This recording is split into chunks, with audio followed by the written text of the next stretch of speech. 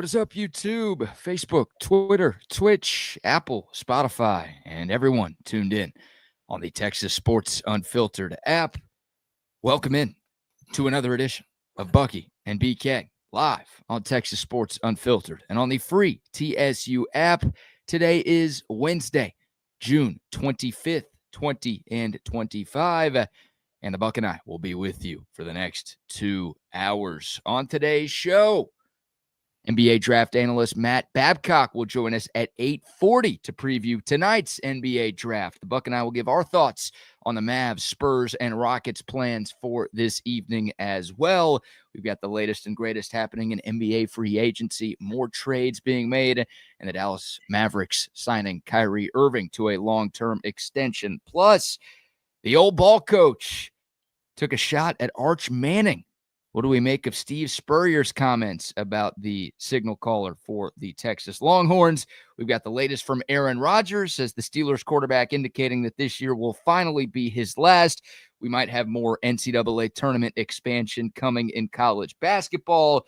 And we've got to rate the Bag Ape performance. That's right. On my Delta flight home, I took a little video of the Bag Apes and the job that they did once we touch down here in Austin. So we've got some sports, we've got some bits, we've got plenty of fun to have between now and 9 o'clock. Hope everyone's having a great week so far. We appreciate y'all starting your hump day with us. Happy hump day, my friend. How are you this morning? I'm doing good, doing well, man. Feeling good, doing well.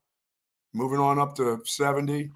Couple days from now, the big 7-0, feeling good and ready to move up at the tee box. Just buying my time. But I will not hit from the ladies' tees. That's not happening. How'd your golf day go yesterday? 92 okay. at Barton Creek. That's really hard. That's tough golf course. You know, it's not a tough golf course, but it's manicured pretty well. And I felt good. I ate a great breakfast. You know, I felt energized. I had 2 triple bogeys on the front that screwed me up. Other than that, I would have been in the 80s, and that's fine. If I shoot in the 80s, no matter what golf course I play, that's a good thing. Now, you Actually, have complain about what I shot, you know. Yeah, well, you have called this your birthday month. You've told people for a long time now that you don't plan on moving up in the tee box until you turn 70. But again, Yes. You have coined the entire month of June your birthday month. You're not rounding up. You're not playing from the shorter tees earlier. No, they've been trying to do this to me for 2 years. They're like, come on, man, move on up there. Nobody cares. I said, yeah, you do. You'll care when the scores come in. You know, I've moved up for the last 2 years at the par fives. I move up to the next tee box. That's fine. But I will still refuse to go to the ladies. If it's red, I won't. I'll just hit from where they are. Didn't matter. I was hitting the ball down there where everybody else was hitting it yesterday. So felt good. Got my swing back. You know, I'm getting my workouts in. I'm getting some walking in. I'm going to rehab tomorrow. I'm feeling good. You know, I'm keeping that 153, 154 weight in the mornings, which is good. I mean, in the mornings when I wake up, I'm weighing in at 154. That's good. That's good for me. But I know it's like a jockey, but you know, it's hard for me to keep it. But I got a month and a half before I make the official 160. I don't know. I just don't know if I'll have like a little pouchy belly if I do, you know. I'm not into sit-ups and all that kind of stuff, you know. I don't want to have a skinny man with a little belly. I don't that's not a good look. Yeah, you can't have a beer belly when you don't drink. That's a really bad look. I mean, it's all right. Skinny girl with big boobs, that works. But a skinny guy with a belly doesn't work. Are you trying to be a skinny girl with big boobs when you turn 70? No, I said that looks okay. All right, Caitlin, appreciate that. But not for a guy. The belly thing doesn't work for me. I don't think you're gonna have a belly if you're $160, right? Well, you could. I mean, it's a bad look. It sounds like you're giving up. It sounds like you don't think you can be the big man. You've been talking for months about getting to 160 and that being your goal. And now, since you haven't gotten there, it sounds like, well, actually, I never really wanted to get there. No. We still have time. So the time I said by the end of the summer, I'm still rolling pretty good right now. Hey, it's better than weighing in at 147. That's not good. That's unhealthily light right there. You gotta That have wind was blowing, and I was putting the ball down on the tee and almost getting blown over. That's can't do that. No, you can't I'm look like I'm not old, frail, skinny guy who looks like he's going to break in half if the wind hits him the wrong way. That can't doing be you either. lots of eggs. I got these little energy drink things that have like a milkshake that I found that tastes good. Thank you to Mike McCall for turning me on to these core power drinks that actually taste pretty good. Strawberry banana, it's a good taste. Tastes like a milkshake. Drink 2 of those a day. They got, I think, 27 grams of protein in them. So I'm down in 2 of those a day. It's all right. I'll get there as long as I feel good. You know, I've got all these little doctor appointments. I got one again today that I've got to get to, and then I start some rehab stuff tomorrow. That's all that matters, as long as you feel good. You know, that's what's important. But I got to play good. And this isn't a mental thing. This is hit it and rip it. And once I move up, I'm not going to feel bad. I'm still getting my same strokes. Screw those guys. They're like, Yeah. they're like, wait a minute, you don't get strokes anymore. I mean, what do you mean I don't get strokes anymore? Because I've moved up 25 yards? That's bull crap. Yeah. It's all about playing good. That's what matters more than feeling good, because you've got some money to take from your buddies. I most And certainly do. I got money to take from those clowns, is right. Mhm. I can't wait Deal. to hear the bag ape story. That's got to be great. We've got some footage. You know, Oh, my I God. was in a window seat on my flight back to Austin on And you couldn't Monday. help yourself. You had to do it. Oh, I had the perfect angle, right? Like I was towards the back of the plane on the right side. And, you know, I lift up the shade once we land, and all of a sudden I see the Bag Ape truck pull up, and I'm like, oh, yeah, we're going to be able to get a recording of this to talk about on our show. So Wow. we will grade the ape. That's probably Wow. not a politically correct segment to have in 2025, but we will show the video and give a grade to how good of a job the Bag Apes did with the people's luggage coming from JFK to Austin a couple of days ago. Oh, those New York, they were the Austin apes doing it. It was the Austin Apes. Yes, it was once we touched down back here in the ATX. Oh, my goodness. That's got to be a beautiful thing. Good morning to the soldiers at Fort Hood, Texas, the soldiers in the state of Texas, and all those that fight for us each and every day. Thank you. We appreciate what you do for us. We appreciate your families sharing you with all of us. And do be safe out there. Yes, indeed. Kind Appreciate of getting everyone. warm, BK. Starting to get warm. It got warm yesterday afternoon, man. I know It's to hot you. all over the country right now, isn't it? Yeah. Oh, yeah. It's steaming hot. And I don't know if I heard a call for rain from you yesterday. No, Did I you? didn't.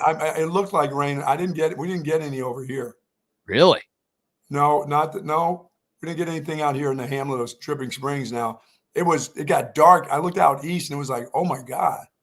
No storms, no thunder, no lightning, no nothing? No, it kept saying on my deal, lightning is in range or 10 minutes away. Once I got inside, I hunkered down and probably never looked out again. I didn't see any rain. We got some rain where I was yesterday, and I think a lot of folks around the area got some precipitation. So, well, we need some, but we don't need it this weekend. This is birthday weekend. We don't need any rain this weekend, but next week we can get a little bit. You're not putting in the call for rain today, tomorrow, anytime the rest of the week? I'm not putting any rain in until next week. Okay. Just want to make sure I've got that clear right now so we can get mad if you miss your pick. It's out there now. No. I'm on fire right now. You missed it yesterday. You literally missed it yesterday. So you're for your last one rain calls. I've focused in on betting right now. There you go. Than being a weatherer. What are you betting on now? We're running out of sports. Are you going to bet on the NBA draft tonight? Wait a minute. There's the WNBA. What is wrong with you? You can't, they got to be getting close to playoffs, don't they? Remember, their season only lasts like 6 weeks, and then they have playoffs that last about another week, and then it's over with. I think we've got a few more months of WNBA basketball. A few more months? A few more months. Come on. That thing doesn't run into football, does it? It runs pretty close. Yeah, I think they play the finals in like September or October. Wow. But don't quote me on that. I'm far from an WNBA expert. Like myself. Like yourself. Well, you got a couple games tonight. Any plays for the people? I don't bet on that. You just said you're going to bet on that. I bet on real sports. You literally just said 30 seconds ago you got the WNBA to bet on, and now you're saying you're out? That's for people like you who can't help those, who has to have a bet in. I need your advice. You're on fire. I'm trying to give you credit. I need your help. No, do you realize if I lose one of those bets, how horrible that would be? And not how horrible I wouldn't know my WNBA players. There's got to be some soccer going on. Isn't there? These Euros are playing some kind of after Viva la France Cup or something, aren't they? The Viva la France Cup is going on, I believe. Yes. The Gold Cup is going on closer to home. It's Team USA is a part of that. That's the competition between the Americas. That's happening. The Americas. I was watching a little Canada soccer last night. Ocean of the Americas. Is that what's going on now? I don't know if it's called the Ocean of the Americas, but you do have some soccer to bet on. You got some golf to bet on. You got some WNBA to hit. Major League Baseball. There's plenty of sports still happening. I'll hit some golf this weekend starting tomorrow. Might be the right move right there. I like that. All right, Buck, the NBA draft is tonight. Unlike the NFL draft, this thing happens on one night. And all 59 picks in the 2-round NBA draft will take place this evening. Coverage starts at 7 o'clock on ESPN, and the Dallas Mavericks are on the clock.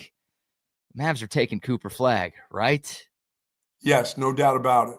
That's even with Nico Harrison running the show in Big D, you're not worried at all that he's going to do something ridiculous? No, that dude is tied up in a basement right now. He's not going to have a chance to do anything. They're not letting him make the pick tonight. They got him locked away somewhere.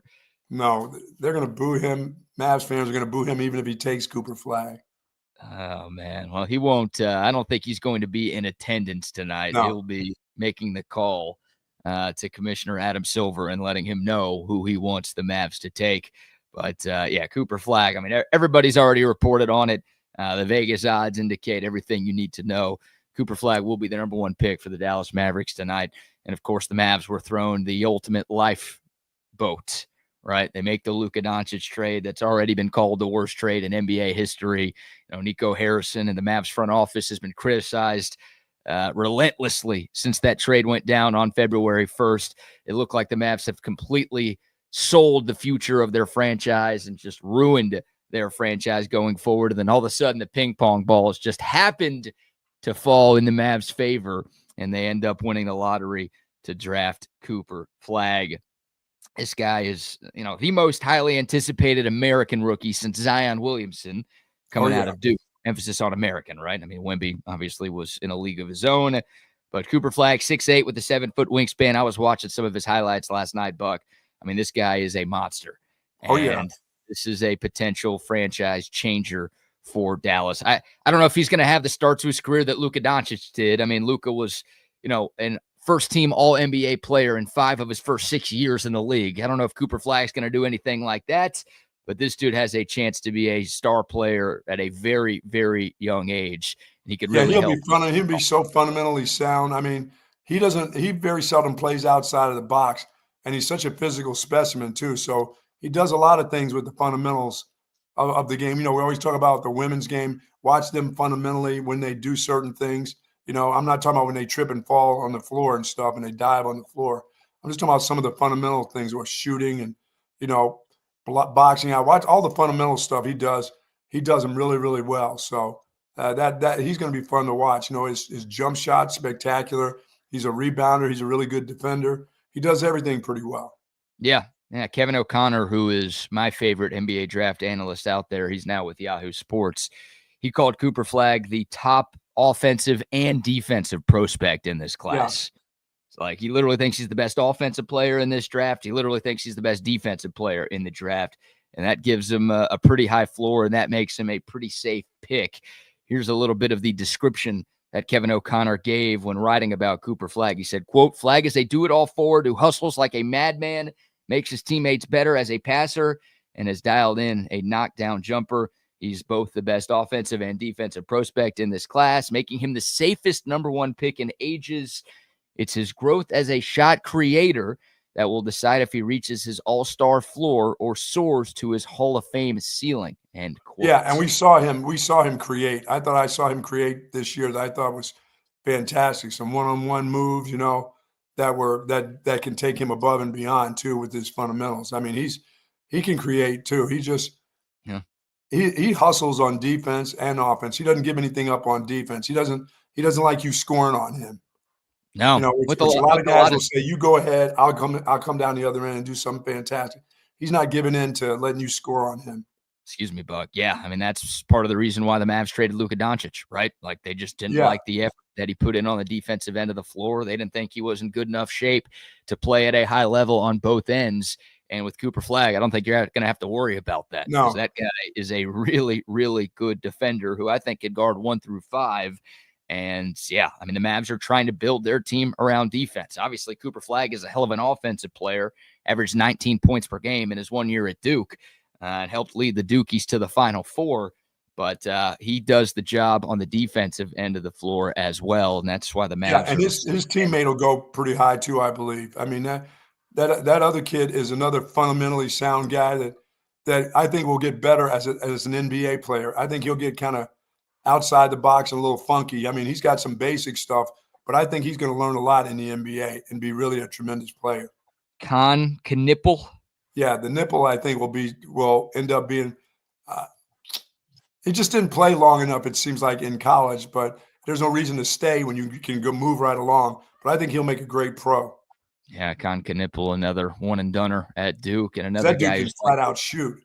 Well, he might end up going to your Philadelphia 76ers tonight. Your Sixers have the 3rd pick in the draft. That could be a spot for Trey Johnson as well. We'll get to Trey Johnson here in a moment, but yeah, Con Knipple. I mean, look, Duke had some studs. They're going to have 3 top 10 picks tonight. Their big man, Maluak, is likely going to go in the back half of the top 10. So, yeah, John Shire put together a phenomenal recruiting class.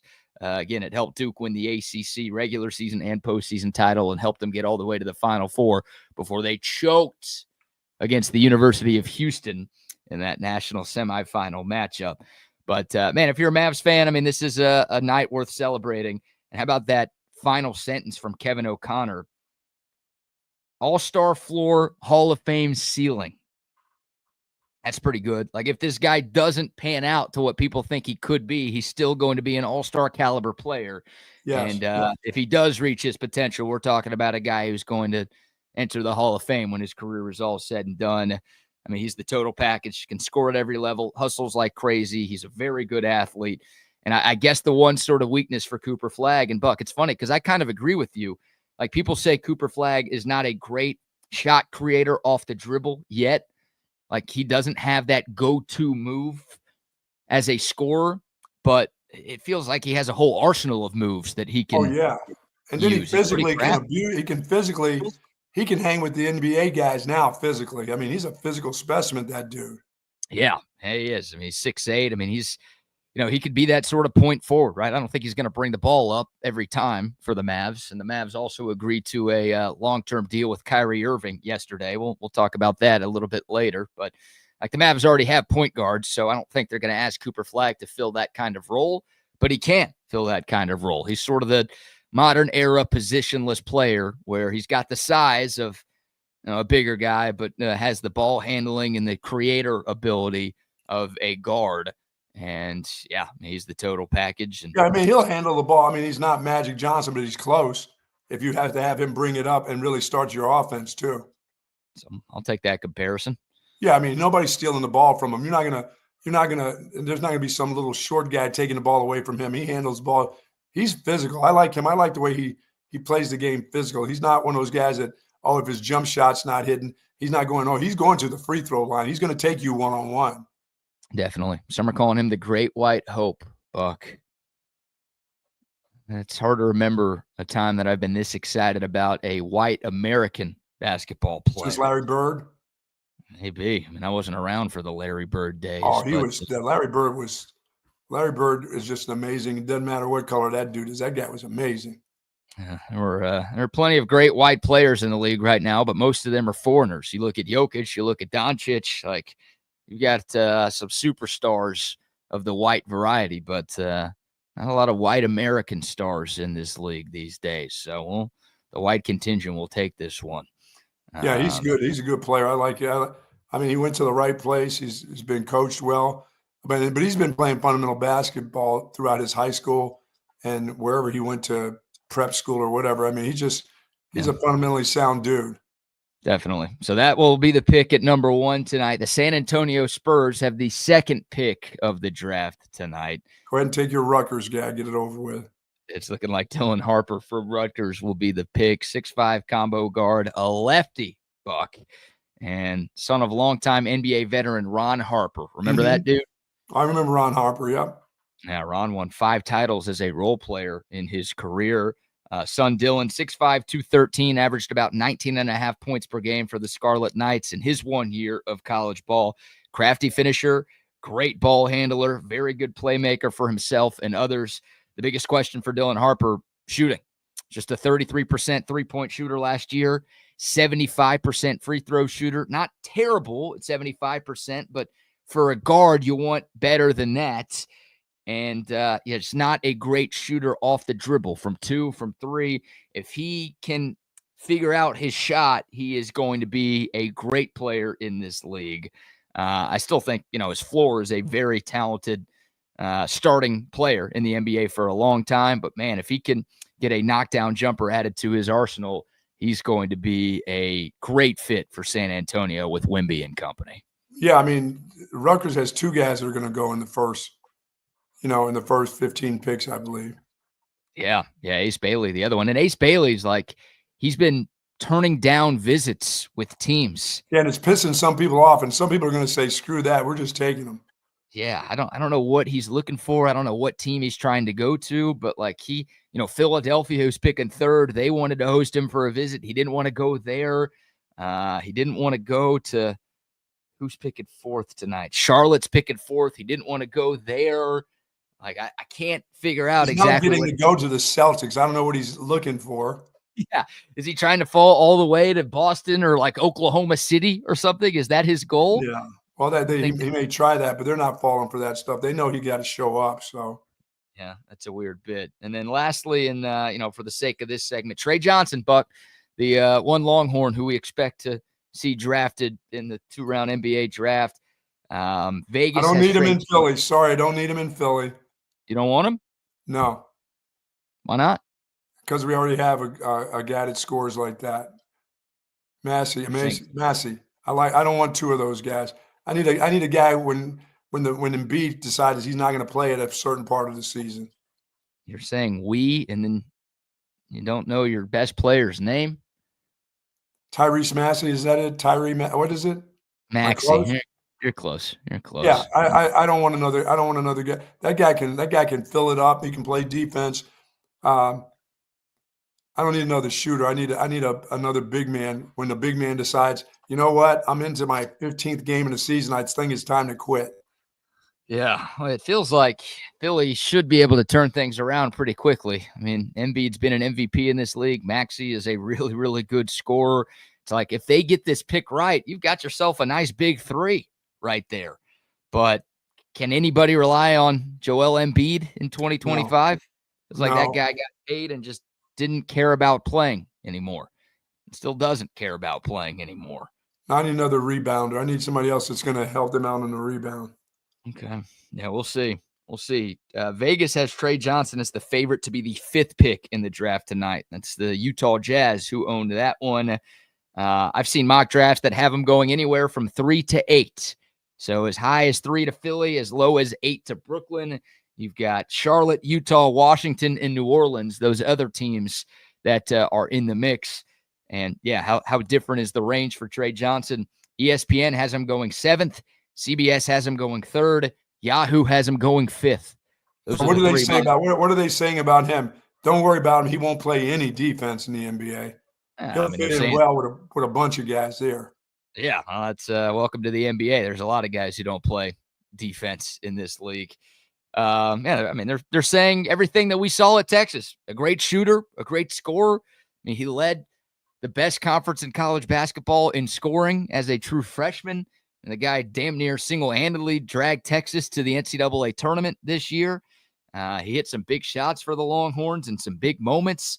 it's all just praise for what he is as an offensive player, right? He's a very good creator.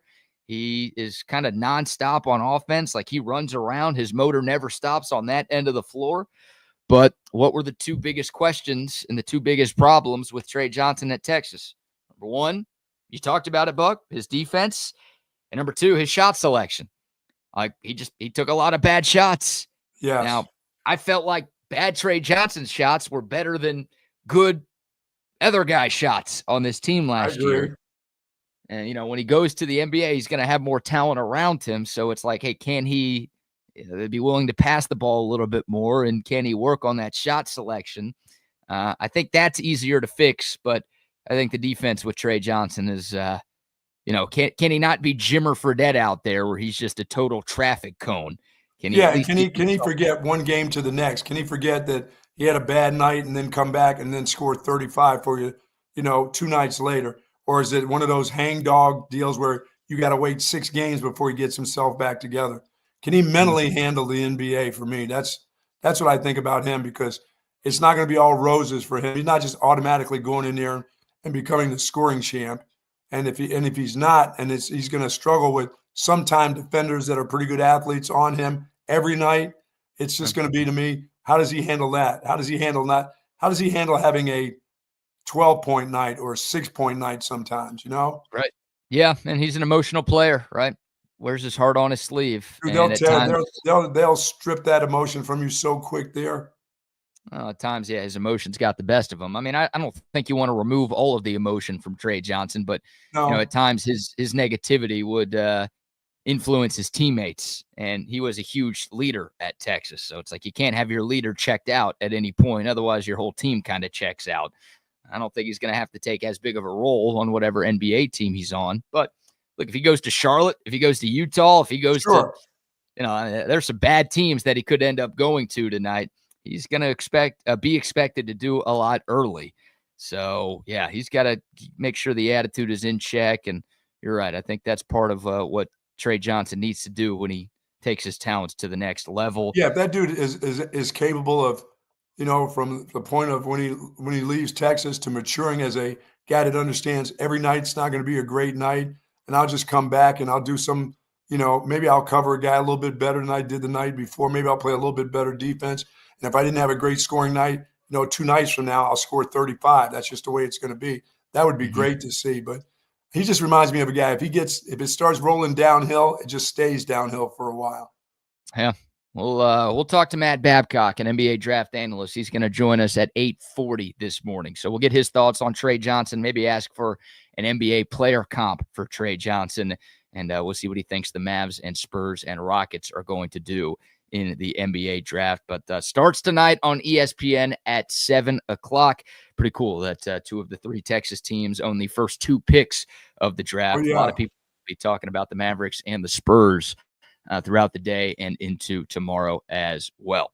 Now, is Jason Kidd no longer into this Knicks thing?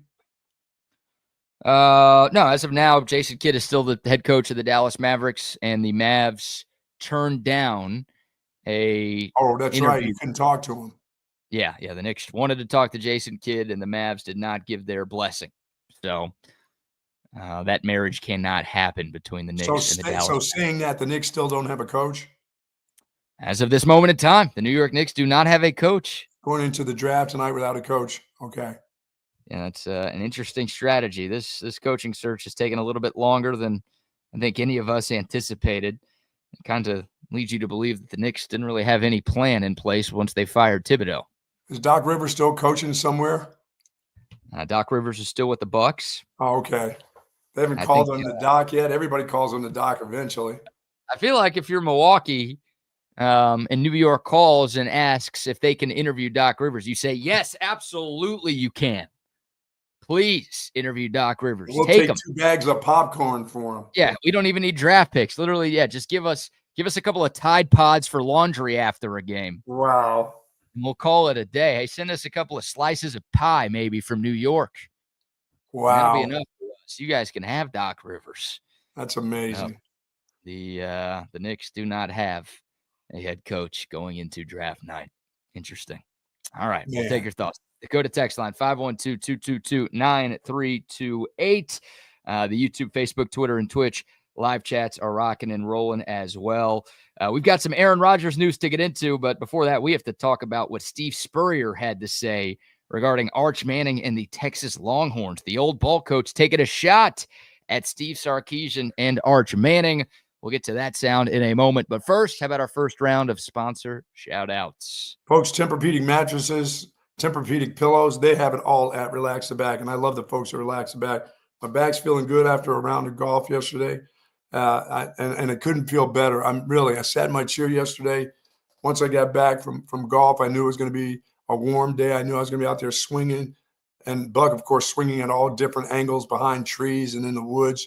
That's okay. But this chair has done it for me. And if you got problems with your lumbar, your thoracic back, your hips, or your shoulders, please call in the folks at Relax the Back.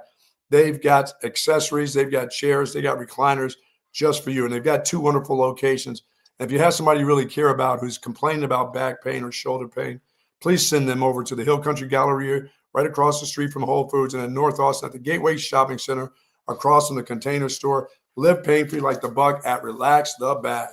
Speaking of pain-free, Buck, look what I got this morning. Oh, yeah. What is that, orange squeeze? The orange squeeze. A main squeeze. A main squeeze. This stuff is fantastic. One of the 19 great, delicious flavors of OLIPOP. I was doing a little shopping at Target yesterday. They had probably 13 or 14 of those 19 flavors. I got me a cream soda. That's in the fridge, but also got me an orange squeeze as well. Incredibly refreshing and the perfect replacement for soda. Now, OLIPOP is still soda. Their slogan is a new kind of soda because that's what it is. It tastes like soda, but it's actually good for you. You've got prebiotics, botanicals, plant fibers, ingredients that help support good digestive health. The soda you've been drinking in the past, it's horrible for you, and you know that. And if you don't believe me, just look at the nutrition facts on the back of the can.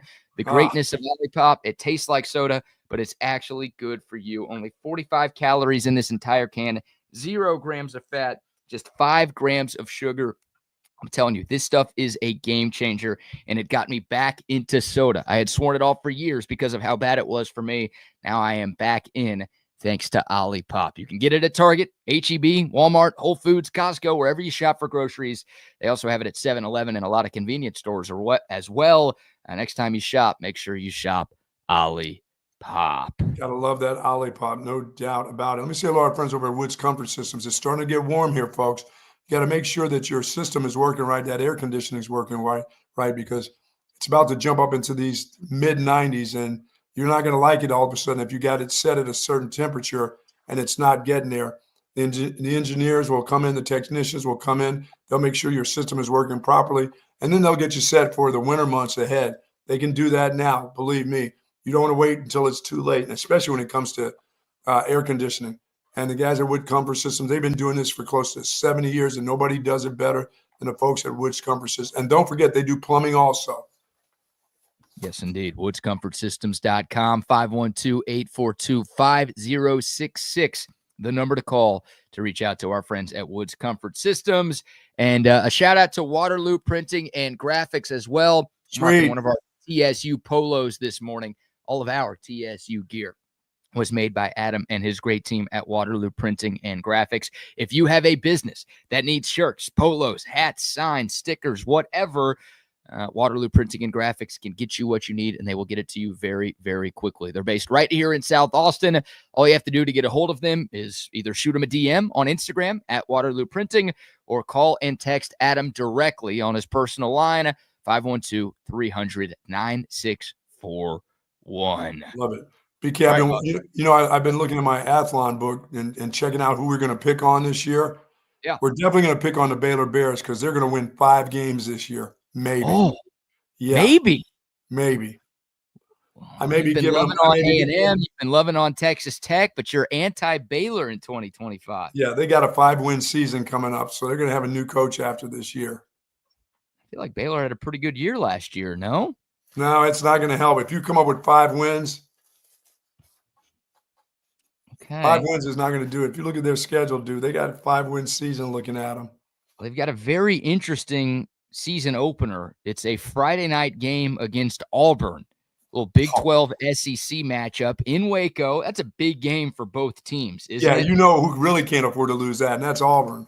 Yeah, I mean, we talked yesterday about Hugh Freeze spending more time golfing than he's been recruiting this month.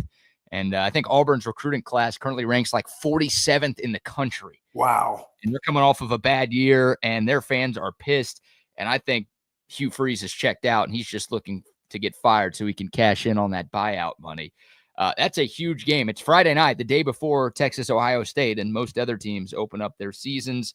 But Baylor went 8-4 in the regular season. They lost to LSU in the bowl game to drop to 8-5. You think they're going to go 5-7 this coming season? I see them with the first 2 games are losses I have. Oh, yeah. They got Auburn week 1, and then they have to go to Dallas to take on SMU in week 2. So I'll credit Baylor, man. For years, like under Art Briles, Baylor did not play anybody with a pulse. Right. In non-con play. I mean, it was Sisters of the Poor. It was Brothers of the Deaf. It was just nobodies. I mean, Slapdick U would come into McLean Stadium every year, or Floyd Casey, and Baylor would beat them like 60-0. Now, under Dave Aranda, the Mexican Mr. Clean, they're actually playing good teams. So I'll give them credit for that. But you're right. They better get game 3 if they lose the first 2. Or then it's really going to be, then that 5 goes to 4 for me. Yeah, they're playing Sanford and Son in week 3. Which is a win. Yeah, I think they're going to beat Auburn, Buck. I'm going to pick Baylor to beat Auburn in week 1. Well, I don't think they're going to go on the road and beat SMU, but I do have questions about SMU, and they are replacing a lot, so maybe getting them early in the season could be good for Baylor. Their Big 12 slate, Arizona State, Kansas State, UCF, Utah, Houston at home. They've got to go to Stillwater, Fort Worth, Cincinnati, and Arizona this year. Yeah, dude, they can't, like the teams they really can't afford to lose to is teams like at Cincinnati. They have to go on the road and win those games. Yeah. I'm going to give Baylor 6 or 7 wins this year. I think they get to 6 or 7. I'm giving them that big 5. You're possibly going to give them 6, and you're thinking about that 6 game somewhere. Well, look, I'd be lying if I told you I knew everything about Baylor football right now. But I do like their quarterback, Sawyer Robertson. A nice running back. Yeah, Bryson Washington's good. They've got a good run game. This was a young team that went 8-4 last year. So, you know, I think they're easily going to make a bowl game this year. I'm not sold on Dave Aranda as a head coach. I think he saved his job last year. Yes. They won, 4 or 5 games the year before. Then they got to 8 in 2024. So a big step in the right direction. I think he's recruiting a lot better than he had in the past. So I like what Baylor has going for them right now. Well, maybe I'm oversold on Houston all of a sudden being a football program. You know, I should understand that they're every other year. It's like it's going to be bad for them. It's not like they're going to win 9 games or 8 games. They're just as bad as Baylor. You know, I look at that and say, no, Houston's going to beat Baylor. That's not necessarily true. Right. Yeah, that game's in Waco. I mean, there's a lot of toss-ups here. I don't know anything about the Big 12 this year, right? Like, I mean, Arizona State was picked to finish dead last in the conference last year, and they won it. Yes.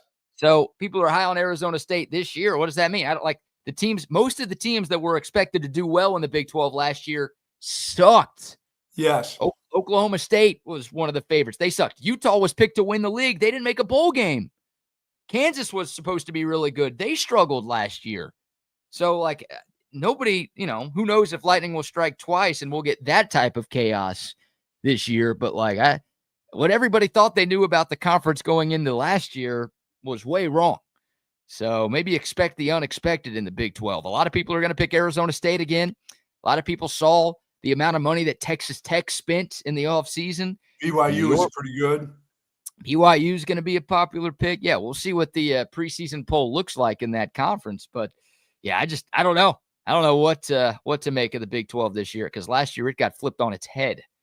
So yeah, I think Baylor will make – good. I still think SMU will be pretty good with their young quarterback.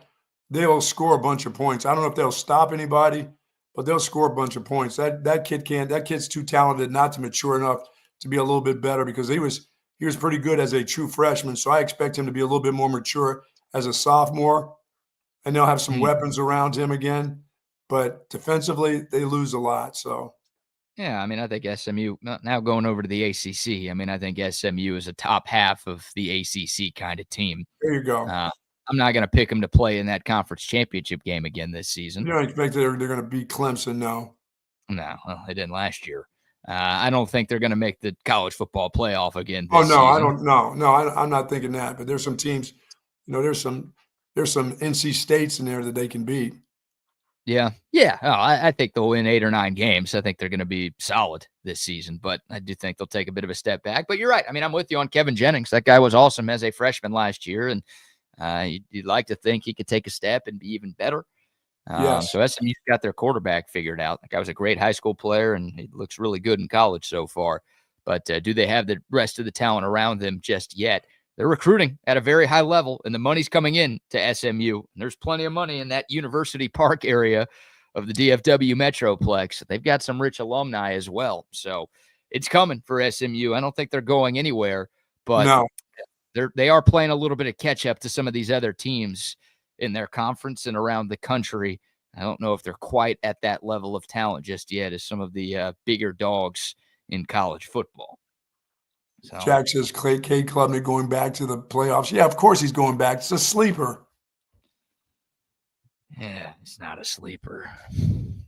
Of course, you can't say of course he's going back and they're a sleeper in the same sentence. It's not how that works. It's a sleeper. He's coming back. Yes. Yeah, we'll see. We'll see. Clemson's going to be a very popular pick to make the playoff this year. They're definitely going to be the favorite in the ACC. Yeah, he'll be one of the top quarterbacks drafted too. Yeah, I think so. I think he's got a good chance. I think it's either him, Garrett Nussmeier at LSU's in the conversation. Obviously, everyone's waiting to see what Arch Manning does. I feel like most people expect Arch to return for 2026, but there's obviously a chance that he decides to leave after this year. So I think those are sort of your top 3 guys. Maybe throw Drew Aller from Penn State in the mix, although I don't think he's as good as those other 3. I don't either. He's got as the size. Good as I think Penn State is, I can't give him the nod. Yeah, he's big. He's big. He's got the size. He's got the big arm, like the stuff that NFL teams salivate over. He's got a lot of those traits, but he's going to have a much better season in 2025 to his movements are too clunky for me. He's just kind of, he reminds me of Big Ben Roethlisberger, but Big Ben was more of an athlete than he is.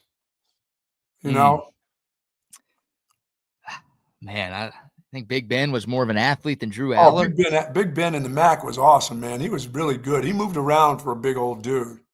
I feel like this guy can escape a little bit, but he just in the pocket. I don't think he'll stand tall in the pocket. Big Ben did all that stuff. He could stand tall in the pocket, but he could take off and go too. This guy tries to take off and go, BK, but if you can rattle him in the pocket. Yeah, he does. He does run a lot. I mean, he's not a great athlete. He's not super fast by any stretch, but he just got those dudes to turn around and hand it off to keep you off of his back. Yeah, he had 96 rushing attempts last year, Drew Aller. That's a pretty good number for a quarterback. So that is a part of his game. Not a supreme athlete, but interesting. Big Ben comp. He would take that. Hell yeah, he would. He would absolutely take that. Drew Aller, 6'5", 238 pounds, Buck. That's what the NFL likes. That 230 guy, 6'5". Oh, hell yeah. It's a big dude right there. Big dude. That's kind of round-shouldered. Yeah. Oh, round-shouldered? Yeah, he's big. Big Ben had big round shoulders. He's fat. No, he's not fat. This guy's not a fat guy. Well, hopefully Drew Aller's a little bit of a better guy than Ben Roethlisberger is. Yeah, he's probably a nice kid. Well, it does go to Penn State, so it does make you question, though, his off-the-field activities. Oh, my goodness. A little skeptical if Drew Aller's hosting any youth football camps this summer. Oh, my God. You mess around with one kid, and now you're just awful. Yeah, I would say if you do that kind of stuff to just one kid. Unfortunately, Jerry Sandusky was doing that with a lot of kids at Penn State, so he's worse than if you mess with one, you've got a problem. I would say, if you're messing around with one kid, you deserve to be called awful. I think that's pretty fair right there. All right. Steve Spurrier, Buck. Unless you have any other random Texas schools you want to talk about this morning. All right. Steve Spurrier, the old ball coach, was on a podcast this week. A podcast named Another Duly Noted Podcast. It was Pat Dooley and Steve Spurrier having conversations about college football and a ton of other topics. And they were talking about the SEC, and out of nowhere, the old ball coach threw this in. They weren't talking about Texas. They were just talking about the SEC and generic college football. And Steve Spurrier decided to throw this little shot in at Arch Manning and the Texas Longhorns. Most people are picking Texas to win the SEC football. Most people are. I think that is going to be the consensus preseason pick. They've got Arch Manning already winning the Heisman, too. Yep. And my question is, if he was this good, how come they let Quinn Ewers play all the time last year? Even though he was hurt a lot. Yeah. And he's still. And he was a 7th-round pick. Yes, exactly. And Arch is going, And now they're saying Arch is going to be the first pick. Yeah. I'm like, that's a good point. Well, you only have to ask the coach Sark. How come you played that one instead of this one? Hopefully he'll say, because we thought he was better in that one. Yeah. But isn't that why you play one guy and not the other? Unless it's a discipline, and there was no discipline or anything. You were never pulling guys. Putting the guy best one guy struggling, give the other guy a chance. Yeah, that's one of those questions. Nice to throw that out there. Why don't you just call up the coach and ask him that yourself? If you're asking everybody to ask the head coach that, you got a podcast. I'm sure if you said, hey, this is Coach Spurrier, I bet Steve Sarkisian would answer the phone. And then ask him that question, dumbass. Well, I don't know if this is Spurrier's podcast or he was just a guest on somebody else's podcast. I mean, but he can still pick up the phone if he wants to know that. If he's throwing that out, he could ask that because Sark would answer the phone for Steve Spurrier. Yeah, I think he would, but I don't. I think this was more of Steve Spurrier wanting to take a shot at Texas versus him actually wanting to know the answer to that question. Don't you? Yeah, I mean, Steve Spurrier's not like an analyst. He's not going on TV breaking down the game. Coach, and he understands what's going on. He doesn't have to have the exact answer to that question. I think he wanted to take a shot at Texas and wanted to take a shot at Arch Manning. Don't you? Yeah, I mean, he's an old Florida guy, Florida-Tennessee kind of rivals, Right. Peyton Manning was there. I mean, that's just a SEC guy taking a shot at an SEC kind of family, Yeah, I think there's 3 logical explanations for this comment from Steve Spurrier. Number one, he just doesn't watch college football anymore. Like when I hear somebody say like, "Oh, Quinn Ewers was a 7th-round pick, he must have sucked," like that means you didn't watch him play college football. He's the 3rd all-time in Texas history in passing yards and touchdowns. He led Texas to back-to-back college football playoff semifinals. The guy was 2nd team All-SEC last year despite missing multiple games. Yeah. So if that's the one thing you point to is like, oh, Quinn Ewers was a 7th-round pick and y'all think Arch Manning's going to be really good, why wasn't he playing? That tells me you didn't actually watch college football last year. So he also didn't know Quinn Ewers' name. He called him Ewers, which is like he's probably never watched Quinn play football. Maybe it's that. Maybe he's just an old senile guy. Steve Spurrier's 80 right now. So maybe there's that. Or like you said, I mean, Steve Spurrier's whole career, he's been a trash talker. Yes. Like as a coach, post-coaching career. And yes, since he was the coach at Florida, one of Florida's biggest rivals is Tennessee. He took plenty of shots at Tennessee. He took plenty of shots at Peyton. Absolutely. When he was there, he took shots at Georgia. He took shots at Florida State. Like this guy has been a constant trash talker over the course of his football life. The guy's a Gator through and through. Yeah. So maybe it's just that. He once said, I know why Peyton came back for his senior year. He wanted to be a 3-time star at the Citrus Bowl. Like he'll throw some jabs from time to time, and maybe he's still doing that in his old age. But yeah, he's I don't know, man. Like that, we're talking about a guy who once started Terry Dean over Danny Werfel back in the 90s. Yes. Like for him to act like he made every great decision, didn't screw up a quarterback decision once. Like he knows how college football works. You're going to start the 3-year starter over the redshirt freshman, especially when that 3-year starter did as much for the program as Quinn Ewers did. Maybe he's not asked to get on very many podcasts. He thought he'd throw a shot out there, so we'd be talking about him. That's just a little crazy. Yeah, I mean, it's like he's acting like starting a fourth-year player over a redshirt freshman is an incredibly weird thing to do. And he's which is exactly what he would have done. Right. I mean, like Quinn Ewers, he got the ball to the 1 yard line down by 7 in the final minutes against the national champs. And he's a bum. He sucks. What are we doing here? I don't think it wasn't Quinn Ewers' fault that his team couldn't score from the 1 yard line in that spot. Quinn got him down to the 1, and then his run game, his offensive line, and his head coach failed him. He didn't call it. I guarantee he wasn't going to call toss sweep. I don't think he called that toss sweep play. I don't think he was involved with Texas getting stuffed on those early down rushing attempts against Ohio State there. I'm pretty sure he'd rather pass the ball somehow.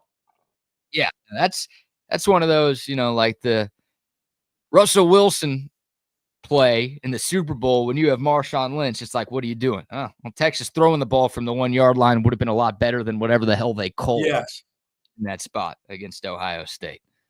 So, yeah, I don't know, man. That's maybe it's bulletin board material for Texas in that Florida game.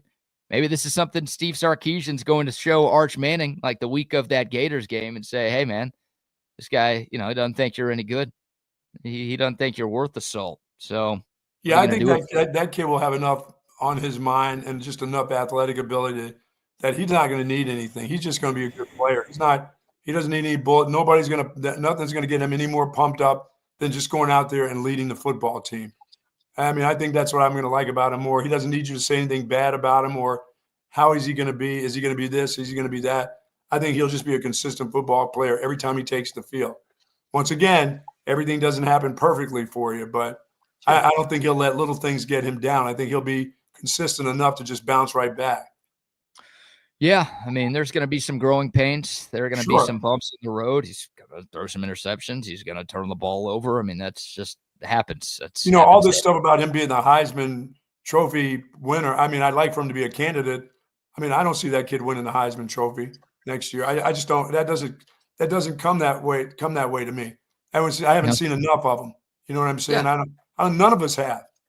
No, he's an incredibly hard guy to predict, right? I mean, you know the resume, his last name. I mean, all of those things are obviously helping the hype train for Arch Manning, and that's why so many people think he's going to be something special. He did look really good when he did play last year. Yes. I mean, he had 9 touchdowns and 2 interceptions in the 2.5 games that he really played in a season ago. I'm talking about the second half. As long as that dude makes the people around him better, because he's going to have to make a lot of guys better. Right. Well, yeah, of course. I mean, that's his job. Like, that's any quarterback's job, right? You got to elevate the guys around you. That's what separates the good from the great, right? Yeah, but the thing about the Texas players, they're already really good players. Can you elevate them even more, which will really get you to where you want to get to? Yeah, I mean, Arch has a pretty tough job. I mean, look, his first game is on the road against the defending champs. Absolutely. The Buckeyes have a lot to replace, especially on defense, and they've got a new coordinator on that side of the ball. Like, they're still really good and really talented, and that's an incredibly tough place to play. And that dude is just itching to get into that game and play that game. You know that. Of course.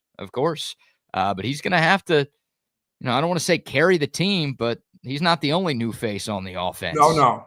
They've got 4 new starters on the offensive line. They're breaking in a bunch of new receivers. They've got new tight ends. I mean, it's going to have to be a little bit of Arch elevating the guys around him. No doubt about it. And that run game has to be able to hold up their end of the bargain early in the football season. Yeah, absolutely. It's going to have to be a team effort. And but yeah, I don't know. The whole notion of like, oh, if Arch isn't very good because he wasn't playing over Quinn Ewers last year, it's like I don't understand. I don't understand that logic. Look, we all wanted Arch to play a little bit more in certain packages, but Quinn was the guy. He's 3rd all time in school history in passing yards. He did a lot of great things at Texas last year, and he's a huge reason why Texas made it to the college football playoff 2 years in a row and won those 2 college football playoff games that they won last year. The whole notion of, Arch must not be good because he couldn't even start over Quinn Ewers is the dumbest thing ever. No, I think we all would have liked to have seen more of him. But to be the starter, no. And going revisionist history and acting like Quinn Ewers was like some sort of bad college quarterback is, again, that's dumb. And it's either Spurrier just taking a shot for the sake of taking a shot, or it's him literally not watching a second of Texas football last year. No, he just sounded like Gator coach to me, Gator guy. Yeah, Gator guy. Yeah, big Gator guy who also coached at a different SEC school. That's how much of a Florida guy he is. Oh yeah. It's I don't know. So there's Steve Spurrier right there. Yeah, curious what type of year we get from Arch Manning. It's obviously a big one for him. And what are your expectations for Arch? What do you think are realistic expectations then? You said you don't think he should be considered the Heisman favorite. What feels like a realistic type of year for Arch in his first year as the starter? Get this team to the playoffs. Get them into the college playoff. Then once again, just get me there. Get me to those games that matter there. Win the games during the regular season, then get me there in the SEC as a first-year starting quarterback in the SEC. That's good. That's good stuff for me. Then we'll see from that point on. But I just want him to play games that he should win those games. This team should win those games that they have at home. That's you got to take care. Obviously, you have to take care of your home games, but you got to go on the road. It'd be nice to see him win a couple big games on the road. And, of course, that one in Florida and that one in Georgia really loomed big.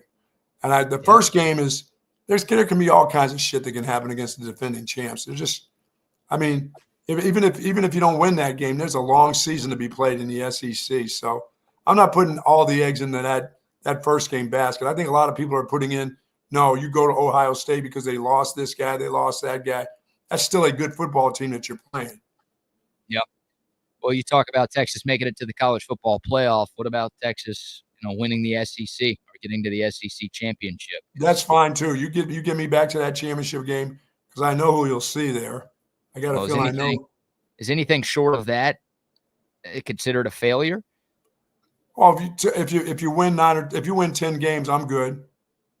Okay, just to get into the college football playoff. That's just get to the playoffs. Yes.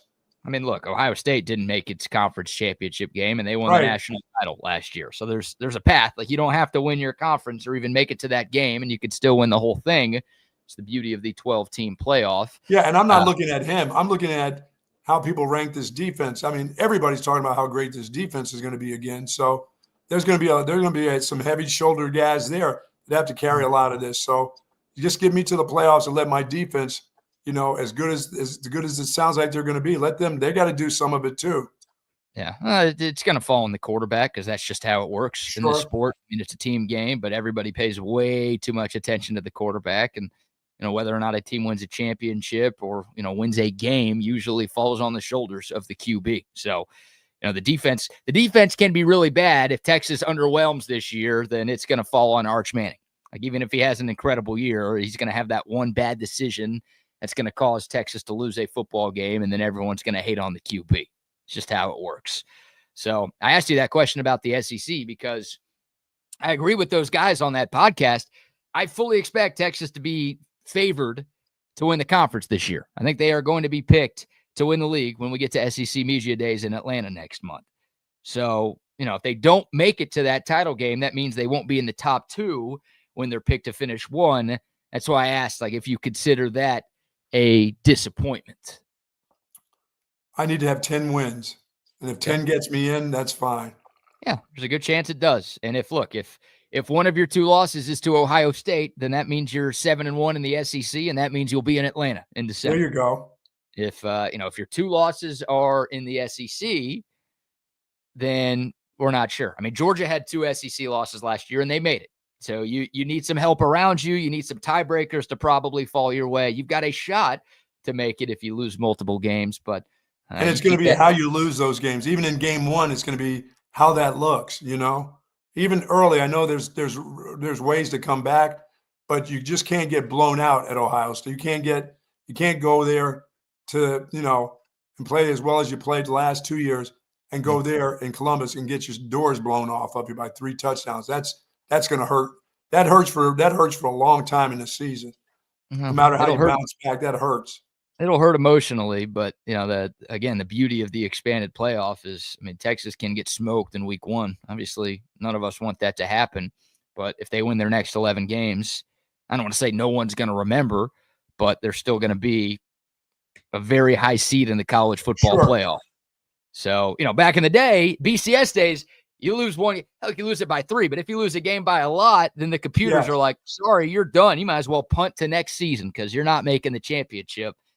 This year, you could lose a game by a lot. Hell, you could lose 2 games and you could still make it to the college football playoff. So, again, I don't want that. And people are going to be talking smack about Texas if they lose to Ohio State by a lot. And you're going to have all these Big Ten fans dunking on the entire conference and saying the Big Ten's better and, this, that, and the other. But you get mulligans now in this sport. Yes, you do. Ohio State didn't get blown out by Michigan, but shoot, they were 3 touchdown favorites in that game, and they lost. And they got that mulligan. They get into the playoff, and, well, they turned it on and looked like the best team in the nation. So, yeah, I mean, I'm looking for the head coach to do the things that make that kid, that really, really make that kid look good. And so I don't give a shit if it's dump off screen plays or if it's whatever it is, just make him look good. I think the coach has the ability to make a really good player look really, really good and design that offense around him. So I'm expecting, we don't know what to expect from the wide receivers. That's on the head coach now. Yeah, well, that's why you hired Steve Sarkisian, right? Yes. And you feel like he's one of the best quarterback developers in the sport. I mean, look what he did with Mac Jones, right? 3-star recruit out of high school, turned that dude into a first-round pick. Yeah, and a national champion at Alabama.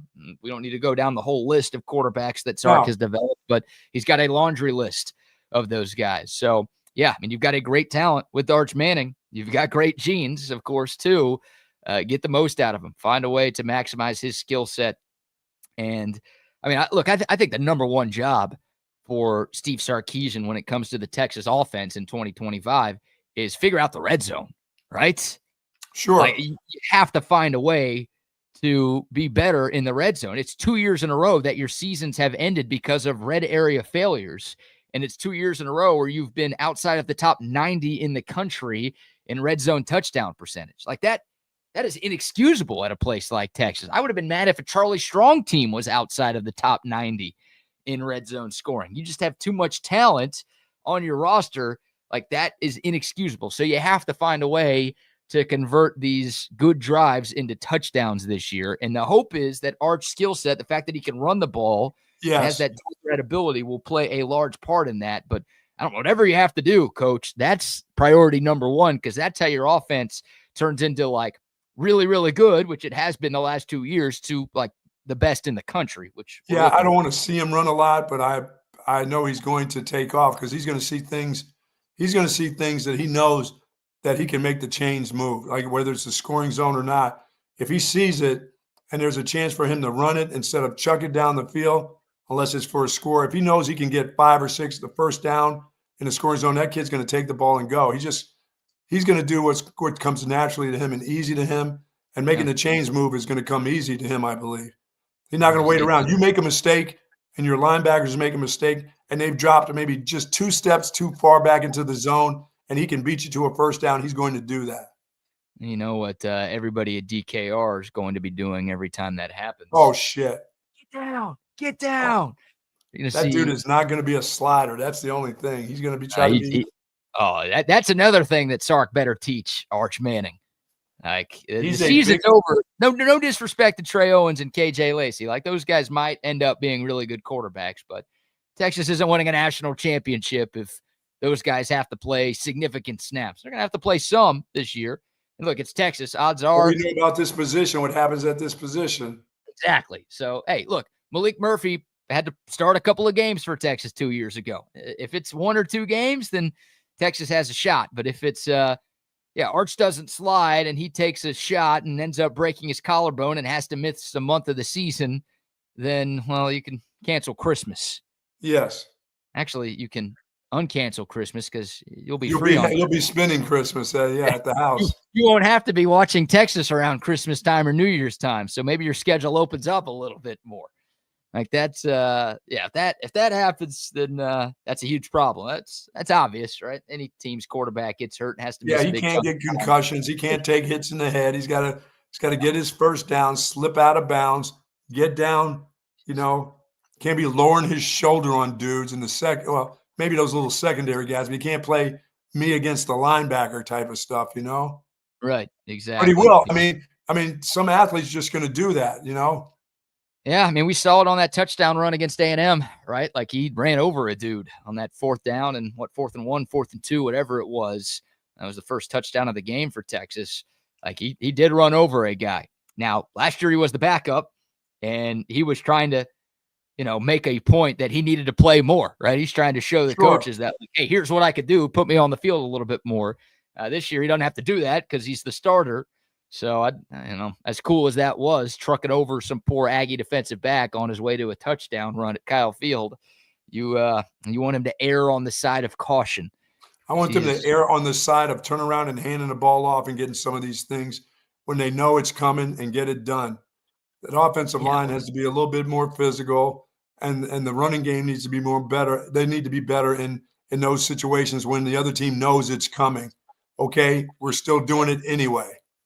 That's it. I mean, look, we're trying to win the first title here since 2005, and we've talked to Casey Studdard about this. I've talked to Lyle Senline about this. Like, you talk to the offensive linemen on that team, and they would literally tell the opposing defense what they were doing. It's like, hey, we're running the ball. We're running it right here. It's literally going right here, and we don't think there's anything you can do to stop it. And sure enough, you're not going to do anything about it. Sure enough, there wasn't anything the other teams could do to stop it.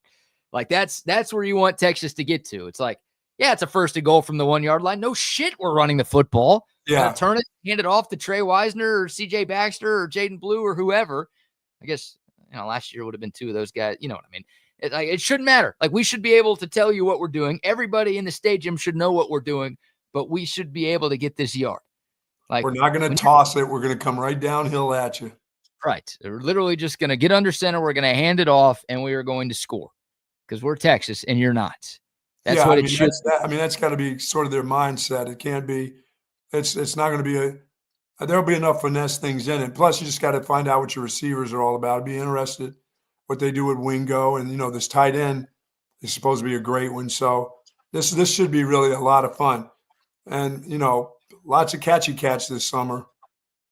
Yeah, lots of catchy catch. Saw Arch Manning with Ryan Wingo up in St. Louis. There you go. Doing a little catchy catch on the streets of northern St. Louis with that picture that went viral. It's good stuff. But once again, you get me to the playoffs and I'm good. As a kid in his first in the SEC and he's his first starting role, I'm fine, especially because then it tells me if you don't get it done, you will be back the following year. Yeah, that's a good point, right? You wonder, what type of season does Arch Manning have to need to go pro? And what type of season does Arch Manning have to need to stay here for another year? To go pro, he needs to know, and everybody in his inner circle know that he's the number 1 quarterback, the number 1 person being drafted in the draft. That's the only thing that should be able to change anything. If you're number 5, that's not good enough, I don't think, for this family. But if that dude is, I don't know if consensus is, and we know who's going to be the number, like we knew with Ward. If you know that's the first guy going, it doesn't get any better. I mean, if that's what your life is going to be, if that's what you designed to do for your life, you grew up to do that, it doesn't get any better the following year. It's the same. You're the guy, Well, it's the only thing that makes me think that if that happens, then the team is going to do well. Plus he's going to do it. Doesn't get any better for him. Well, you wonder if college success matters, right? Like, I mean, we've seen guys be like Jaden Daniels won the Heisman. I guess he was the number 2 overall pick. Hell, Caleb Williams, a better example, a guy who did go number 1 overall. That guy won 7 or 8 games his last year of college football. So is Arch like, man, I really want to make the playoff. I really want to win a national championship at Texas. And I feel like I can do that and still be the number 1 overall pick in the draft. Like, is he going to care about that kind of thing? Like wanting to leave a lasting legacy in college, or is I would say I would agree with you if he were to come close and do all those wonderful things and stay healthy, and there's a coin flip of him being 1 or 2 and him coming back, and he's surrounded by still a number of great players, offensive line, wide receivers, and this head coach will be here. Then maybe you think about it a little bit. It's not like you need the money to go to the NFL. You already got the money. It's not. It won't be anything about money. No, it won't be. It won't be. And again, I mean, we know what his uncles did. His uncles stayed for all 4 years in college, and hell, both of his uncles were 3-year starters in college. Yeah, but you don't get any better than number one. I get it, but it's development. Like, his goal is not to be the number one pick. His goal is to have a long, fruitful NFL career, like his uncles did. Like Arch Manning, I'm sure, wants to end up in the Hall of Fame one day, like Peyton and Eli. So if he thinks like, okay, another year of development under Steve Sarkisian is going to help me have a better, longer NFL career, then I think he's going to do that. And I think his family would err on that side versus, hey, let's just rush to the league. Let's go to a shitty situation in Cleveland or somewhere and be coached by a bad coach and just like start my clock right then and there. Yeah, but I don't feel like it's rushing to the league. I feel like you've played a lot of football. There's been a lot 1 year. A lot of football. He's a 1 year starter. It's not a lot of football. You still played. You've run around and you've done a lot of things. And there's a lot of chances that you take. There's another whole year of doing the same. I don't think you get better as if you're the consensus number one guy. There's just nothing. Well, I can't argue against that. If your whole argument is like he's number one, so he has to leave because you can't move up. You can't be the number 0 pick, but there are other factors at play. It's not just about being the number 1 pick, Buck. It's about doing. Oh, you think he's going to be pretty good if he's that guy, right? You think he's going to have learned an awful lot in a year. He's that talented enough. And as you said, he may end up in New York. I mean, I just don't know if it gets, like you said, if you want to leave a legacy at your university, that's nice too. If you don't win the national championship and you say, I can come back, I got a lot of guys returning, I'm still going to be number 1.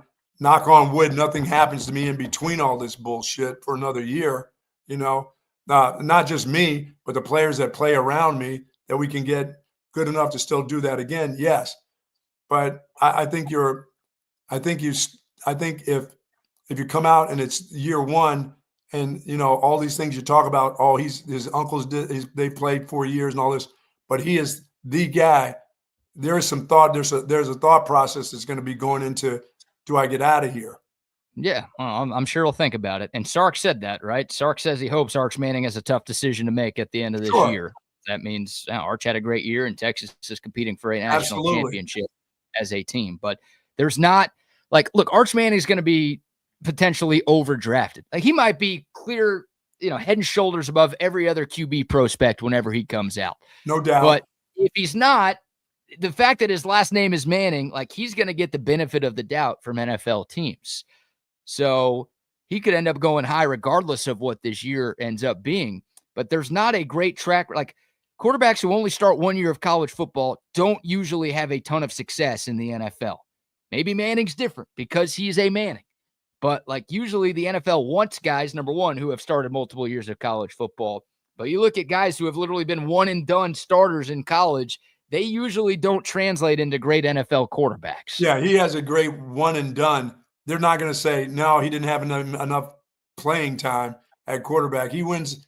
He's there and this team goes to the semifinals or gets in the national championship. They're not going to say, no, he needs another year. There's not an NFL team in the world that needs a quarterback. They're going to say, no, he's not good enough. They're going to say, oh, no, he's good enough. He'll still get drafted high if he goes. But again, this is where okay, I'm talking about number 1. I'm not talking about I'm not talking about the 3rd player in the draft. I'm talking about if we know that he is that guy. Right. But again, it's like he wants to be that guy in the NFL for a long time. I think maybe his family is thinking that the right decision would be start a couple of years of college football, because usually guys who have success in the league are guys who are multi-year starters in college. And again, the uncles, like the family bit and the grandpa bit, has always been start multiple years of college football, and that worked for them down the road. And like you said, the money's not an issue for Arch Manning. He already has a bunch of NIL deals, and if he balls out this season, he's going to get even more NIL deals. Oh, so this won't be about, I need to go for my family. I need to go and support some people.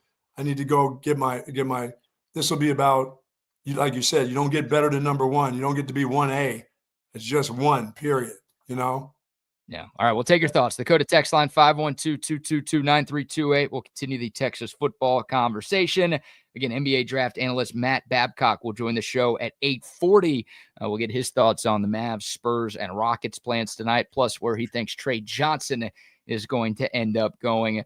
But before we dive back into the football conversation, let's give another round of sponsor shout-outs. Shout out our friends over at 34 Wine and Spirits, 4601 Southwest Parkway for all your alcohol needs.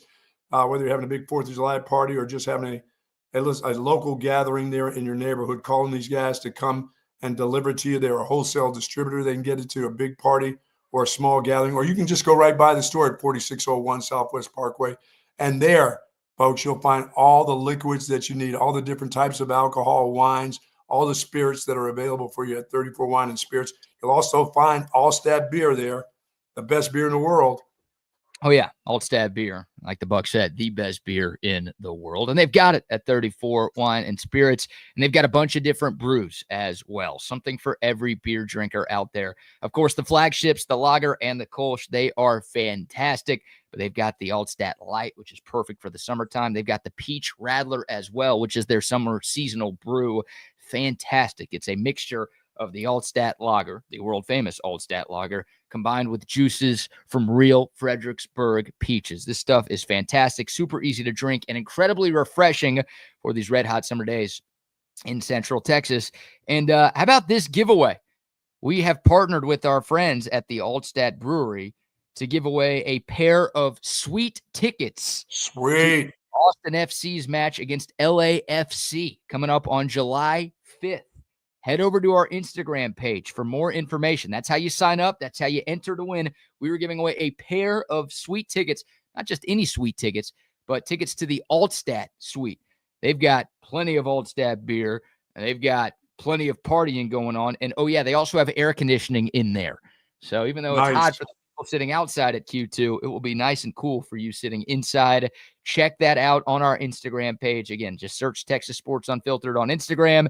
Find out more information on how you can be entered to win those 2 sweet tickets to the Altstadt Suite for Austin FC's match coming up against LAFC.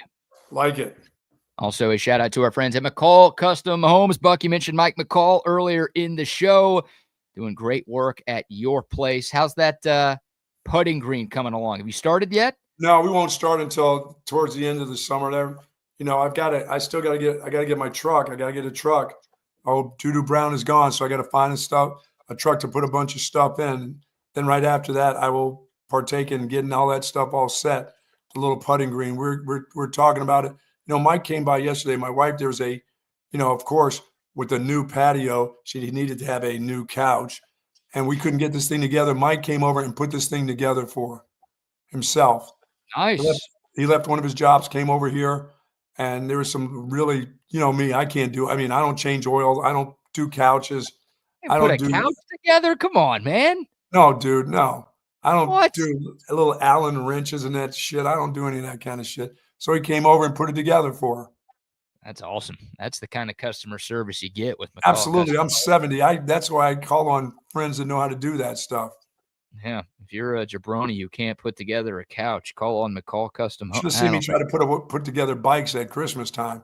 How I just put them on, leave the screws off, the wheels come popping off. I said, that's how you stop the bike. Hey, that's how you learn, kids. You got to fall on this bike. Got to fall. Don't do couches. It's good to know that you're not having sex with couches as well, but it's good. They would break down. People cut a little hole in there, and I do thank you to Mike for doing that, man.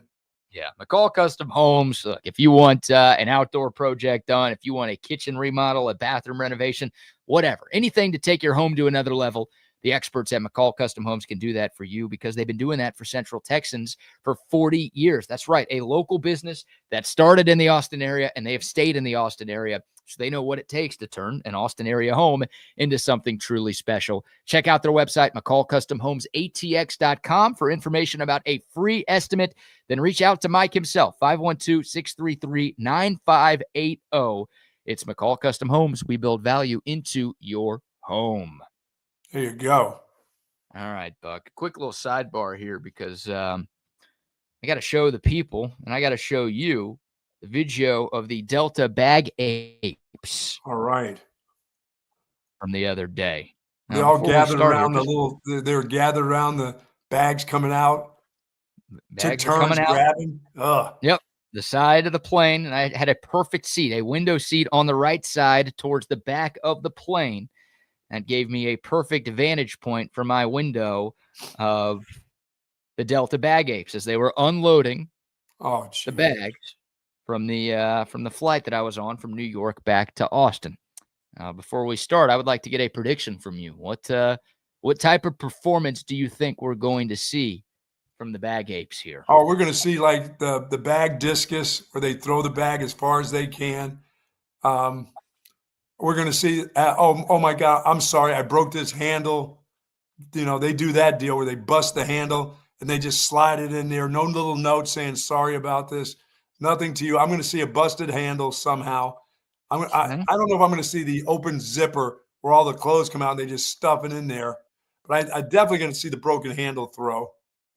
So not a lot of faith in the Bag Apes here. No. All right. Well, there's no sound, so we could talk. Here is the video that I took of the Delta Bag Apes hard at work the other day. You see a couple of guys working there. Here's a guitar. Big moment here, Buck. Oh, shit, my guitar. Valuable guitar. Guy's taking it to the separate cart. How does he do? That's an A+ right there. Look at that. A very nice, gentle placement of the guitar. Wow. And there you go. How about that from the Bag Apes? That's an A+ service right there. There's just a little slight throw right there. They didn't even grab the handle, left the handle go. Yeah, I mean, this is towards the end. The cart was kind of full, so, I didn't get footage of the first bags getting tossed into the cart. They were a little rougher with those. There's one just goes over the top. That's okay. It's not too bad. Look, closing up the curtains there. Now telling the driver he's good to go. I think you've seen the lady behind the counter act worse to the bags than those two dudes. That's an impressive showing right there from Delta Airlines. It's Delta Airline? Are they trying to get back in our good graces? No. You must have to go to Atlanta here soon or something. I do have to go to Atlanta here soon. Yeah. Okay. So maybe that's impressive right there. I was terrified. I'm like, dude, this dude is about to chunk this shit as far as he can. No, they both did a good job. I'm like, that's A+ service right there, dude. That's A+. You usually don't say once again, like you said, you got the back part of it. You didn't get the first couple in. Right. But I was watching the whole time, and I'll tell you, there were a couple of minor throws early on, but nothing too egregious. They didn't grab the handles. I mean, this is a handle. This is handling with care. The guy's guitar right here. He's got the handle right there. Not on a full sprint to throw it in there. He must have known I was filming. Think he caught you? They must have looked up into the little window and seen that someone had their camera out, and they're like, "Oh These shit!" These two dudes right here can take care of my bags anytime. I'll give them a shot. I mean, I'm thinking CEO and COO of Delta Airlines after this performance.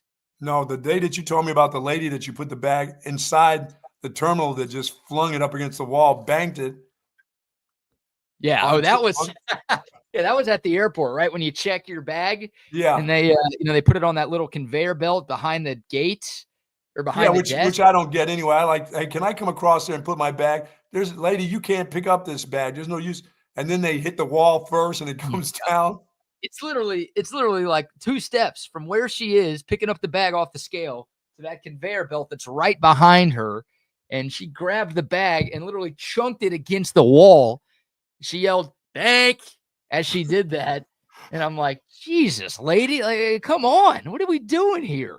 I like, trust us enough that we can walk across there and put it down for you. And everything's good. It should just be, hey, just put the bag there. You don't throw it. It doesn't save you any time. You're just being a jerk for the sake of being a jerk. Just to see if it lands upright. Right. Yeah. Like, it's almost like they're trying to break something. Like, that's their goal. Yeah, like, how hard do I have to throw? Those two dudes don't act like the normal guys because they fling those bags. No, those guys must have been first day workers or something. Like they trying to keep their gig, huh? Yeah, they hadn't been beaten down by Delta Airlines just yet, so they were in a good mood. Delta trying to get you back on there, man. I guess so. The last couple of flight experiences I've had with Delta have been okay. I'm flying number 7. I'm still hanging on to number 7. American Airlines. They've treated me well. Yeah. Yeah, that's Delta's number 1. They're still not my number 1, but no. They're working on it. They're getting closer. I'm working American, and I'm working not going through Charlotte or Atlanta ever in my life. Those are the 2 that you hate, huh? Yeah, until they fix the Charlotte little monorail things that you walk on, the walking thing. They can't have that down for 2 years. There's just no possible way that you can have the walking, whatever that thing is, down for 2 years. That's ridiculous. And the moving walkway. Yeah, I mean, I could see it 6 months. 2 years was the last time I came through there, and it's still down. That's ridiculous. You think it was down for all 2 of those years, or you think there's a chance it was? You don't think it maybe got fixed and then it broke again? Yeah, and then of course, when the guy says, "Oh, your flight leaves, it'll probably take you 10 minutes," I said, "No, it'll take. See that kid over there with his family? It's going to take them 10 minutes. It's taken me at least 20 to walk 18 gates." You know, the Charlotte airport where that happened. Yeah. And then I see it. I'm like, oh my God, the moving walkway is down again. Do you walk on that, or do you? Oh no, I walk on that, and I don't walk on it. I go to the side. Any other walkers can go, but I stop and I smooth through that bad boy. You know, it says keep walking. I'm like, screw you. Yeah, I'm not walking anymore. I'm here just to stand and hold on to the side of the rail, and I don't touch the rails. The tough part is that's how you get that guy that wipes his nose and puts his hand. You don't touch any rails at the airport. That'll get you sick, huh? Yeah, those things never. That's how you get the flu. Oh, hold on. I'll never have the flu. That's right. I'll never have the flu. Those are the rules. I'm very careful on touching things at the airport. The seats, the sides, in the plane. You know, I'll get my elbows can get as sick as they want to, but my hands, because eventually I do something with my eye or touch my face. That's how you get those many diseases that are out there. Yeah, that's how you get AIDS, I think, right? He's got AIDS. Or you get the COVID, so it'll come back against you again. Yeah, and you bring hand sanitizer on the plane. If you don't, like the first thing you do when you get off the plane should be go to the bathroom and wash your hands. Yeah, but I don't carry handy dandy hand sanitizer. I don't like the way I'm not constantly going like this and doing this shit either. It's an easy way to ensure that you're not going to get crushed by random syphilis. Yeah, well, I don't like to smell like alcohol either. That stuff always smells like you just spilled, Jack Daniels in your pocket. You'll bring a Ziploc bag to use as a remote condom, but you won't bring hand sanitizer with you. No, I had a condom with me even at this last stay at the Motel 8, which I don't think the TV worked any freaking way. No, that's you don't want to touch even with the condom. You got to like triple bag that thing. No, there was a bug in the bag. I keep wanting to say it was a bug. I keep calling them 2 bugs. They were roaches. 2 giant roaches there. Yeah, good thing you didn't have a black light in that room, because you would have really not liked what you saw. No. Yeah. Can I get one? I'm going to ask my wife if I can get one of those for my birthday. Like one black of those, light? The ones at night when you see all the stuff on the beds and stuff. I need to get one of those. That's like handy dandy. That should be a travel partner with me. What, black light? You're bringing that with you? The remote condom and the black light go everywhere you go. Yeah, I need to do that. That seems like, they have all those little gadgets on TV. That may be one of them. They've got the flashlight, BK, that's like a stadium light. I mean, you turn it on and it lights up the whole freaking neighborhood. I'm like, I don't need one of those. Although I asked my wife, she goes, would you like one of those flashlights? I said, yeah, I think the kid that walks his dog here when it's totally dark does it, because it lights up the entire neighborhood. Like you can land a plane in your yard with one of these lights. Yeah, some of these car headlights are like that too. Some of these like porch lights are like that too. And it's like it's trying to blind people. You only need so much light to see, right? Yeah, it's like I get it. You want to scare off intruders, but also if you plan on having somebody over, you don't want them blind walking into your place. Can we not tone that down a little bit? I need to see far enough to the first bush that somebody's trying to hide, but I don't need to light up the entire backyard and then somebody else's backyard. Yeah, I don't need to see anybody's bush. Just come in. I don't need to know the answer. I'm telling my wife, yes, I'm going down right after this show and saying, I want that flashlight, because I just want to light that flashlight and stand in the backyard and shoot it up into the sky. Just show anybody who walks in the neighborhood, you flash it right in their eyes. Yeah, we got a lady here who's an older lady who lives by herself, and she has 2 donkeys that protect her property. But what she has is these LED lights, BK, at night. It lights up the entire neighborhood. People complain that it looks like the airport out here. I'm like, that lady's nervous. She's by herself. she's got a couple of jackasses out there protecting her, and it's just her.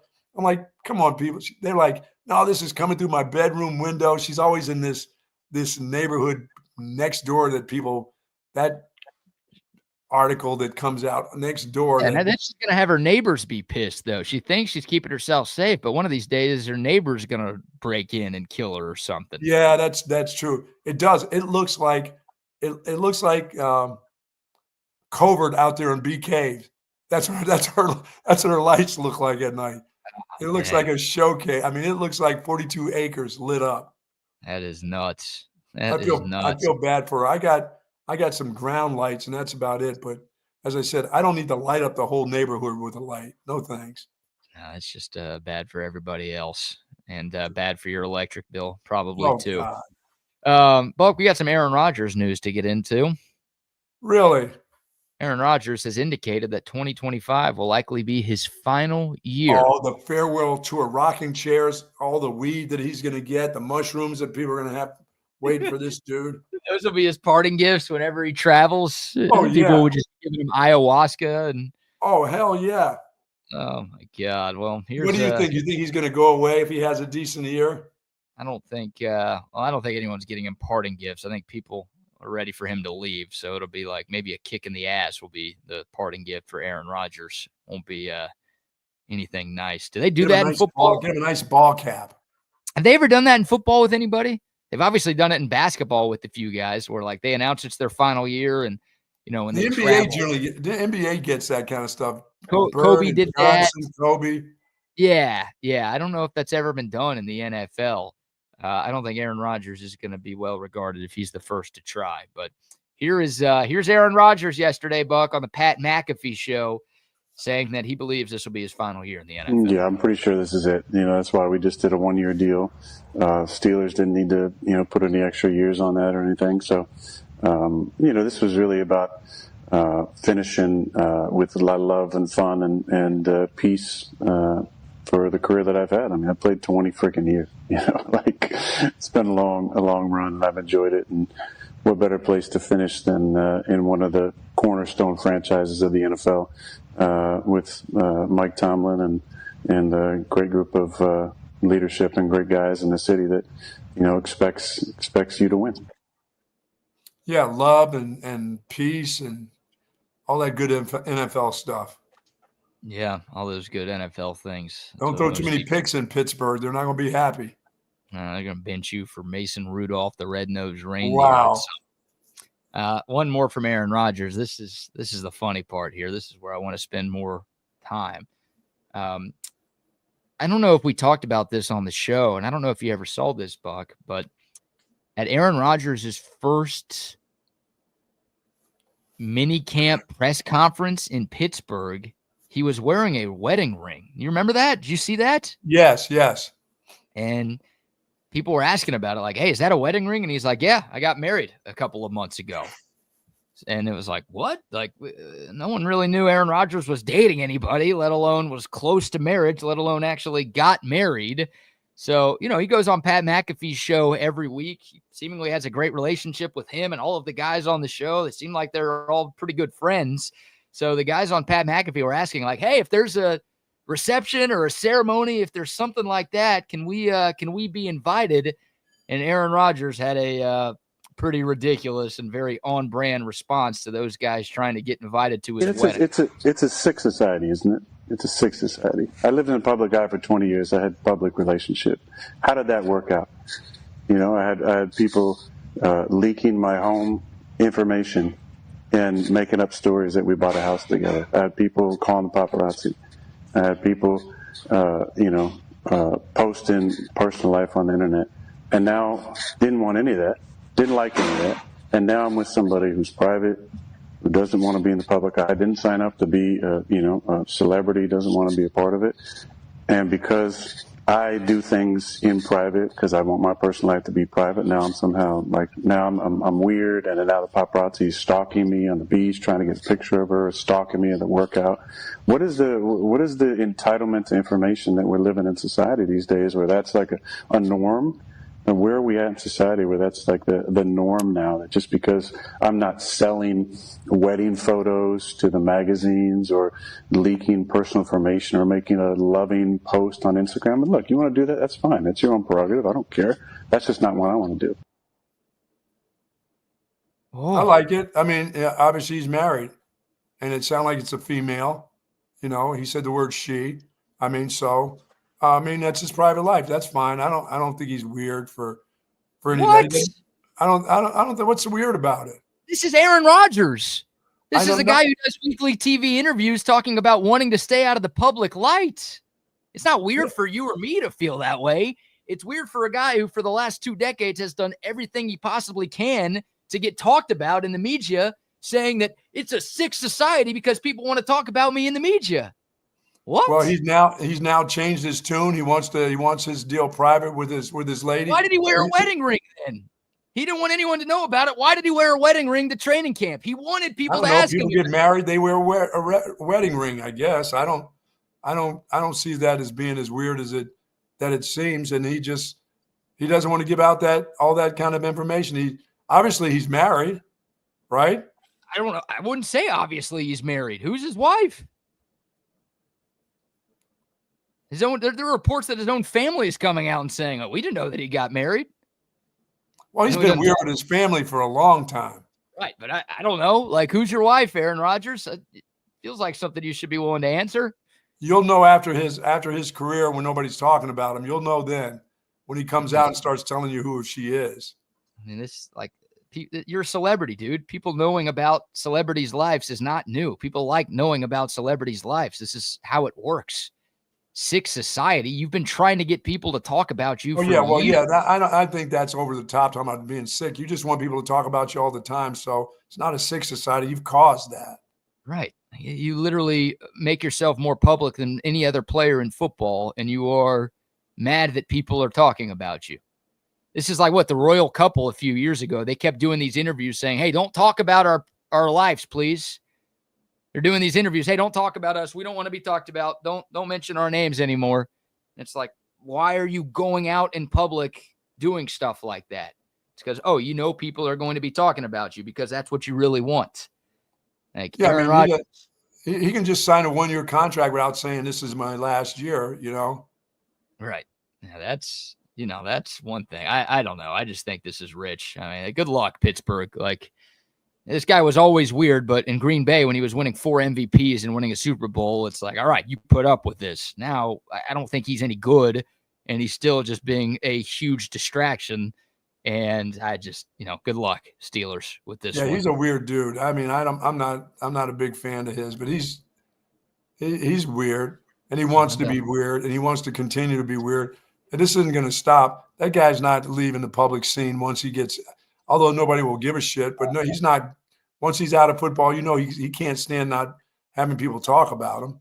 All right, that'd be so nice if like this was his last year, and then he just like walked away, and we never heard from him again. Oh no, we'll hear from him a lot. That's not how it's gonna be, and then people will still ask about his wife. Oh, you're sick. You're a sick person for asking about me. But also, I'm gonna keep doing these interviews. I'm gonna do 2 a week now. And where are we at in society? He said, "Where are we at in society? Where are we at in society today?" That was the best part. This cat in society is wanting to know where are we at. Yeah, like this is a guy who he also said, like, I don't do posts like that talking about my private life. When he left Green Bay, he literally did a post talking about how much he loved his teammates and how much he's going to miss them. He literally posted that. So he has a history of posting stuff on social media talking about how much he loves people and posting about his personal life. And now he's like, oh, I'm not that kind of guy. I'm not the guy who's going to do that. If you want to do that, that's fine. But he got a bad batch. He had a bad batch of whatever he's been taking. The guy's just a loser, man. Like, he is a loser. And I am so ready for him to be done playing football. And I hope he gets benched like 2 weeks into the season. No way. They're going to the Super Bowl. The Steelers? Yeah, man. Yeah, because that's what they've been doing lately. They'll be 9-8 like they always are. Maybe they'll sneak into the playoffs and they'll lose to the Chiefs by like 30 in the first round. There you go. Before we bring on our special guest here, Buck, a quick round of sponsor shout-outs. How about our good friends at Syntex Tickets? Hit that promo code Syntex10, saves 10%. whether you're going to the concert, whether you're going to the movies. If they got the tickets, and most of the times they will have the tickets to all your sporting events, concerts, you name it. They have it. Broadway shows, Vegas, they've got it at Syntex Tickets. Yes, indeed. SyntexTickets.com. And a quick shout out to Covert Bee Cave. Bucky referenced them earlier. That's where we go to buy our cars. If you are in the market for a newer pre-owned car, truck, or SUV, go see Covert Bee Cave right there off of Highway 71. It's 42 acres of cars, trucks, and SUVs. They've got the best selection in the city. And that place is lit up, I'll tell you that. Yeah, that place is lit up. So if you don't know what you want, well, just walk around the lot at Covert Bee Cave. They've got options for you. Or if you don't want to leave the place, you can shop their inventory online at covertbeecave.com. They've got great people. Of course, the Covert Auto Group has been around the Austin area for more than 100 years. And what do they say about those Covert prices, Buck? Nobody beats a Covert deal. Not now, not ever. covertbeecave.com for more info. All right, the first round of the NBA draft is tonight, 7 o'clock on ESPN.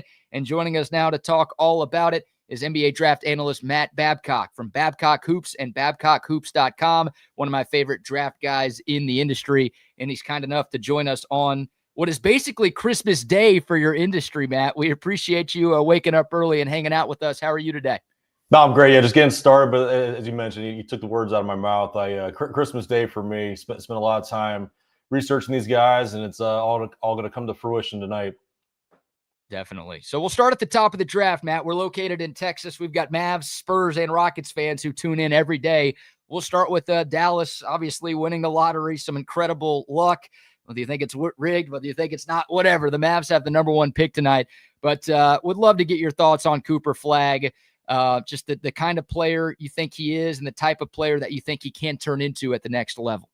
Yeah, I mean, he's an absolute stud. I don't think there's any surprise, saying that. But, keep in mind that this past year, he was supposed to be a senior in high school. He reclassified up and really just kind of took the college basketball landscape by storm and really exceeded expectations. And the expectations were so high. And so I expect him to be able to step in and contribute at a high level right away. And I do expect him to become an all-star level player. I don't think he's your typical star player. He's not necessarily the most dynamic scorer. I mean, he makes a lot happen, but he's not like an isolation one-on-one type of guy. He's more of one of these like super high level, almost complimentary player, even though he'll be the main guy, kind of like a Scottie Pippen, if you will. It was one of the best players of all time, but yeah, I mean, there wasn't a ton of plays run for him. He was really good defensively, defended everybody, and just made a lot happen on both ends of the ball. I think Cooper's going to affect the game long-term, ultimately in a similar type of way. Matt, when you look at Flagg, I mean, this is a physical specimen too. This is not a lightweight freshman out of college that doesn't weigh that much. He's not that physical. He's a physically fit guy that, when he decides he's going to the basket, he's just not only going to the basket, he can finish, and he's either that or he's going to the free throw line too. Yeah, no, I totally agree. I mean, he's very physical, very bursty. And I think one thing that I think goes unnoticed a lot with players is he plays hard every single second of every single possession on both ends of the ball. And that is a very underrated skill. And for a kid at his stage, he's probably the best I've ever seen. Yeah, Matt, you mentioned Scottie Pippen. Is that the best NBA comparison you could come up with Cooper Flagg? And, maybe do you have a more modern era NBA comp for Cooper? I mean, Scottie Pippen really isn't the greatest comp. I mean, Scottie was more of like a point forward perimeter player. I mean, I think Cooper's more of more of a modern face up four. But I mean, I see the similarities of how, the level of influence on the game that Cooper has the potential to do. Another name, and I've heard other people say this, I think Cooper's got a chance of becoming a rich man's version of Andrei Kirilenko, who I actually think would be better in today's game than he was when he played. Just, a Swiss Army knife that defends everybody and it just makes a lot happen. I mean, Kirilenko had an incredible motor. I've said this in other interviews, and some people have kind of given me some flack about it. But I mean, I think the key here is he's got a chance of being a better version of Kirilenko, which to me is a big time player. I like that. Matt Babcock of Babcock Hoops joining us to talk NBA draft. So there's the Mavs at 1, the San Antonio Spurs on the clock at pick 2. I'm looking at your latest mock draft right now. I'm seeing Dylan Harper as the pick. It kind of feels like he is the heavy favorite at this point to go second to San Antonio. Your thoughts on him and what the Spurs could be getting, and what type of player can he be to complement Victor Wembanyama in San Antonio? Yeah, I was in Chicago at the NBA draft combine when they had the NBA lottery. And San Antonio come up second. It didn't feel like a natural fit for Dylan Harper. They already have Stephon Castle, De'Aaron Fox. It seems like there's a lot of cooks in the kitchen in the backcourt. And I think what's happened is, even though it isn't a seamless fit, Dylan's clearly the second prospect. I mean, he's ready to go right now. He's got a lot of upside. Big jumbo-sized guard. That's already proven he can contribute, on a big stage. And I do expect him to be the second pick.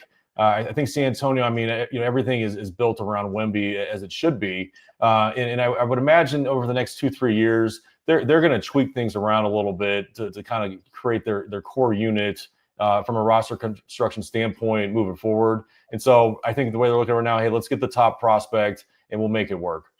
Matt, what will be best for my Philadelphia 76ers? I mean, I know what they probably need to do, but what are they best?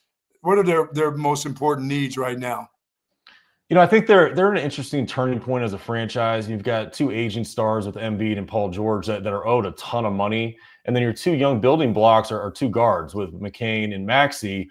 It puts them in a tough spot. Similar to San Antonio, I don't think the next best prospect is necessarily the best fit. And that's VJ Edgecombe. But if I'm Daryl Morey, I am going to take Edgecombe. I think his upside is sky high. And it seems like a great kid. The intel all suggests that he's going to have a chance of maximizing his potential. And so, these top few picks, at least with 2 and 3.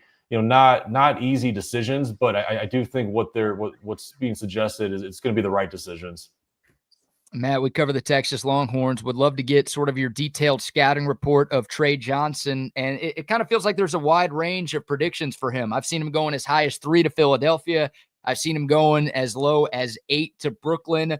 Tell us about Trey Johnson, but also what of those teams from maybe that 3 to 8 range do you feel like is the best fit for him? Yeah, no, I love Trey. I mean, I've watched him since he was in high school, and he can become somewhat polarizing. I mean, he's an ultimate alpha dog. The way he approaches the game, tough, chippy guy that's there for one reason, to get buckets, and he's really good at it. And I think his game translates to the NBA very well. I mean, he's a high level shooter, scorer, and a guy like that, can be used just about anywhere. And what you mentioned as far as him having a wide range, that's pretty much this entire draft. There are so much. So many trade discussions going on behind the scenes.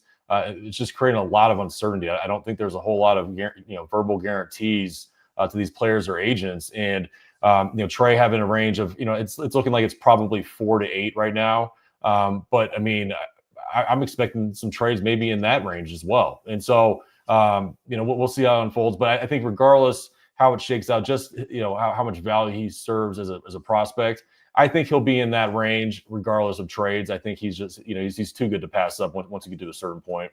Now, when I talked about Philly, is there a possibility there? Can Maxey really help him out and watch him mature in the game a little bit? Because Maxey has been he's been a scorer, but he can defend. He wants to be on the court. I mean, can you see a guy like that really helping out a young kid like Trey Johnson? With Maxey, I'm expecting VJ to go there, but yeah, if Trey were to go there, I mean, Maxey does seem like he has all the leadership qualities you'd want from a blooming star. And so, yeah, I think regardless of who they take, I would imagine Maxey will be someone that will take that player under his wing on some level or another. Yeah, Matt, do you think there's anybody who maybe has Trey Johnson off their board? I don't know if that's really a thing in the NBA like it is in the NFL, but you said it. Trey Johnson's very polarizing. I think most of it has to do with his defense, right? Like, I don't think Trey Johnson is like a Jimmer Fredette, but I think about a guy like that who was clearly a great scorer but just couldn't stick around the NBA because he couldn't defend. Do you think there are teams that are so scared of Trey Johnson on that end of the floor that they might not want him, and maybe we see him fall a little bit tonight? I don't think so. And when I say polarized, I think some people like him more than others, which is pretty common for prospects. But I've not heard anything that's necessarily a full red flag of, hey, this guy is just a no-go no matter what. I think it's just it'll serve a little more value to one team than the next. But I would be shocked if he slipped between the cracks at all, really. Yeah. Couple more for you here, Matt. Matt Babcock of BabcockHoops.com joining us. Go check out that website for the best NBA draft coverage that you can find. Matt, the Spurs picking 14th. We talked about what you expect them to do at number 2, but give me a couple of guys in that 14 range that you think could potentially be fits for San Antonio with their second first-round pick tonight. Yeah, the mock draft I did yesterday, I have them taking Asa Newell from Georgia. Young big guy, played the 4 or the 5, very fluid athlete. I think they're looking at some other players as well. Jon Berenger, player from France that played in Slovenia this year. Sort of like from an upside standpoint, kind of like a young Joakim Noah maybe. That's another name. Cedric Coward from Washington State is the name I've heard attached to this pick. But I've also heard them, they're working the phones too. I've heard they really like Kaman Malawach, who won't be there at 14. And so, could San Antonio be a team to look to move up? It's possible. And honestly, I can say that about probably 15 different teams right now. That the rumors swirling behind the scenes, it's nuts. I'm needing to finalize my mock draft today, and it's making my head spin. Matt, how quick will Knipple be gone? I just think of him one of the solid players coming out of college. A young player that's only going to get better. His shooting eye is only going to get better. He's going to be a fantastic scorer. He's not a tiny guy. He's a pretty big kid. How quick will he go in this draft? Yeah, I think he's got a similar range as Trey Johnson. And there's rumors that he can go as high as 4 to Charlotte. I'm suspecting that Charlotte's going to be a team that moves back and likely gets him, let's say maybe 7 or 8. But I think he's in that similar range of Trey, probably 4 to 8, 4 to 9, somewhere in there. Matt, last one for me. How about a couple of sleepers, right? Everyone's talking about Cooper Flagg and Dylan Harper and some of these dudes at the top of the draft. Who are a couple of mid to late round sleepers that you think could end up being stars at the next level?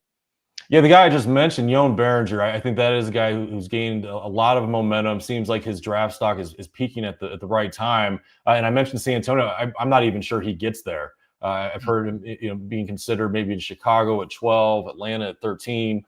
And he's a very exciting player. He's only 18 years old, measured very well. He's 6'11" without shoes. So he's essentially a 7-footer. I think he's got like a 7'4" plus wingspan. And he's like Noah, where he's very versatile defensively, probably a better athlete, really covers space and plays really hard. I heard a story that he's really used his approach. He grew up playing soccer and he was a goalie. And he approaches defense and rebounding with that same motor as a soccer goalie, which I really can see and honestly I can appreciate. But that is a name to keep an eye on. Awesome. How about Baylor? Somebody from Baylor has to be going. They've always got a guard or a young guy that's probably leaving Baylor that's going to be pretty early. Yeah, BJ Edgecombe going 3 to likely to Philly. And he's just such a stud.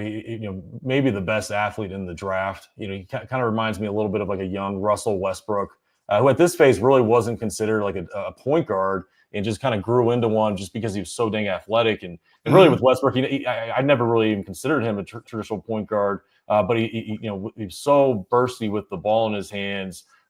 He just makes stuff happen. Averaged the triple-double in 1 year. And a lot of it was just because he could get to his spots and draw the defense in. And I can see VJ Edgecombe having that kind of upside of being a star player. That's, you might question, is he a 1, is he a 2? I don't care. You just want the ball in his hands. He's going to make some stuff happen. He can handle the ball well enough to be that guy. I believe so. He still needs to kind of polish that part of his game up. And I think he'll be penciled in more as a 2 and kind of gradually, hopefully develop into more of a combo. Okay. But he's very, very dynamic. And he's further along than I expected him to be with his outside shooting too, which is huge, especially in today's NBA. Definitely. Matt Babcock from BabcockHoops.com joining us this morning. Matt, great stuff. Really appreciate your time. We know you're incredibly busy today. Thanks for joining us, and Merry Christmas, and enjoy the draft tonight. Thank you, Matt. Thanks, guys. I appreciate it. Buddy. All right, good stuff. Matt Babcock. Check it out, BabcockHoops.com. His latest mock draft is up. He's got tons of great scouting reports about, Cooper Flagg, Dylan Harper, and all of these guys. Trey Johnson, of course, as well. It's going to be a fun night for basketball fans across the state of Texas. Really fun if you're a Mavs or a Spurs fan, right? Having the top 2 picks in the draft. That's awesome. The future in San Antonio is incredibly bright. The Mavs, well, what a 6-month roller coaster it's been for that organization and that fan base, but it feels like, again, they were thrown a lifeboat. So the resurgence of Dallas Mavericks basketball kind of starts tonight. And, the Rockets, they had a top 10 pick. They traded it for Kevin Durant, which is another reason for them to be optimistic. Yeah, basketball in the state of Texas, a lot of storylines with these 3 NBA teams right now, which is a very good thing. While we're into basketball, what about the signing of Kyrie? That deal right there. Yeah, the Mavs got that done late last night. Kyrie had a player option this offseason for next year, and the Mavs said, you know what? Forget the player option. We're just going to give you a 3-year extension worth $119 million. Yeah, they're happy with that dude. He seems to be happy in Dallas. Yeah, I was worried. I think everybody was a little worried. Number one, when Kyrie got there because of his past, right? Right. And how things went in Boston, how things went in Brooklyn. Like, the guy's got some ego to him, and it feels like the second things don't go his way, he wants out. So it's like, all right, can the Mavs do enough? Hell, can anybody do enough to keep him happy? Sure. I was worried when he got there that he would be a distraction. And then the Luka trade happens, and it's like, that you feel like that's why Kyrie was excited to be in Dallas, because he got to play alongside one of the best players in the league and a guy who made life a lot easier for him. So I'm like, oh, maybe Kyrie doesn't want to be a part of this anymore now that Luka's gone. Maybe he's going to opt out and go somewhere else, and then the Mavs are really screwed. But, I don't know if it's, hey, the Mavs, like, I'm comfortable in Dallas. I like the city, so that's enough. Or it's, hey, once they got Cooper Flagg, it's like, I really like that guy, and I feel like, hey, Cooper and Anthony Davis and we could be something pretty good and still compete for championships. Oh, yeah. I don't know what it was, but I was extra nervous once Luka got shipped out that Kyrie was going to want out. And, good for the Mavs for getting this done. There's obviously some risk involved here because he's 33, and he'll be coming off of a torn ACL that he suffered late last season. So he's going to miss the start of the first year of this extension. And again, he's coming off of a serious knee surgery. But, he's dealt with a number of big injuries in the past, and he's always bounced back and been really good. So the hope is that he's the same. And if he is, and Cooper Flagg's the real deal, and Anthony Davis can stay healthy, those are all big ifs. I get that, but you've got a pretty nice core in Dallas. No doubt about it. So I like it. Kristaps Porzingis got traded to the Hawks yesterday, too. Yeah, sorry about that, Kristaps. You're going to end up in Atlanta. Yeah, that's not good. You go from a title favorite to a team that never sniffs a title, and it hurts. Well, Boston's they're shedding a lot of money. That's why all of these deals are getting done. The Drew Holiday trade, Rodney and I talked about that yesterday. And then now the Kristaps Porzingis trade, the Celtics trying to get under the second apron so they don't have to pay a ridiculous amount of luxury tax. And they are breaking up their championship team up there in Boston. I don't know how good they're going to be, especially without Tatum. With Tatum back, they'll be fine. They'll still be in the mix, but no Porzingis, no Drew Holiday, Tatum missing most of next year. Boston, they're going to be fighting for like a top 4 seed in the Eastern. Oh, there's Conference. no doubt. I mean, they're going to be. They'll end up being number 3 in the East. I don't even know if they'll be that high. I really don't. Yeah. Again, if Tatum was healthy, New York. Yeah, Indiana. Indiana. I guess Halliburton's going to miss most of next year. Don't forget about he won't be around. I don't know. Yeah, the East is it's kind of wide open. Cleveland's there, New York is there. But there are a lot of question marks about a lot of these other teams. So, we'll see. But with Tatum out, it's going to be a weird year potentially for Boston. It feels like the NBA is trying to discourage dynasties now with these apron and second apron rules. It's like you got to pay the piper as soon as you win a championship. Hell yeah. That's what's happening in Boston. We'll see. I don't think they're going to have to shed anybody else, but your guy, the Black Amish, could be next up, Buck. And for that group, time for him to go too? Time for him to go too. No, he's like JoJo White. He's like a core guy there. He's not. They're not dumping that dude. He does too many things. He plays too much defense. He can score. He's one of those. Okay, he'll stick around as long as we want him to be around. He'll stick around with us. I gotta believe. Yeah, I think so too. I think we'll find a way to keep Derek White there. He's always going to seem. Now all of a sudden, he's not just a role player. He's a starter. Yep, you're right. All right, quick word for our friends at AV Consultations before we bring on the boys from Chaos Theory. If you want to upgrade your TV setup, do it with AV Consultations. They're the best in the business, and they've been in business here in Central Texas since 1988. Y'all see the 2 TVs behind me each and every morning, hooked up professionally by the pros at AV Consultations. They look great. They're perfectly lined up. There are no wires sticking out. They could do that for you. If you want multiple screens on one wall, if If you just want the big screen TV like the Bucks got, if you want the giant home theater room with the big projector and the surround sound, AV Consultations can do all of those things for you. They got the best equipment, including those badass Sonos surround sound speakers. They could do TVs, they could do speakers, they could do whole home lighting, they could do surveillance. They have you covered. Anything to turn your home into something a lot cooler can be done by AV Consultations. Just give them a call, 512-255-8678. That's 255-8678, or find them online at avconsultations.com. Sweet. A shout out to the Hecht Law Firm as well. There's a new lawyer in town. When the storm hits, you call Hurricane Hecht. That's Ryan Hurricane Hecht, your go-to personal injury attorney right here in Austin. If you get hurt in a car wreck, personal injury, hurt on the job, whatever, Ryan Hecht is here for you. He's been fighting for justice and big results for a decade. And the best part, you don't pay unless he wins. That's right. No fees unless Hurricane Hecht gets money in your pocket. That's how confident he is that he is going to get you the money that you deserve. Don't let the insurance companies push you around. If you get seriously injured, you're dealing with enough trying to get healthy and trying to get your life back on track. You do not want to deal with insurance companies trying to con you for more money. Let Hurricane Hecht get you every dollar that you deserve. He's aggressive in court, but compassionate with clients. He's a great dude. He's been a friend of mine for a decade, and he will take care of you, a friend of the show and a fighter for the people. Just give him a call whenever you need him. Maybe a good idea to put this number in your phone so you have it ready to go if something happens. Call Hurricane Hecht, 512-938-8929. You can shoot him an email, ryan@hechtlawfirm.com. Make sure you tell him that you heard about him on TSU. Sweet.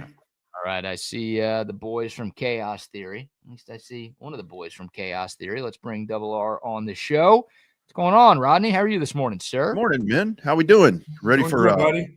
Happy Wednesday, Hump Day, right? Wednesday. Mike, what day is it, Mike? It is Hump Day. That's what I'm talking about. NBA draft. Hey, man, it's always coming at us. They say there's nothing going on this time of year. There's always something happening, guys. Well, always. we got football in 10 weeks, so. Got football in 10 weeks. And Aaron Rodgers. Got Aaron Rodgers and his talk about him, guys. wedding Don't say anything. He's going to come on a bunch of TV shows and a bunch of radio shows and do interviews, but he does not want you talking about him. If you do, you're a sick piece of shit and you deserve to die. Right. Jesus God. What's going on here in society, really? Yeah. That's what he said. He dropped the Where We At in Society on McAfee the other day. Yeah.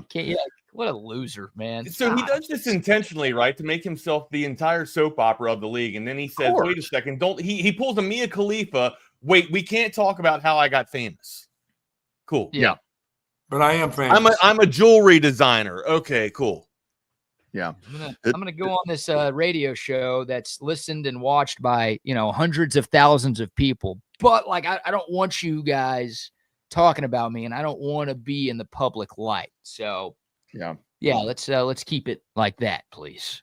Well, and that's when he says, I'm telling you, I wanted him in Minnesota just because it would be the Brett Favre thing. And when he starts saying, I'm pretty sure 2025 is going to be my last season, you know what that means. It's going to get drug out. He'll probably quit and come back and quit and come back. Just like who? Yep. Gents, I'm sorry to interrupt. Give me 1 second. I got to run something down to the front door for my wife before she comes. Go ahead. They're at the door waiting for it. Give me 1 second.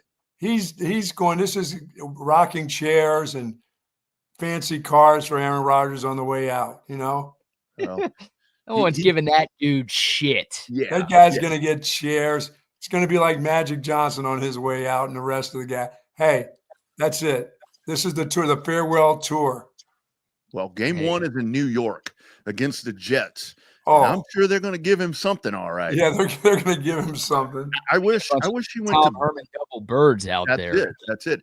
I don't know if they play Buffalo, but if Pittsburgh plays Buffalo, I want those Bills Mafia people to get him and like drop him through a table and say, "Oh, that'd be cool. See you later." That would be nice. Yeah, I don't think they play the Bills this year, but he's not going to go away. He won't go away peacefully. No. And every year there are going to be conversations about him maybe coming back, right? He's going to drag it out next offseason. And then for the next 3 or 4 years, even after he retires, there's going to be like, he is going to leak stories to Adam Schefter, Ian Rappaport, like, teams have been reaching out to Aaron Rodgers to try to get him back. No, he's not leaking. Nobody needs to know his private business. Well, and it's going to be, guys, mid-season, let's say, hypothetical. Dak Prescott goes down. Aaron Rodgers was spotted in Dallas throwing a football at a high school football field.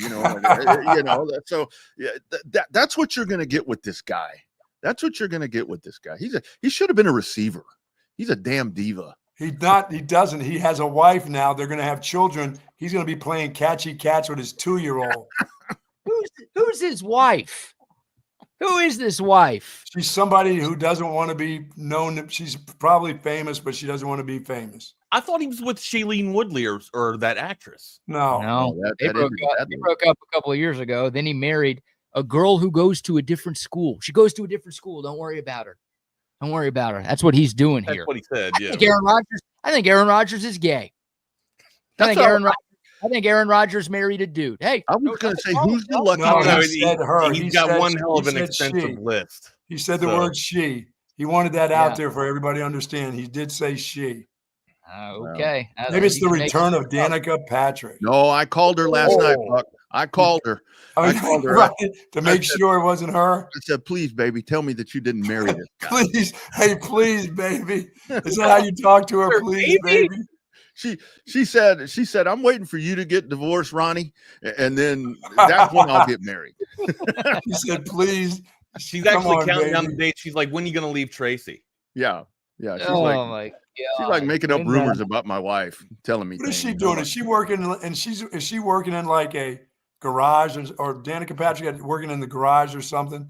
Oh, she's up under somebody's hood, Buck. She's on TV. She does Formula One pre-race and some IndyCar pre-race and does a lot of yoga. So I guess she picked that up from him because she's always doing yoga and putting stuff on social media where she's do yoga. He does ayahuasca. Oh. That's what he's going to get farewell tour, big bags of that shit. Hey, if that guy wanted any gifts, he would have had a damn wedding to the woman he actually married. You go. But, no, he didn't actually get married, and there was no wedding, and he's making all this shit up because he wants people talking about him. Did they seriously do a courthouse wedding? Yes. We don't know. Nobody knows. He's wearing a ring. He's the only person who said his own family has said he's not married. So who is this person? What is he doing? From what I've seen of his brother's a little bit of a douche too, so it must run in the family. Like his brother was on that bachelorette party was on that bachelorette show or some shit. Yeah. I don't know. I think his brother's a more normal person. Yeah, this is the biggest fumble of them all. Imagine fumbling Livia Munn, man. He's like that dude. There was a dude in high school that I knew, all throughout high school. And this dude always had a girlfriend, but she always lived out of town. Different girl all the time. He's like, who had hotter girls, Aaron Rodgers or Derek Jeter? Oh, Jeter. Derek Jeter had the run of the mill, man. Jeter's number one, maybe of all time. Yeah. Where's he at, Buck? Did you just say did somebody say Jeter? He's never far away. He's always right here. Is Bucky on that list of girls that Jeter dated? No, he made me keep my phone at the door the one time. He would. He absolutely would. My BlackBerry had to stay at the door. He told me to keep my BlackBerry in the car. Did he give you a basket when you left at least? No, that's only Rob gives me a fruit basket. Oh, only Rob gives you his banana, right? Speaking of bananas, boys, back to the doctor day too. Banana hammock show right there. No. This gonna give us the banana hammock scene? No. I'm not going to one of those doctors. I did that early in the year. I don't have to go. That's a once a year thing. Gotcha. Not once a week. Once a year. Moon River. See you, boys. Later. Right. There you go. I'll get out of here too. See you guys tomorrow. Later, brother. See you later, man. There they go. Here we are. It is Hump Day, this wonderful June 25th, 2025 CB. It's 2025, year of our Lord, on Texas Sports Unfiltered. Make sure that you're following us on our socials. I'm at Not the Fake Wags on Brand X /Twitter. My partner in crime is the Rodney R on Brand X /Twitter. the Instaface, where Bill Belichick likes to get down. Oh. I'm at I'm at the Wagner Wire, and then my partner in crime is at _Rodney R on Instaface. If you're out and about, if you are mobile, the lottery numbers to call 512-222-9328 is the phone number. Again, 512-222-9328 is that phone number. Smash that subscribe button if you hadn't done so already, and get a part of this conversation and get your badges. What's up, Double R? Man, you're right. You can just sense, we talk about Hurricane Hector all the time, and about a hurricane, you can just kind of sense the storm that is football, that's starting to. It never goes away, dude. You feel it. It's like the storm that goes down the river and comes right back. It's like the system that doesn't fade. It just goes down the river and comes back up and gains strength and gains energy. Oh, the cream, Rodney. Yeah, bro. And you think, because football season is so short. Compared to everything else. Don't forget to like the video. Yeah. And it's like but it never stops. And like when you get, Spurrier on that another duly noted podcast talking about where if Texas is going to win the national championship, I think it was something to the fact that Arch Manning's going to win the Heisman too already. Why were they playing Quinn Ewers?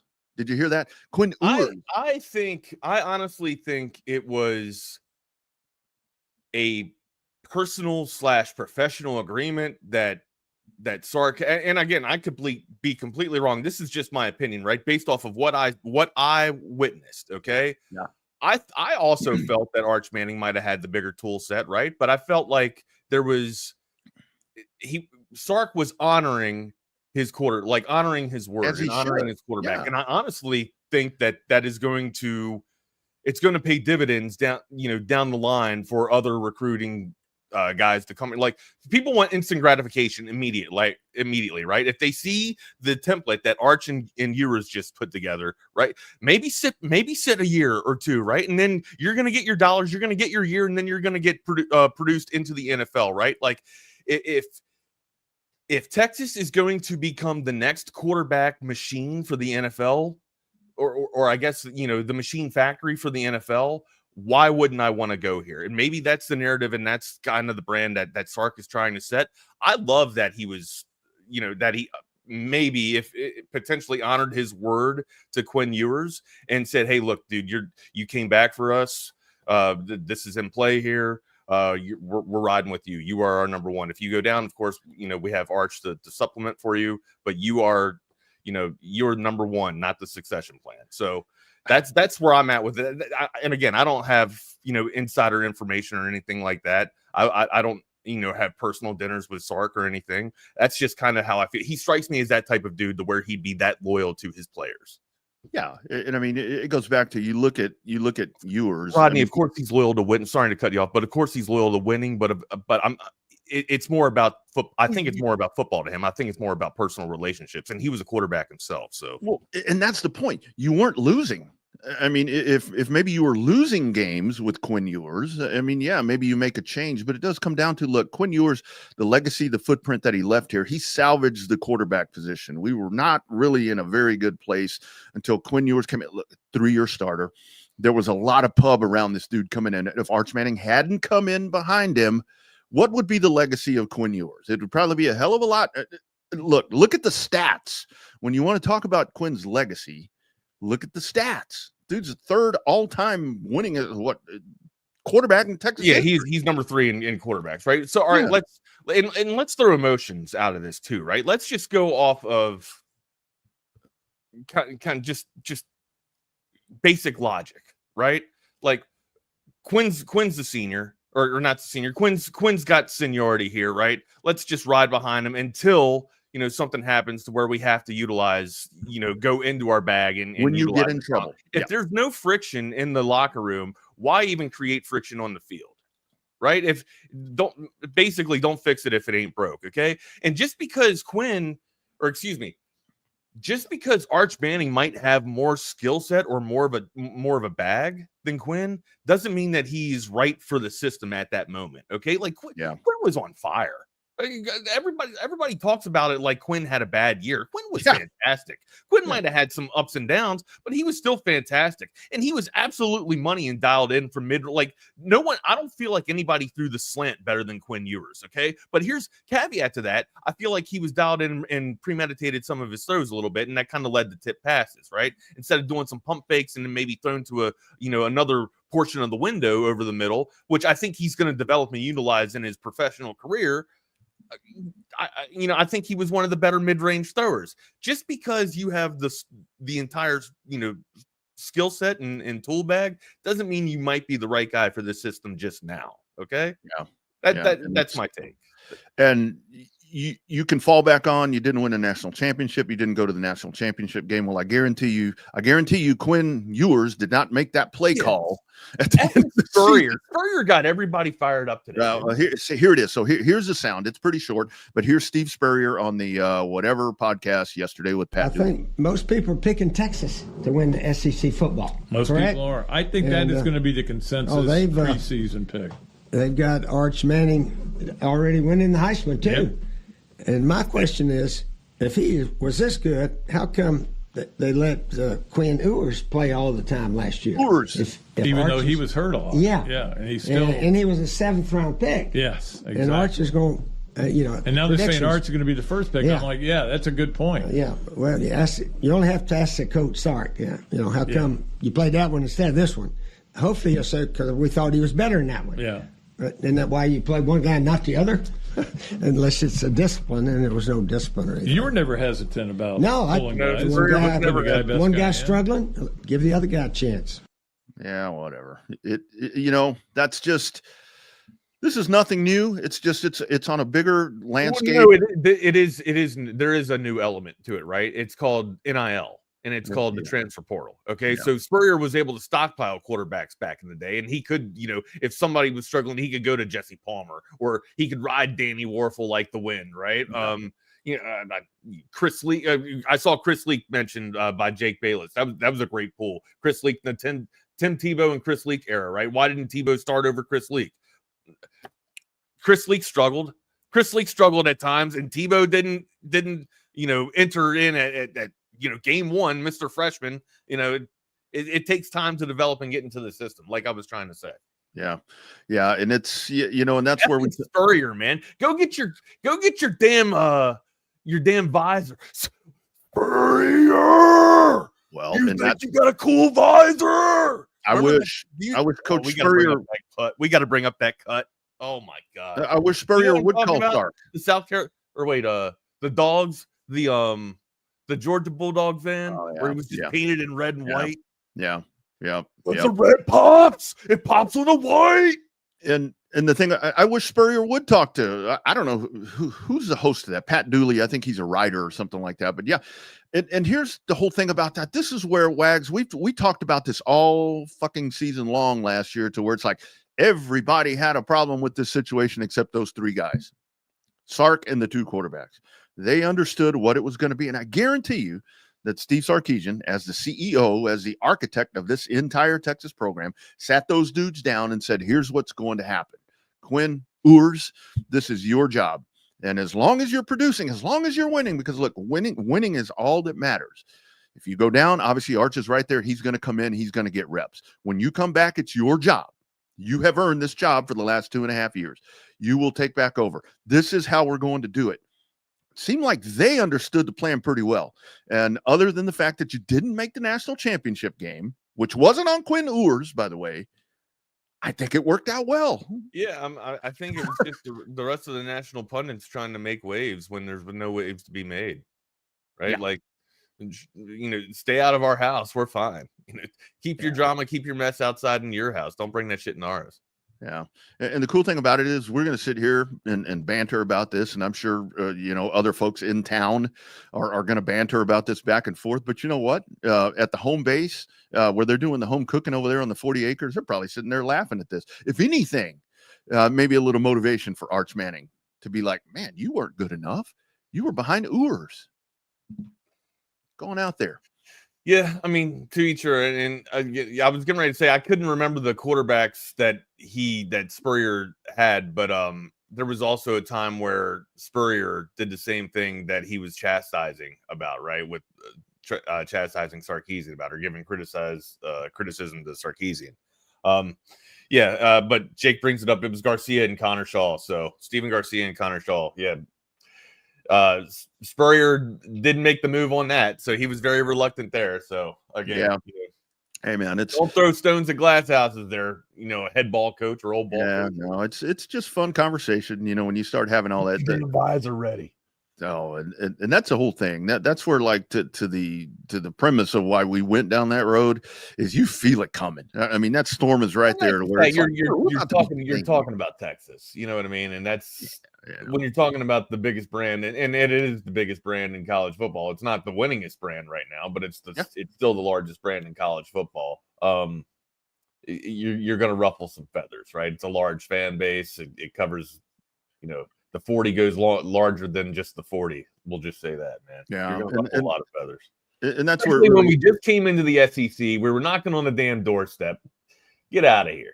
Get out of here. And that's the funny part about it, yes, the body of work the last decade is not there, but there's been regime changes, and now you've made that change, and you're moving forward with a great athletic director and a great head coach and great coaching staff. And the last 2 years you've been in the college football playoff, and it's like right there.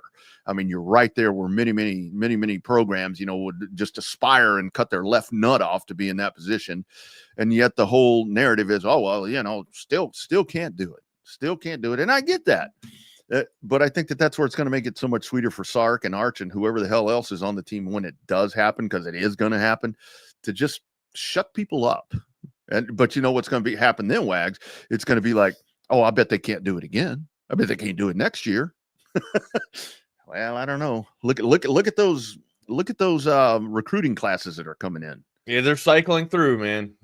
Again, we just had 2026 lineup. A great weekend for 2026. So again, but you and I talked about a lot can happen between now and 2026. So I don't even. It's great to see all the news coming in, but then you're just like, all right, I'm not gonna have my all this anxiety just sitting here chomping at the bit, waiting if they're actually gonna sign put ink to the paper or not. Yeah, I don't marinate the steak totally until we get a hell of a lot closer, because like we say, Wags, that commitment word, well, that's a big, long ass word, but it's like, it really don't mean too much sometimes. So we'll see how all that works. There you go. Thanks, Spurrier. All right, brother, where do you want to go next? NBA draft tonight. How about Boston? We were talking about Boston yesterday. Yeah, I didn't see the deal last night. I'm a little bit of transparency. I caught up on some sleep. The Orioles were kind of getting shellacked a little bit, so I kind of faded off on that. They did end up losing. But yeah, I nodded off. I had a little Rodney night last night. I was up late. I was texting like 9 o'clock. Around like 9 o'clock, I was in bed. Well, you know why? Because it gets darker earlier now. Because that's what it is. So tell me the details of this trade here. Because we passed the summer solstice, which was the longest day of the year. That was Friday. We passed that. So now it gets darker earlier. I mean, there were times that I'd go to bed at 8:45, Wags, and it was still daylight out there. But that ain't gonna happen no more. The sun sets around 6:30 now. But 3-team deal. I mean, the biggest part of it is honestly, Zinger gone. Zinger off he goes to the Hawks. he's got to be thinking, wow, Home Depot, the home of Home Depot, Atlanta. And then it looks like Terrence Mann's heading to the Nets with a number 22 pick. Yeah.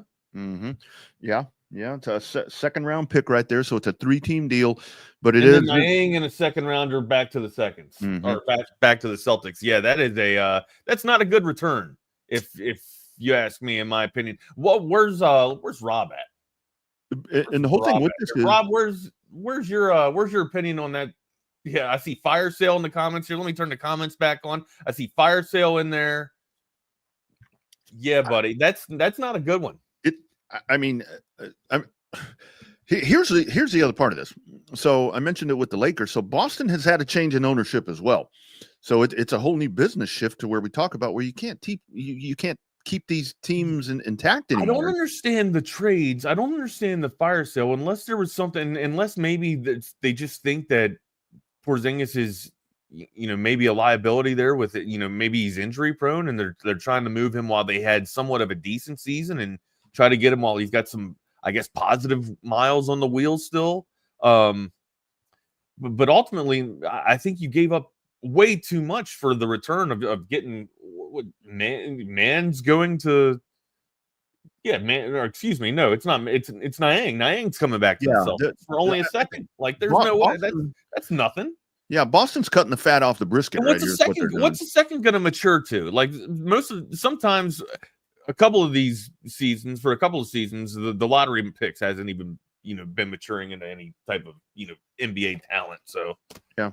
Guys, I swear. I don't get it. I don't understand it, Rodney. Like, for a team that was just on the cusp, but they just won a championship and we're almost ready to be on the cusp of getting back to the finals there.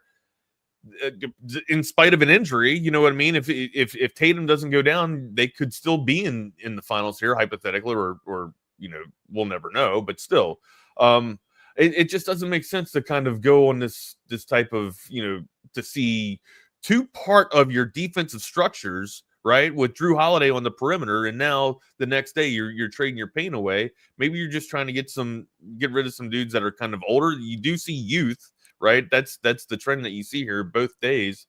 I just think they undersold Porzingis. And I really do think that it comes down to right here. $200 million, gotcha. Yeah. Okay. Yeah, and you get rid of that dude. And I think the other part of it is like we said yesterday. I mean, you're in the East. I mean, all of this is happening. I mean, to me, when I look at this, it's like, okay, they're probably not going to be the number 1 or 2 seed. Maybe they'll fall to 6 or 7, maybe not even to a play-in spot. But I think that you have that luxury there. But that's where it comes down to: do you want to compete in the East, or do you want an NBA championship? And I think the new ownership is coming in and looking at the books here and saying, okay, we got to get this shit in order. We got to rebuild this. We got to make it a better financial model for us. And what it is they're getting rid. They are. I mean, they're disassembling that championship team that 1 year later.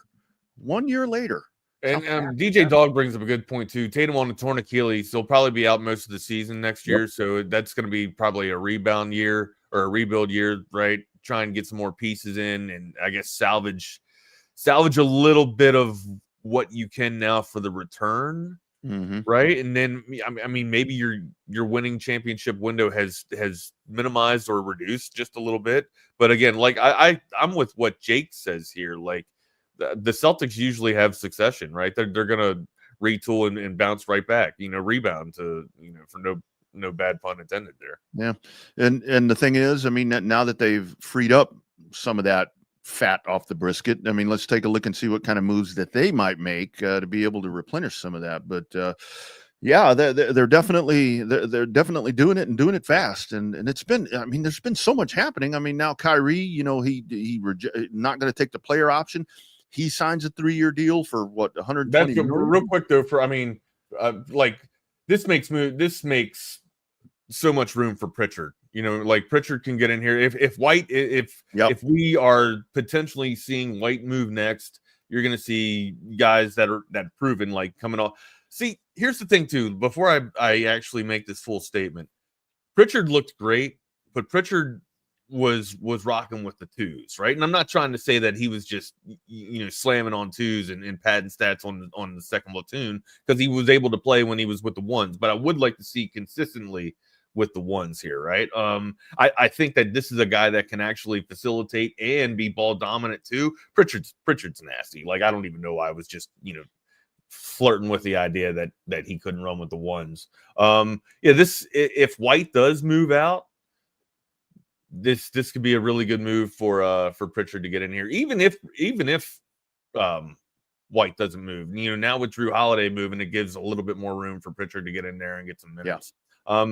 It's to Jake's point, retooling. You get rid of some guards, and then you're able to move on and fill in some spots with a guy like Pritchard. Yeah, you're okay. You're doing all right, boss. Yeah, and the coach Ben Johnson, our coach, not the one from wherever he's at, Chicago, trading out for draft picks, and what this does, it really does. It extends the window for Brown and Tatum, and I think that's really what they're focusing in on to build with those 2 dudes. I mean, to make that the centerpiece right there, and then you've got Pritchard, and then you start adding to all that, because and you get some offense. Remember, you just got Simmons too with the trade, right, and boom, to Rob's point, you just got Simmons with this deal here, right? So I just think you're losing you're losing some rim protection and you're losing some perimeter defense, right? But maybe they went with some analytics and found that their defense was okay in other areas, so they just needed to get a little bit more scoring areas taken care of, and that's Simmons can give them at least 5 points more per game. We'll see. I mean, it will be a fun backcourt, that's for sure. You still got some size there with Horford, so I think the paint will be okay. I really loved when Zinger was there, man. I just thought it gave you an extra, obviously gave you extra additional length and additional rim protection. Yeah, I mean, I think for Boston, it's maybe a little bit of a step back. But I think that what you're doing is you're planning for a year and a half, 2 years down the road where you're able to supplement and rebuild that back in until you have to tear it all down again, so that's kind of a little bit like what you're seeing in San Antonio. I mean, it's pretty obvious of what they're planning to do. I mean, they've got those centerpieces and they're filling in around it. The thing is, Boston is already far more advanced than San Antonio is, and they'll just kind of take this little step back. But with the Mavericks, I mean, Kyrie, that's a long-term deal right there, 3 years. That's a good deal for him and a lot of money. That's a great deal for both too, right? It allows him to recover and not have to rush his recovery back and feel at home, feel like he's got an actual team here, and to get this done in the off season, I think it's a great move for Dallas. As much as we were, dragging them through the dirt for the Luka deal, a lot of people might, bat an eye at this, being like, "Well, you give this guy this much money on a 3-year deal after, coming off of an injury and his age." I think this is a dude that ages like fine wine, right? Like, sure, he might slow down a little bit, but his ability to change pace, I don't see too many other guards doing it. And of course, the elite ones are still doing it, right? But to call Kyrie an elite guard at this stage in his career, I can't really say that. But the dude can get the job done. I think he can play at an all-star level, and I think his ball handling is elite. Nonetheless, and you add a piece like Clay around him, that perimeter gets deadly, and we'll see how the big three down low can actually eat when everybody's healthy. This experiment could actually work that Nico put together.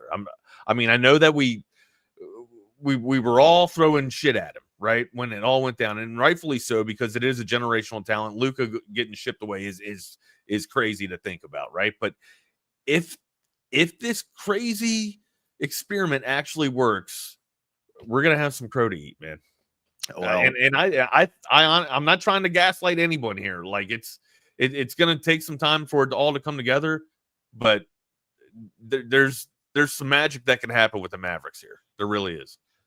Obviously, you still got AD there. I mean, Anthony Davis is still a part of this puzzle, and the way that you're old. You got some miles on the wheels here, right? But you can find a way to piece this together and get it done. And you're going to get real young tonight because, you ship out your generational guy. And of course, this seems like a can't miss. You know how that goes. It seems like a can't miss with Cooper Flagg, but that's a dude that's coming in where hopefully you pray for no injuries. Right. Where you talk about with Luka, that dude's so young, he could be the face of the franchise for the next 15 or 20 years. Well, this dude's a lot younger that's going to be coming in here. That could be the face of the Mavericks franchise that people want to come build around and go on a run. The difference with Luka, though, man, is like Luka was so much more experienced coming into the NBA than everybody else was. He just he had pro minutes. Yeah, he had pro minutes, right? He was playing with professional. He was playing in a finesse passing league that orchestrated fundamentals. Yep, it's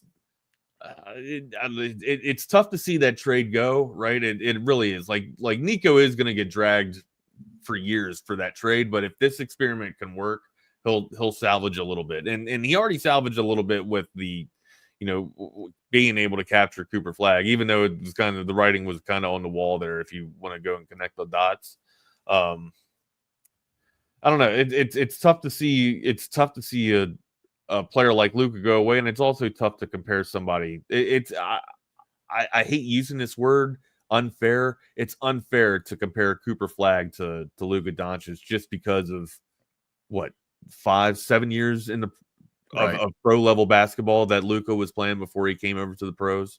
So he was playing with Barcelona when he was 12 or some shit, right? Like 13. I mean, Wags, it's just like the conversation we were just having about Arch Manning. It's like, okay, people are saying Arch Manning, and great call on Longhorn in Lubbock on the Coda text line, pretty much saying everybody is saying that Arch is going to win the Heisman, but it's not Texas fans. Everybody else is saying that, yet the narrative is, well, they're already saying he's going to win the Heisman. Yeah, everybody else. But the thing is, I mean, for that, it's like Flagg is coming in with a lot of expectations. He ain't even been drafted yet. And the expectations are he's probably going to save the franchise. And I mean, let's not forget about Lively too. Lively coming off of injury too. Like there's some really good talent here for Dallas, man. I mean, you signed Gafford. I mean, you got your big dude. I mean, you got the big three again, the big three down low, right? And I'm not talking about like the big three of Dallas, the big three down low. And now you're adding Cooper Flagg to that piece. And when Kyrie gets better, you got Klay Thompson too. You got some pieces, man. Dallas got some pieces. That's the whole thing. To your point about eating crow, I think we all should kind of be doing it right now, because when you look at you don't have to do it until it's proven, Rodney. Well, I kind of start thinking about it, though. I kind of start planning my menu ahead of time. I might get my salad ready, because, I mean, look at the business Dallas is doing, whether it's Nico or somebody else. Shit, I think they're doing a pretty good job. But it's big time for Texas basketball, man. Look at this, what Houston's doing, San Antonio, Dallas. I mean, it's about to get really exciting here the next few years. Yeah, again, and, NBA, and we'll see if it goes down the way we all think it's going to go down. It should. The NBA draft should be seemingly fun to watch a little bit, or at least the first round should. At least the first few picks. Yeah, we'll check in on it. We'll check in on it. Where do you want to go next, amigo? How about we go to Covert Bee Cave, covertbeecave.com. That is the site that you want to check out, or if you just want to go in person, new or pre-owned car, truck, or SUV, there's one place to go check out, and it is Covert Bee Cave. Go walk the lots. Go talk to folks. Go check out everything that's there.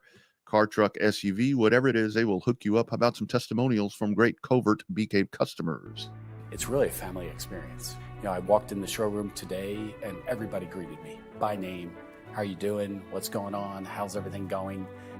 From a price standpoint, from a customer service perspective, just conversation when you come in, it feels no pressure. I want to buy cars here. The family buying car experience, one of the best that you will ever have. Come and experience it for yourself. Covert, born and raised in Austin. Absolutely. Nobody beats a Covert deal. Not now, not ever. Have to throw in, I got a text from a friend of mine in Vermont yesterday. He said somehow my how do you know somebody? What do you racing? Okay. Racing. Yeah. He's like, my nephew's become a Texas Longhorn fan. I want to get him some cool gear. Where do I go? I said, well, you can't drive to 5222 Burnett Road, but you can go to SuePatrick.com, and that's going to be the place that you're going to find the coolest Texas stuff. So you got some business coming, Jay. You're about to get hooked up there, my friend. I want to tell you about McCall Custom Homes. If you're looking for that outside project, get that patio ready. Get summer ready. You want to get a TV mounted out there, you can call AV Consultations and then call our man Mike McCall. I think Wags is going to be doing that pretty soon. I'm reaching out to Mike here today. Absolutely. If it's a bathroom remodel, a kitchen remodel, living room remodel, adding a second story, or by golly, if you want a brand new house, one place to go. McCall Custom Homes, ATX.com. Free estimates if you're a TSU listener. 512-633-9580. The digits right there for our man Mike McCall. Don't call him late because they have a little one. Also a guy where if you need some golf knowledge, he'll drop you some golf knowledge on you as well. Mike McCall, quite the golfer right there himself. McCall Custom Homes, ATX.com. Check them out for that home renovation project. Don't take it on yourself to do that. Consult with those folks. Let them give you their ideas. You give them your ideas. You come to a plan and boom, there you are. You're taking a shower in an amazing master bath, just like we're doing these days. McCall Custom Homes, ATX.com. Check them out, 512-633-9580. At McCall Custom Homes, we build value into your home. All right, man. We'd be real quick before we get into the other stuff, the other nitty gritty. Let me tell you about audiovisual consultations. 512-255-8678. That's the lottery numbers. Give them a call right now. See the awesome display of projects that they've done on their website at avconsultations.com. They've been leading the standard over the past 37 years in audiovisual automation. Just go to that website and check them out yourself. You'll get an idea of what you want when you see that gallery of projects. Whether you're putting in a pool this summer or you're, looking to upgrade your living room, or maybe you're putting together one of your dudes den or your princess palaces. It's all Deadly Men, and it's all done with audiovisual consultations. 512-255-8678. That number again is 512-255-8678, avconsultations.com. Don't forget to ask them about the Sonos surround sound system that they can put in your house and have that automation just put at one touch of your phone. It's so easy and so simple and so soothing. You won't go anywhere. You won't need to go anywhere. 512-255-8678. That's avconsultations.com. Wags, I didn't mention this to you, but I saw this last night as I was staying up late, because I'm trying to stay up later. I swear, guys, it gets dark at my house at 6:45. Maybe that's maybe I get curtains or something like that. What's that? You got blackout curtains or something like that? It was still light out, I think. When shit, maybe my clocks are. Maybe I haven't moved my clocks. You need to clean your clock, buddy. I need to do something with my clock. I saw something last night that really sucked. It was the Snakes in the Arizona game. Ketel Marte, he's like, there's a pitching change, and the dude comes walking over from the outfield. The guy's in tears. I mean, the guy's just, it's like, man, what did he do? Did he pull a calf strain? What happened? Some son of a bitch in the stands. So apparently his mom passed away in a car accident in 2017. And some dickweed in the stands was shouting obscenities about her while the dude's in the outfield, and it just literally brought the guy to tears. And the guy probably? I'm going to say this: the guy probably didn't know that his mom was dead. He was probably just saying, "Hey, your mama." He was just probably doing your mama jokes. I seriously doubt that the guy knew that. That his mom was dead. Probably, but still, it's like I had a little family thing yesterday that kind of was very scary. So I think I was a little emotional already anyway. Yeah. I can tell that, and I'm like, "Are you kidding me? Are you kidding me?" Anyway, sometimes just think, heckle the hell. I subscribe to the theory of heckling the hell out of sports athletes, right? Like they get paid $1 million. You can't handle a little bit of some words. Again, man, remember that shit when we were kids. Sticks and stones will break my bones, but names will never hurt me. I don't know if it was just instilled in me or if it was instilled in my son, and I passed that along with my son.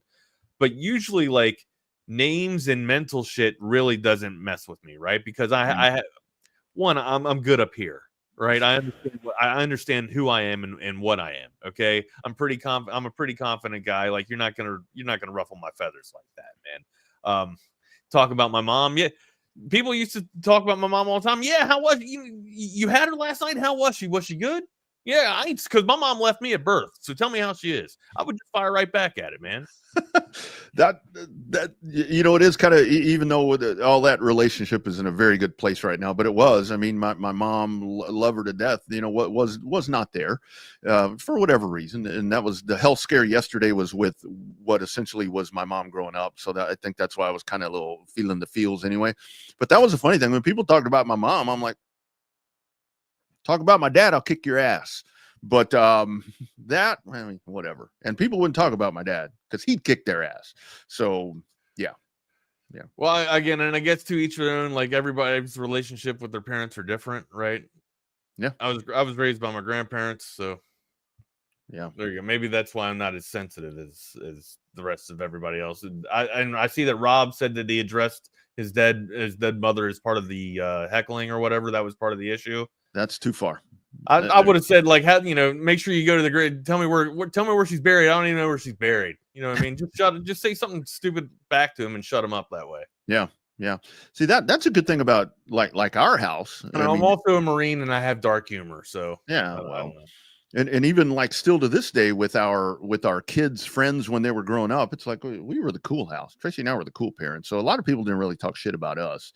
Because it was like, your dad's cool. Just not letting people know that they got to me. I'm not going to give somebody the benefit of the doubt or that benefit, right? Like, no, I'm not going to show you that you got to me. Even though, like, sometimes, Rodney, you know how I am. I don't even like to lose in gym class. If I lose in video games, I still throw my headset, right? I'm serious. I still do it. So I put it on mute and I throw it. I don't want people to know that I'm having a bad time. I don't like giving people that benefit, right? Yeah.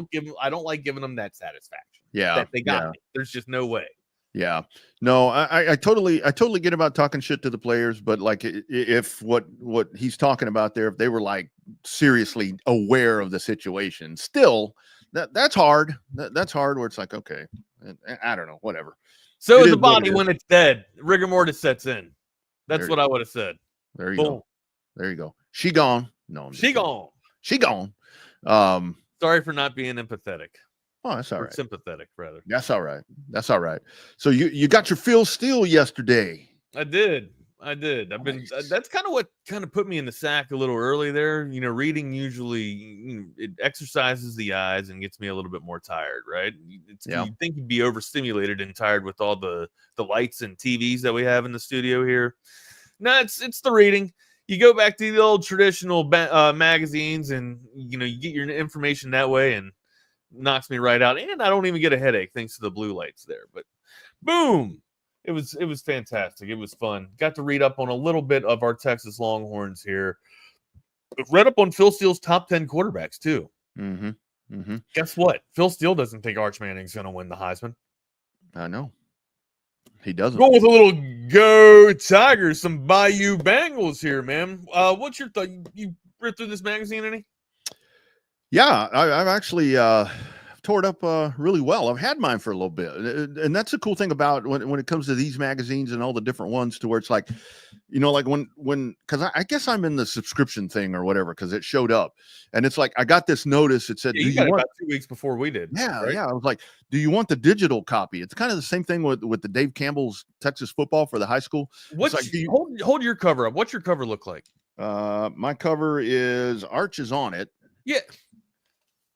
So this is a wild cover, man. And I picked mine up at the Barnes & Noble. I did not have any Texas you got SMU. Yeah. I got Baylor, Texas A&M, Oklahoma, SMU, and Kansas State. Yeah, I got Love, Smith, Miller, Manning. Yeah, Penn State. And this was the only cover that was available at Barnes & Noble. And I even asked people in the back. I was like, "Is there another? You got more magazines in the back?" And sir, we got a whole stand of them. We had a whole desk of them over there. What's wrong?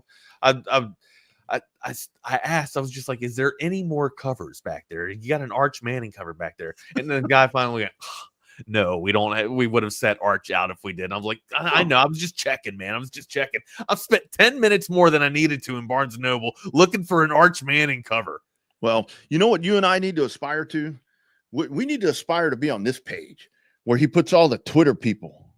We need to have Not the Fake Wags and the Rodney R on there. We are. I actually did look for Texas Sports Unfiltered. I did like too, man. Right? I was just like, hey, is Texas Sports Unfiltered in here? I looked. Not there. Not yet. Maybe next year. Maybe, yeah. That's a goal. We'll partner up with Phil Steele. In the words of the Texas Aggies, maybe next year. Maybe next year, little brother. No, but man, yeah. I mean, you got to think. You got to think that Cade Klubnik is. I mean, number one quarterback. I mean, obviously. Where did you see that at? I saw him at number 3. Well, I'm looking at the Clemson room. I'm looking at more of the room, but yeah, I think he was number 3 overall. But I'm just looking. They got Nussmeier as number 1, right? Yeah, Nussmeier number 1, Manning number 2, Klubnik number 3, Levitt at number 4, Levitt. and then Sellers at number 5. Yeah. Ooh, man, this thing's little in here. I got that right to. Oh, no, wait a minute. I'm over here on offensive. Yeah, I don't know where you're at, Rodney. Yeah. Nussmeier, Manning, Klubnik, Levitt, and Sellers. I don't know. I think I would actually put Klubnik number 1. To be honest with you, maybe that's a little homerism right there. And maybe Nussmeier number 2 and Arch Manning, and I'd probably switch at depending what happens week 1. Because I think a lot of us, I think a lot of these publications, and I think a lot of the national narrative. Isn't it funny how Carson Beck has dropped so much? Big time, right? That dude is like, yeah, all the way down to number 7, and he's down to 7 there. I'm curious to see what Drew Allar is going to do. Yeah, he might. What's the dude's name that went to A&M? God damn it. Just Reed? No. They got Marcel Reed that's going to lead the pack. I'm pretty sure. I thought they had a quarterback transfer. Maybe I'm thinking about somewhere else. All right. Okay. Maybe I'm reading different things. But yeah, I did notice that yesterday to where Carson Beck all the way to number 7. And it's like, damn. Oh, how the mighty have fallen. A little bit. Yeah. Well, I mean, you don't have all that all-pro talent that's around you, that potential all-pro talent around you now, right? You're heading down a little bit to Coral Gables there with the the beautiful beach of Miami there, and a lot of distractions a little bit. Matter of fact, I don't even think he's with that Kavanagh girl anymore. Not to be like all salacious gossip and shit like that, but I think they're no longer a thing. I think she's dialed into somebody else. See, my work done is here. I've taught you how to dig into the salacious gossip, my man. I mean, so I get on the Twitter there and I scroll. I do some scrolling. Yeah. Oh, yeah. Connor Wegman. No, I don't even know who the hell I was thinking about. I was probably thinking about the wrong damn team. But yeah, I do think Klubnik. I mean, I would put Klubnik at the top of my stack if I was going to do a concise, which we can do. We can do our own top 10 list of quarterbacks at some point, maybe. But yeah, to look at that, I mean, Nussmeier. And the thing is, I see a lot of people saying that LSU and led by Nussmeier and so forth may sneak up on people in the SEC. I think we talked about this to where it's like, if LSU broke through and won the SEC, I don't think that would be sneaking up. I mean, I have them a legit number 3 right now behind Texas and Georgia.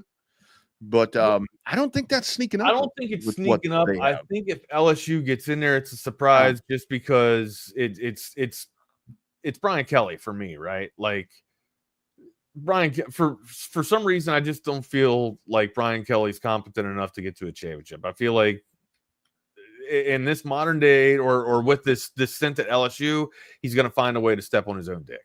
Like that's Brian Kelly for me in a nutshell. Yeah. And you guys, thank you, because I kind of put OU and A&M on the same thing right there. What I was thinking is John Mateer. Okay.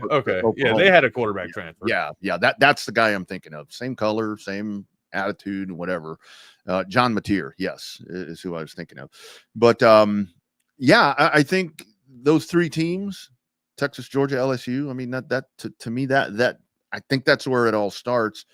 But I do go with Cade Klubnik, and it seemed like a breakout performance in the playoff where more eyeballs got on it. And that's usually what happens right here, where you have somebody that's like that and they have a performance like they do in the playoffs. It's like, boom, where the dude has really had solid numbers the whole time anyway, but now it's just a little more obvious. So I don't know. I go Klubnik number 1. Klubnik, I don't know. I think Carson Beck's going to surprise some people. He might even be in the top 5.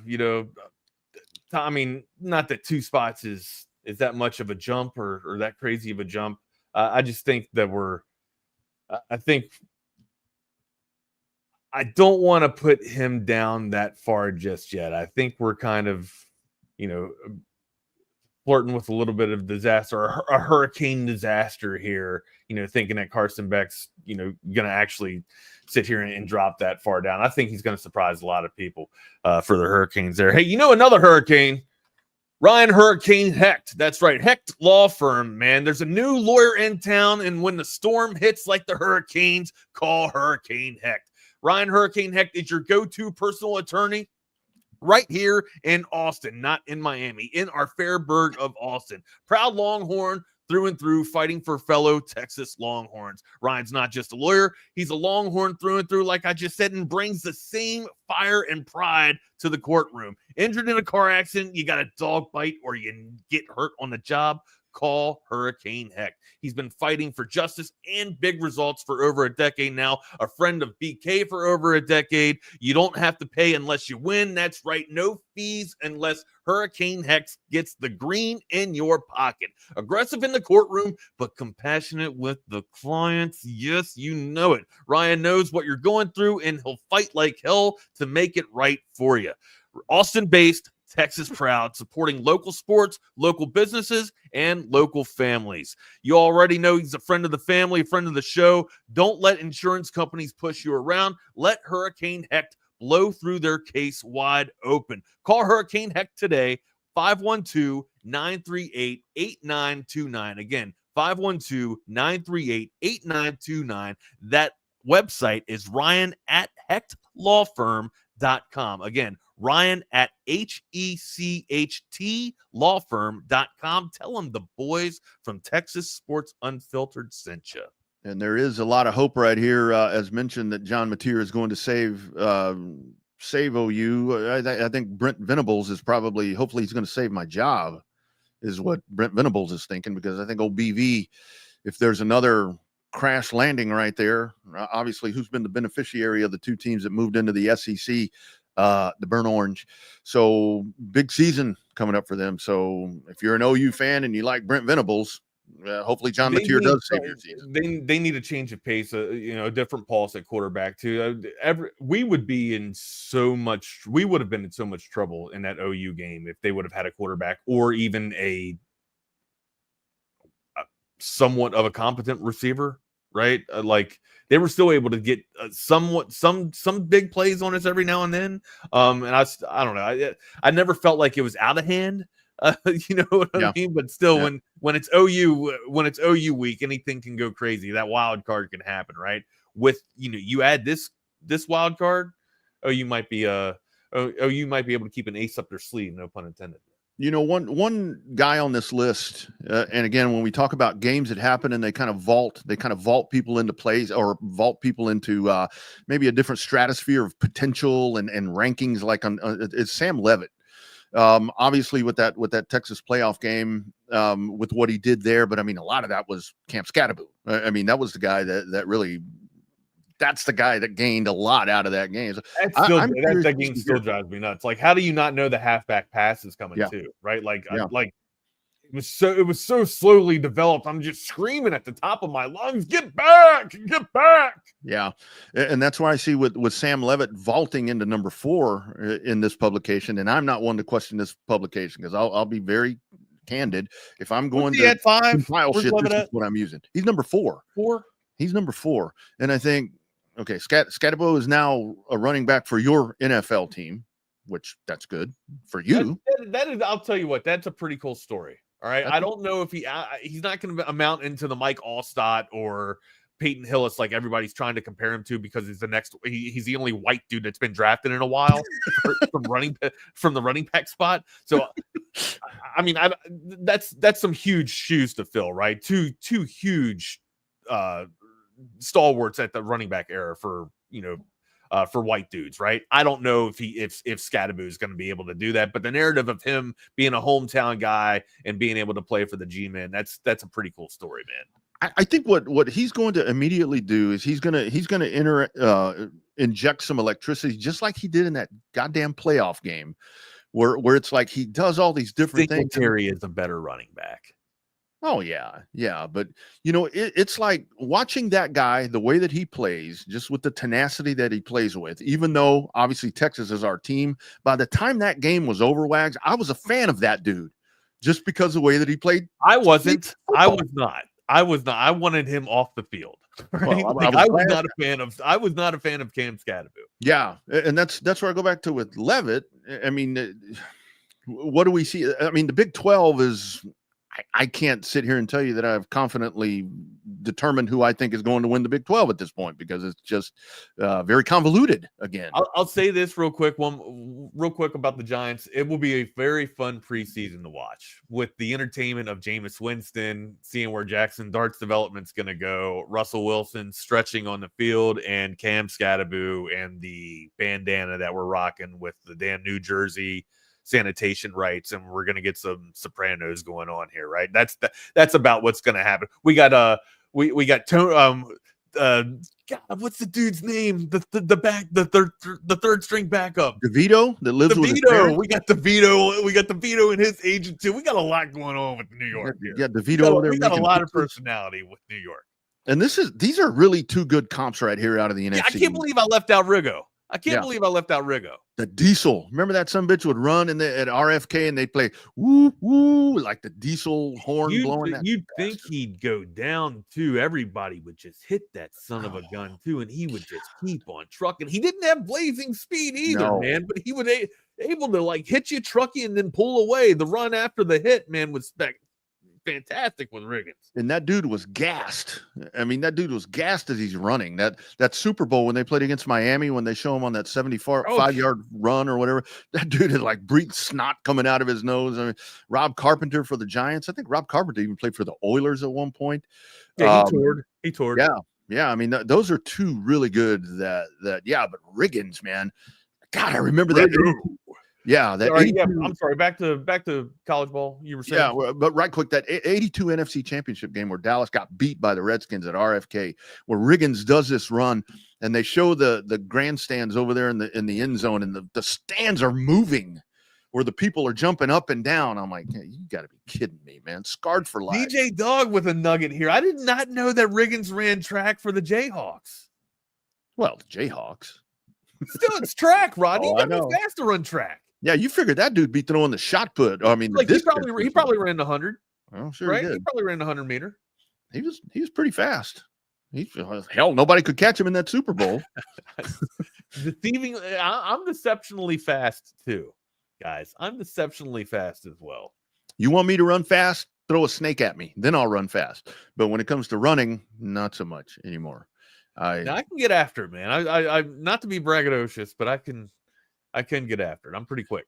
When I was running, I said I can't run fast, but I can run far. So it was like I'll run far. That's what I told my lieutenant. Like my lieutenant said, and not to give my scores away here, but if you run an 18-minute 3-mile run, that's a perfect run in the Marine Corps for your fitness test. I ran a 22:38, right? And usually I was coming around like the 20-minute mark or the 21-minute mark, and I ran a 22:38, right? I was tired. A little bit hungover. And this is in Hawaii, and Hawaii's distance can be a little bit longer, right? It can go from either 2.8 to 3.2. It can be in that buffer zone, but it's usually around a 3-mile marker. So I came in around the 22:38.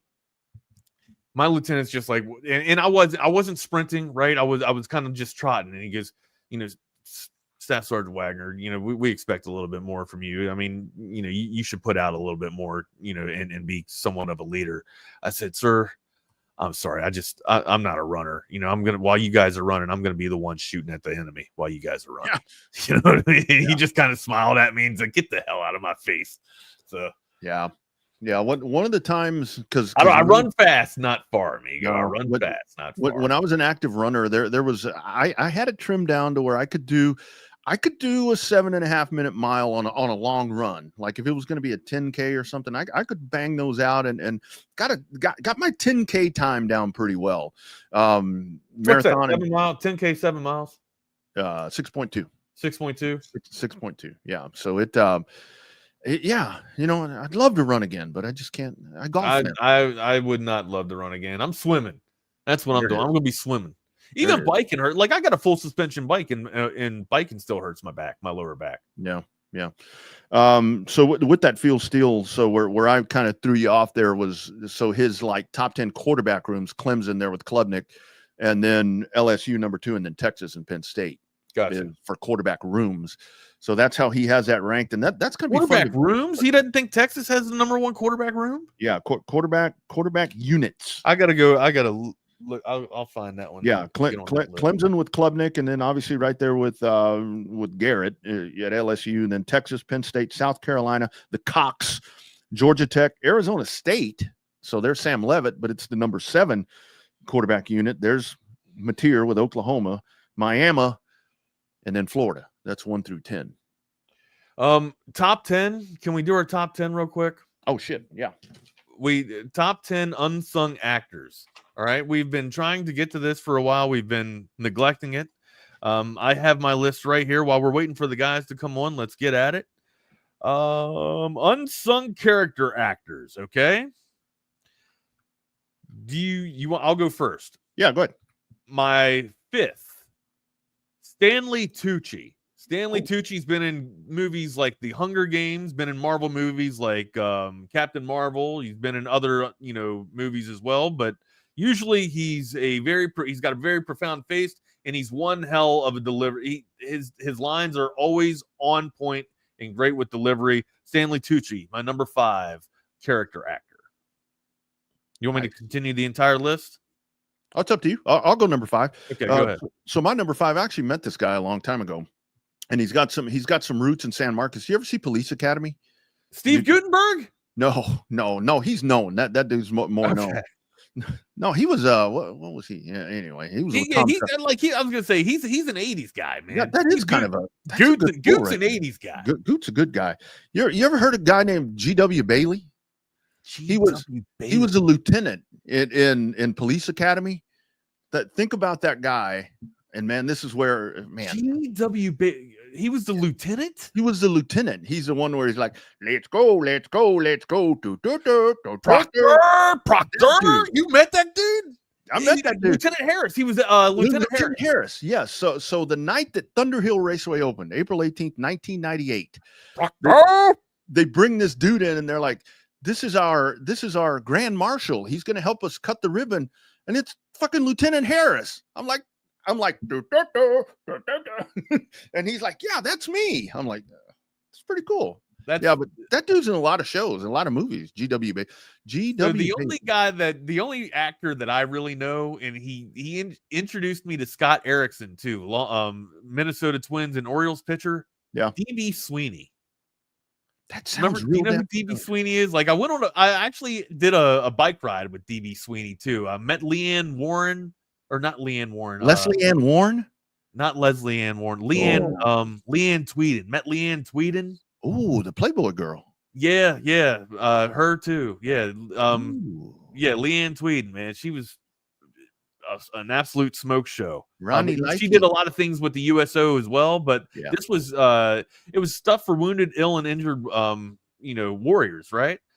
Service members, and it was called Ride to Recovery, and we actually rode from from Pacifica Park up in San Francisco to the Santa Monica Pier over a stint of like 5 days, right? So it had legs that we were doing, but I got to meet DB Sweeney, man, and that's pretty cool. So it was we get pictures and called me Wags the entire weekend. Wags, come here, get a picture with us real quick, man. It was a fun time. Awesome. Ended up. He got roots in Texas here too. Matter of fact, I think his daughter actually went to Austin. Yeah, as a matter of fact. So, well, I asked GW Bailey.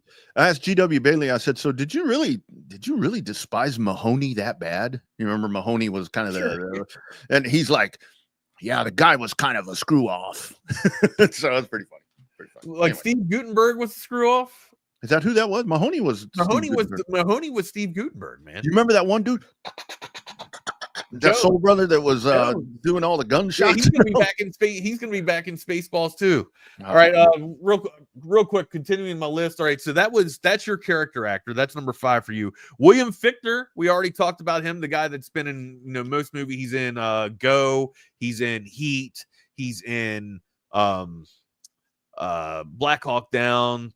He's in Equilibrium. He's that face that you have. He's that face that you just know, and that voice that you know all the time. When you see him, you just know him. Corey Stoll. He's been in a few movies. Been in House of Cards. That's where I started seeing him at first. House of Cards, the series on Netflix with Kevin Spacey and Robin Penn Wright or Robin Wright Penn. I think that's what she goes by now, or it's just Robin Wright now. But no, he was just in Ant-Man. He was the villain in Ant-Man as well. So maybe he's starting to come and get a little bit more, marquee roles and bigger roles like that. But usually he's just a character actor.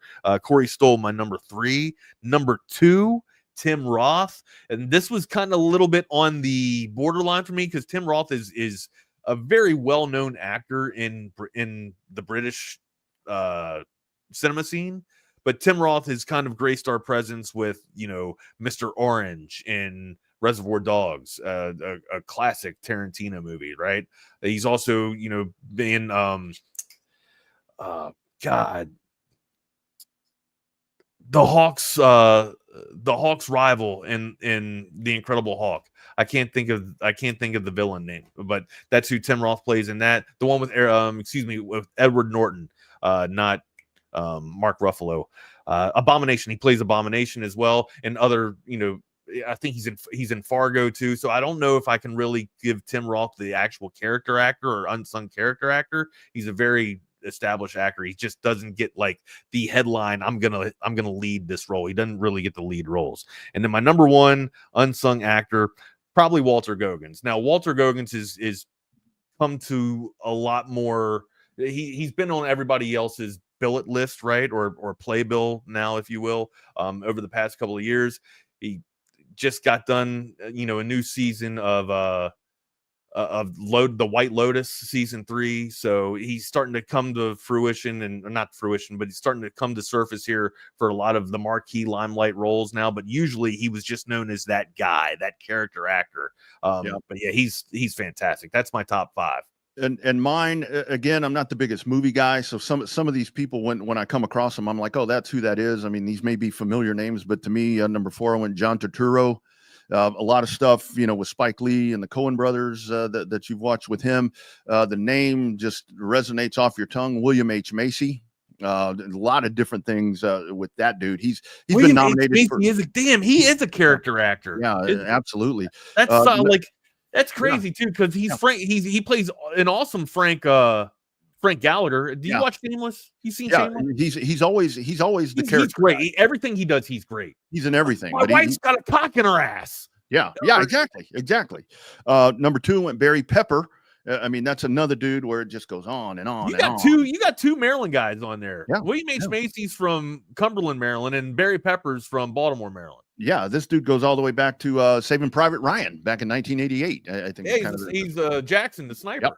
Yep. And number 1 for me was Gary Cole, the dad in Talladega Nights. That dude all the time. He's also the dad in the new Brady Bunch movie. Yes, sir. Absolutely. He's Gary Cole. That don't make any sense, right? Of course, there's second, there's third, there's fourth, there's fifth. Yep, all the time. What's up, gents? How are we? Not too bad. Getting ready to drive down to College Station tomorrow. So, where are you going? College Station? Unfortunately, we are headed out to the most warm weekend of the year.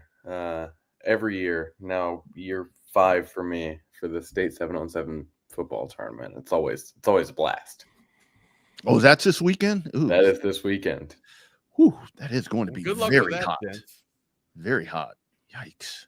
Yeah, make sure you hydrate now, drink water, drink a lot of booze too while you're there. Yeah, for sure. Hydrate. I mean, you're going to have to. If you're going to survive College Station, you got to do something to get through the downtime, right? Yeah, absolutely. Take pictures, guys. I can't wait to see you on your new day at work, your new day at school. All right, boys. All right, boys. We'll leave you to it, man. You guys have a great show. Tomorrow. We'll see you. Well, as you can tell, we are very much looking forward to a wonderful College Station. But hey, Will, where do we want to start? Let's go. A few different ways. Did we talk Coast Guard decision yesterday? I know we went through decision dates. Yeah, we can talk his decision a little bit. He is officially expected to commit on July 3rd. Going to be announcing it at 10 a.m. in Katy ISD's Legacy Stadium, that big new stadium that Katy ISD built, I think, in like 2017, 2018. It was I remember like one of the first big games, and it was Cade Klubnik and the Westlake Chaps taking down North Shore, largely in part due to a 4th down or 3rd down prayer that was thrown down the field that Michael Taft caught because he played offense that game. They needed him to play offense, but that's where we'll be announcing it. The top 4 is Baylor, Penn State, Miami, and Texas. Every school is recruiting him to play off-ball linebacker except for Miami, who's basically recruiting him to what I believe to do the same position he plays in high school. In high school, he's only really ever played this 2-point stance edge rusher where they basically just tell him pin his ears back, chase the ball down. And it's very effective in high school, but I mean, he's a 6'2", 230-pounder. You can't really be that size unless you have Colin Simmons' quickness off the line, and very few people do. Kosik Pala does not. So with him, he's, fully being pursued to play off the ball in Austin. We expect him to end up in Austin. Penn State, they already have 3 linebackers. They're still recruiting him hard. They would take him. We know that for a fact. Baylor would love to have him. They've recruited him super hard this entire cycle, and they also have a need at linebacker. I wouldn't say quite as bad as Texas does, but in a similar way that Texas does. And then Miami, kind of the wild card. They offered him in late May at his school, got an OV booked about a week later, and then he went out to Coral Gables, really liked it, and also liked that, hey, he could probably play earlier at Miami than elsewhere because he doesn't have to be taught linebacker. He can just play edge. But it was always going to be hard for them to overcome Texas. I think going into the OV, they were still the leader. Coming out of the OV, I think they're still the leader. It's the closest school to home for him. I've been recruiting him the longest out of any of those. And, hey, I mean, it has been Texas's race to lose. So expecting him to pick up a Longhorn hat on July 3rd around 10 a.m. at Katy ISD's Legacy Stadium. Yeah. Summed it up pretty great. We've talked about Kosi, since I've been doing the show for the last 6 months or so. And that, the two of us have known him for basically as long as he's been in high school, thanks to our, great friend Donnie Baggs. And always good to see, kind of a full circle moment. Kosi's had a lot of ups and downs throughout the last couple of years in terms of his recruitment and kind of the way that he was viewed by, on the media side, on the coach side. And it looks like it's all going to end up just great. So, and especially for Texas. Yeah, and I mean, the main thing for projecting him at Texas, you got to look at what the depth chart looks like. I expect them to return the whole room from 25 to 26 minus Anthony Hill. I think he's an NFL player, first-round pick in April. I think everyone else expects that. And then in 2026, I think it'll be Leonga Lafau and then either Ty Anthony Smith or Brad Spence in the other starting spot. But after 26, Leonga Lafau and Brad Spence, they are out of eligibility. So that means in 2027, it would be – Ty Anthony Smith, I guess, could leave after the 2026 season, not expecting it. But in 2027, it would be Ty Anthony Smith, Bo Barnes, Jonathan Cunningham, and whoever they sign this year in the 26 cycle. So that means he'd have at least 1 year to redshirt, prep, get ready.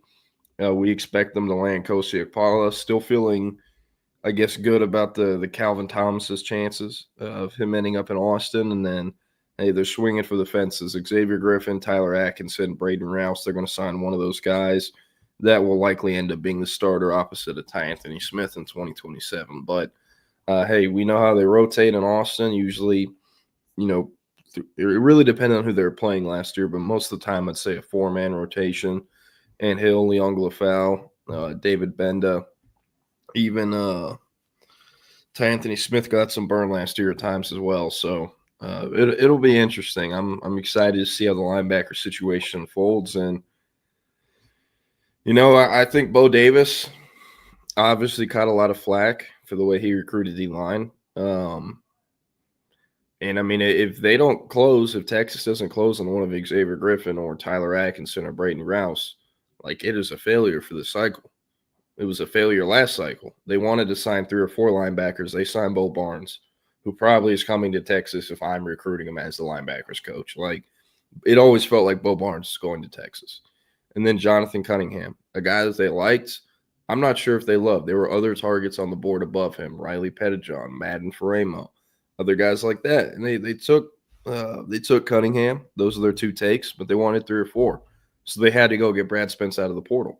This year they need 3 or 4. Feel great about Kosi. Would expect Calvin Thomas to end up at Texas as long as he's a take. We've heard he's a take.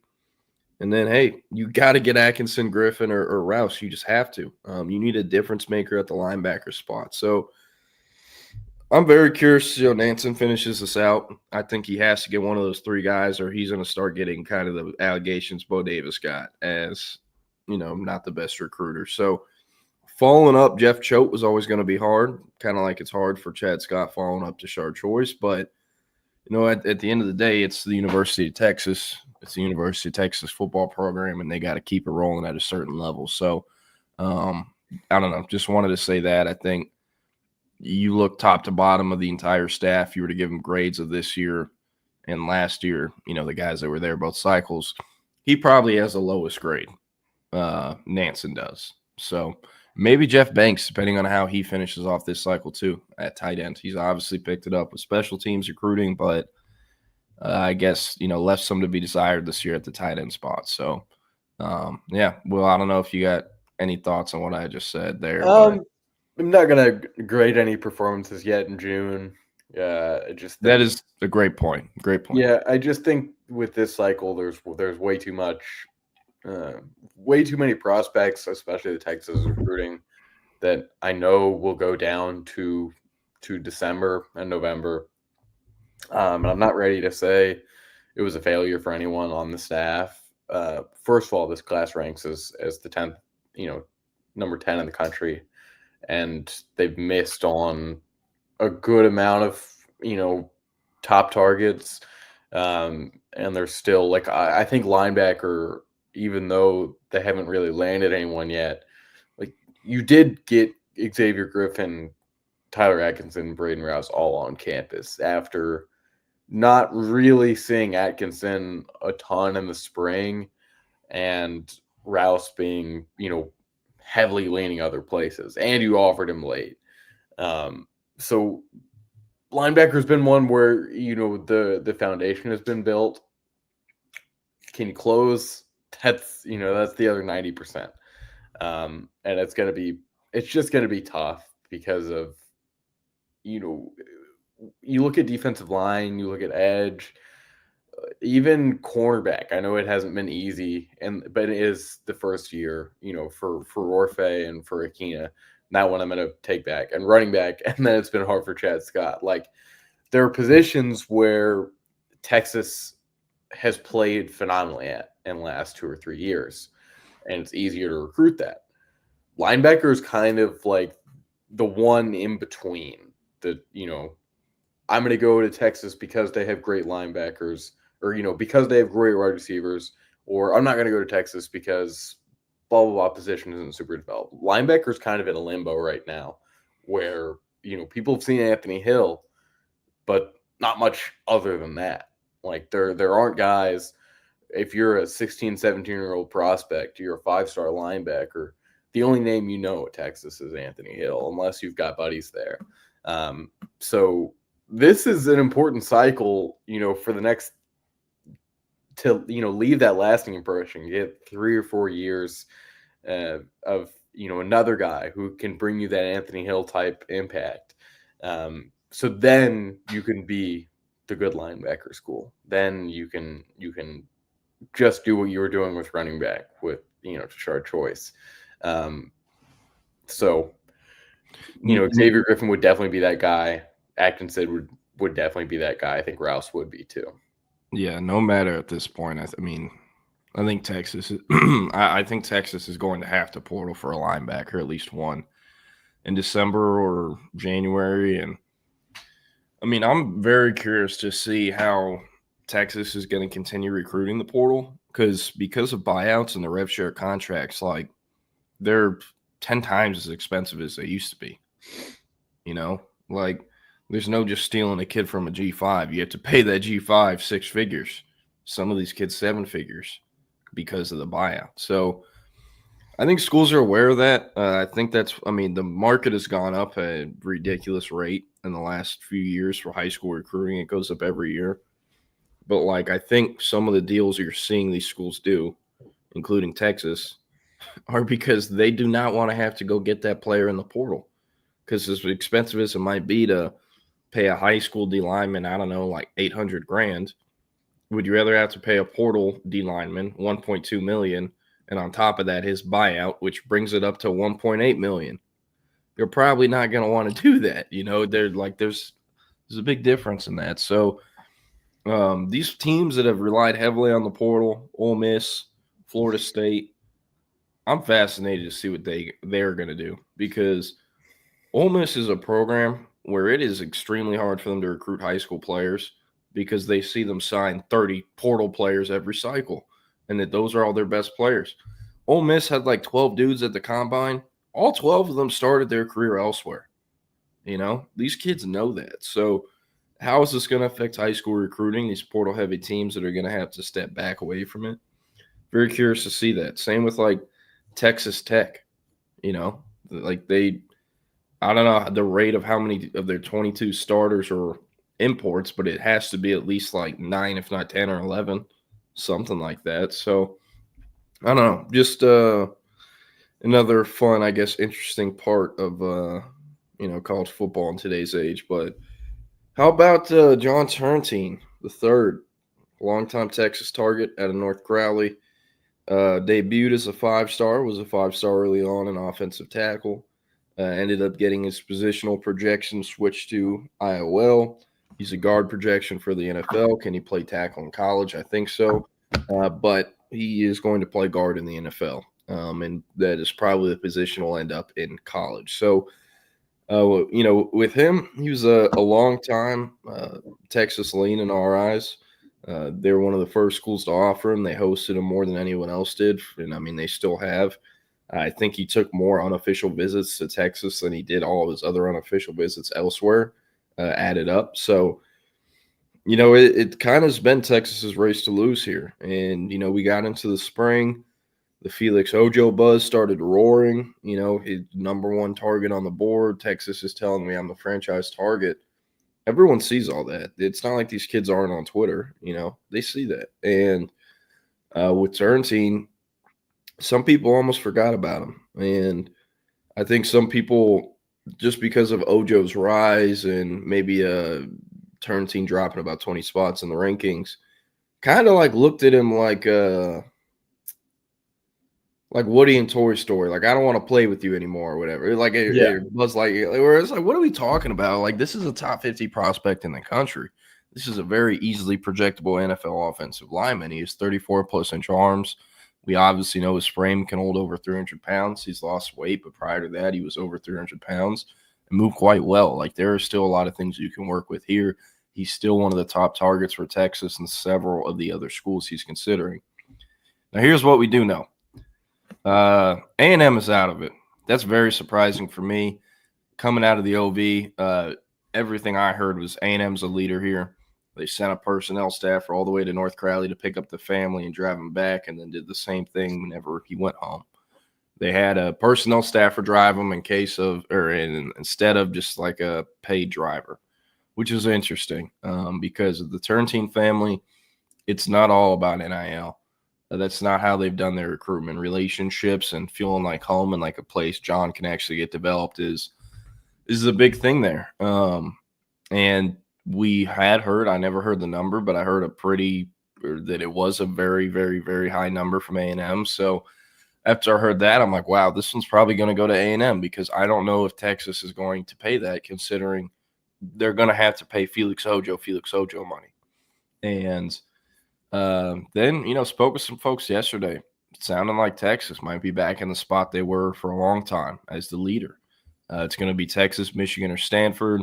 He's still on track to commit on the 4th of July. And, I was talking to did I bring up the Michael Fasusi? Yes, I believe you did yesterday. The comp yesterday, yeah. Mm-hmm. Like that's what it feels like, where Texas was his first love, then the leader for the long time as an underclassman. Kind of got shaken up, and now it seems like it's back to Texas. So I like the chances of John Turntine committing to Texas on the 4th of July.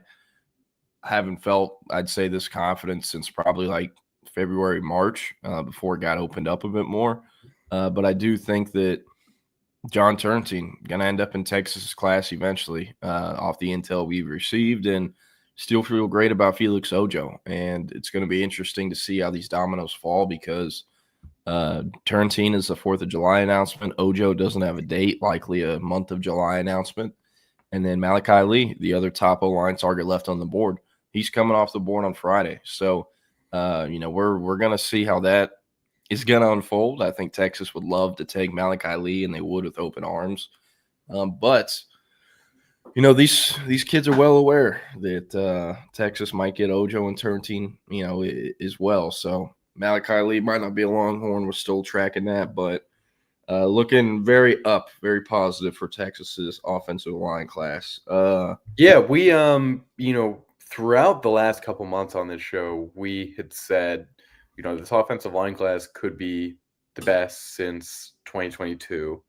I think on paper, looking at the rankings, it'll be less signees on the O-line than 2022, but on paper, it will be a better class by looking at the rankings. Because a two-piece of DJ Campbell and Kelvin Banks is pretty hard to beat. And as good as we think Ojo and Turntine are, that's it's going to be a tough task. Considering one guy was 3 years in, 3 years out, started damn near every game he played at the University of Texas, and then got drafted, whatever he was, 8 or 9. And DJ Campbell will very likely be, walking the podium next year. But obviously, we think those, Felix Ojo has a 5-star projection. Turntine is right below it. And then when you add in, the two great depth pieces in Nick Robertson and Max Wright, Nick Robertson could, 3-4 years down the line, probably be the starting center. Max Wright, as I said, just a depth guy at this point.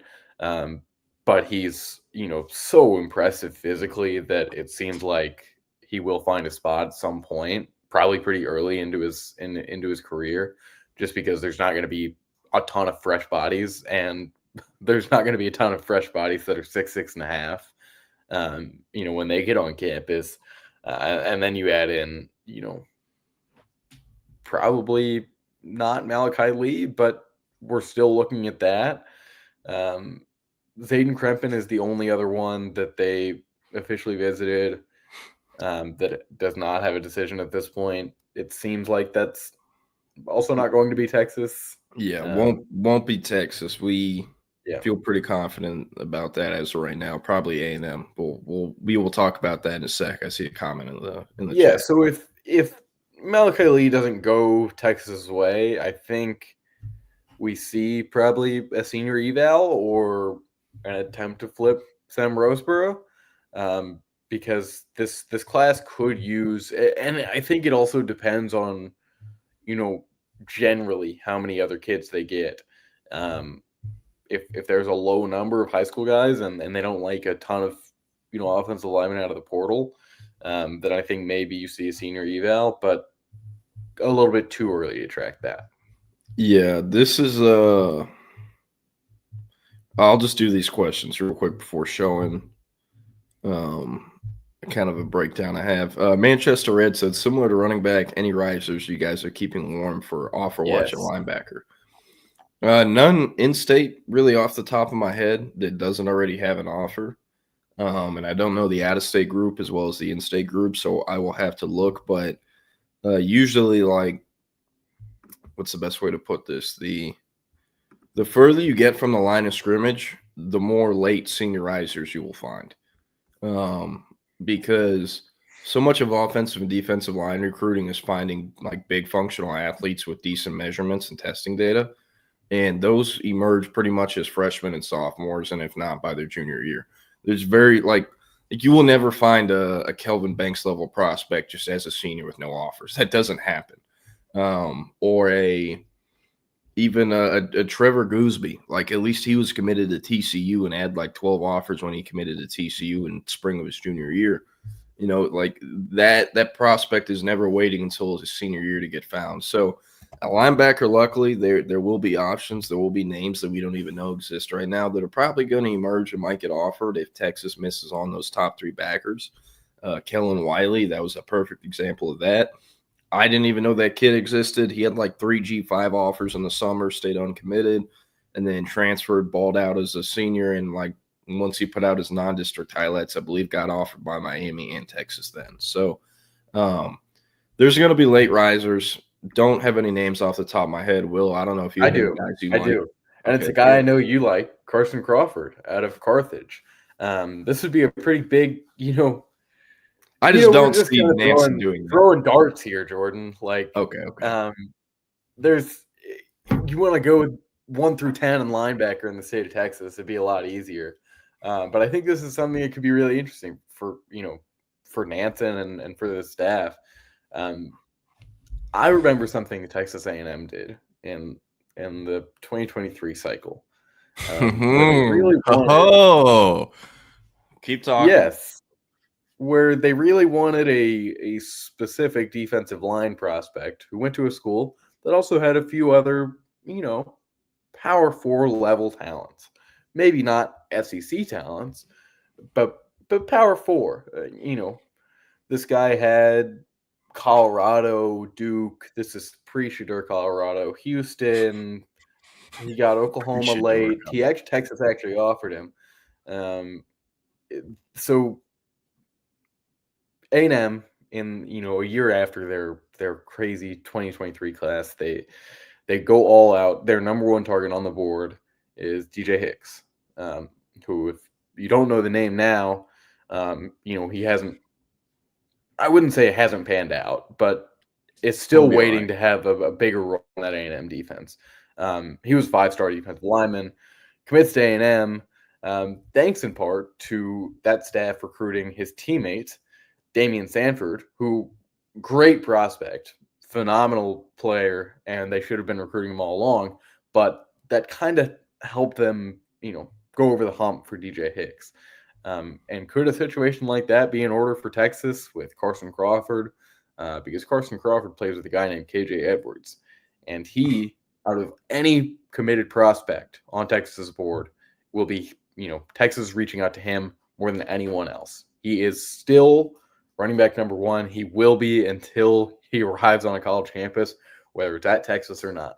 They're going to do everything in their power. In our eyes, that's seems like the only outcome to this is that they fight until maybe even after the buzzer for KJ Edwards. So, yeah. Hey, sorry, go ahead. Good. No, that's all I've got. I can't say on air what my reaction would be if Texas offered Carson Crawford, but I would like it. I just don't think it will ever happen. But I would love that offer. Like, in fact, I think Carson Crawford's better than Calvin Thomas, and I don't think it's very close. Now is in who has the higher floor and also who has the higher ceiling. I'm taking Crawford. Looking like we'll end up at Colorado, though. Shout out Texas State. They got him. They offered him early. They got him committed. And then he OV'd to Colorado. He's going to play for Deion.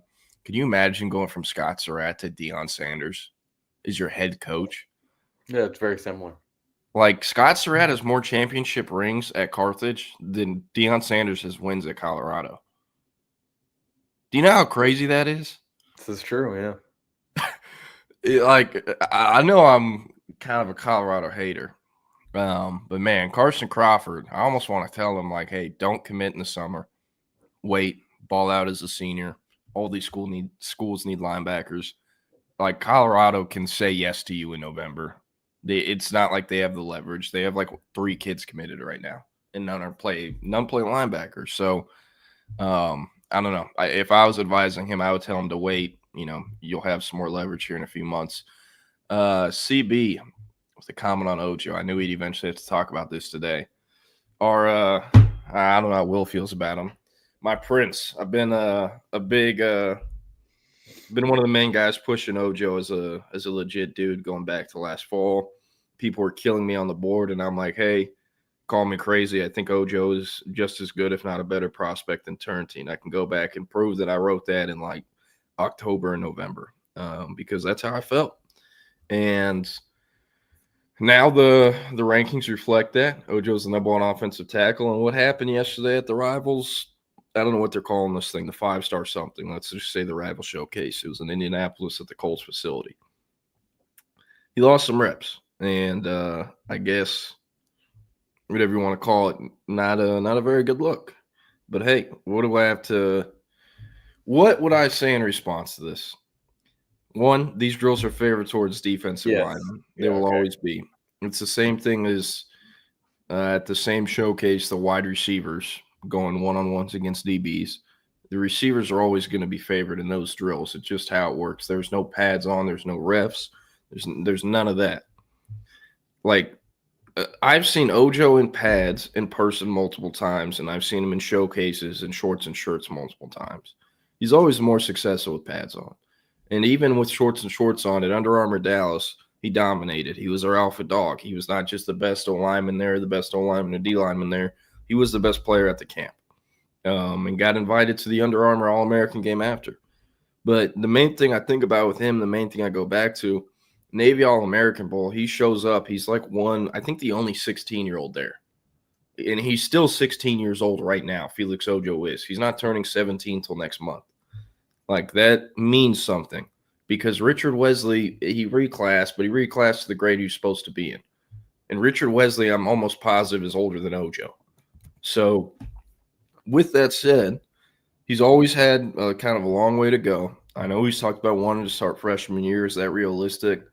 Probably not. He'll have a shot to do it. I think he can do it, but I wouldn't put money on it. And, you know, who are the main guys he lost to? Richard Wesley and KJ Ford.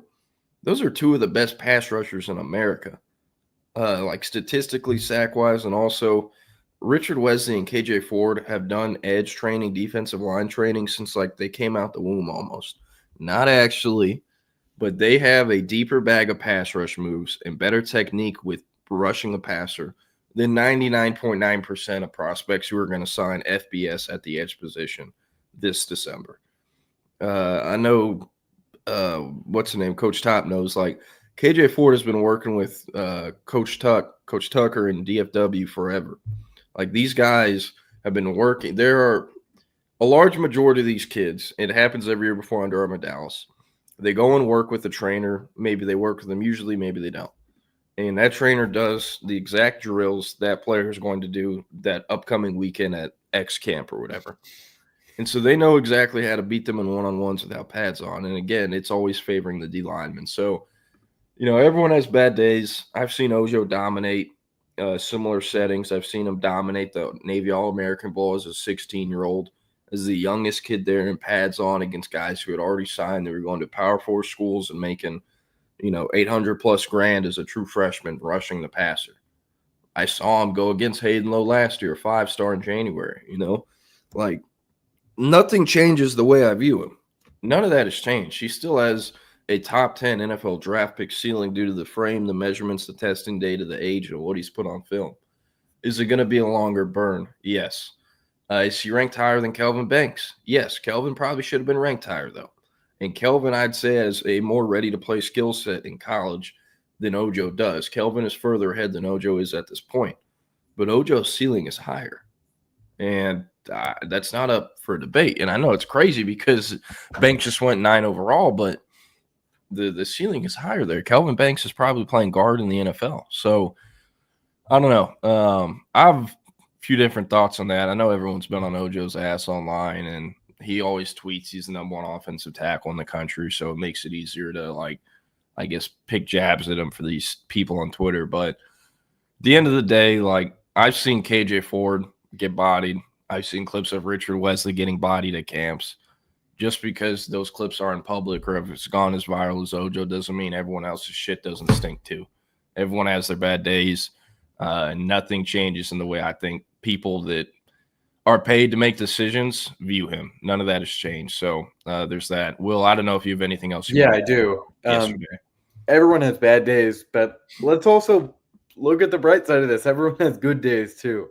Richard Wesley, you know, really putting some pressure on Ojo and a couple of the other guys there. This is, you know, very encouraging. I think the narrative around him has been rough in the last month and a half because of everything that went on with his Oregon commitment. And obviously that wasn't a great look.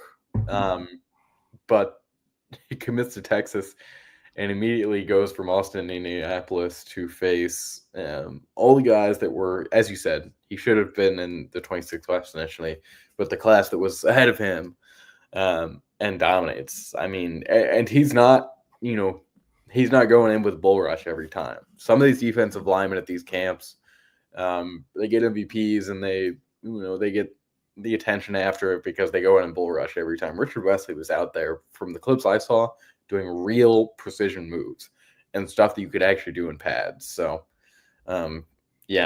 CB, I know exactly which one you're talking about, and I think that's the one I'm referencing. The game was Sunday. He's just very smart. You can tell, very smart defensive lineman. Like Texas and basically every other school focuses on the power in this day and age, just because you can teach to an extent the football IQ, but only to an extent. I think Richard Wesley is a guy that has it, more than you can teach it. So good to see. Good to see. Yeah. Nathan talking about Texas A&M and Zayden Krempin. He said, didn't A&M drop Zayden Krempin's buddy super late last cycle? It sounded like that was a huge issue with Krempin, but now he's leaning there. You are correct. They did drop one of his good buddies, Connor Carty. Was either a 2 or 3 year starter on the Prospero line. I know he started 2 years with Krempin. And they were good friends. Man, A&M dropped him. It was kind of ridiculous to me that they dropped him because it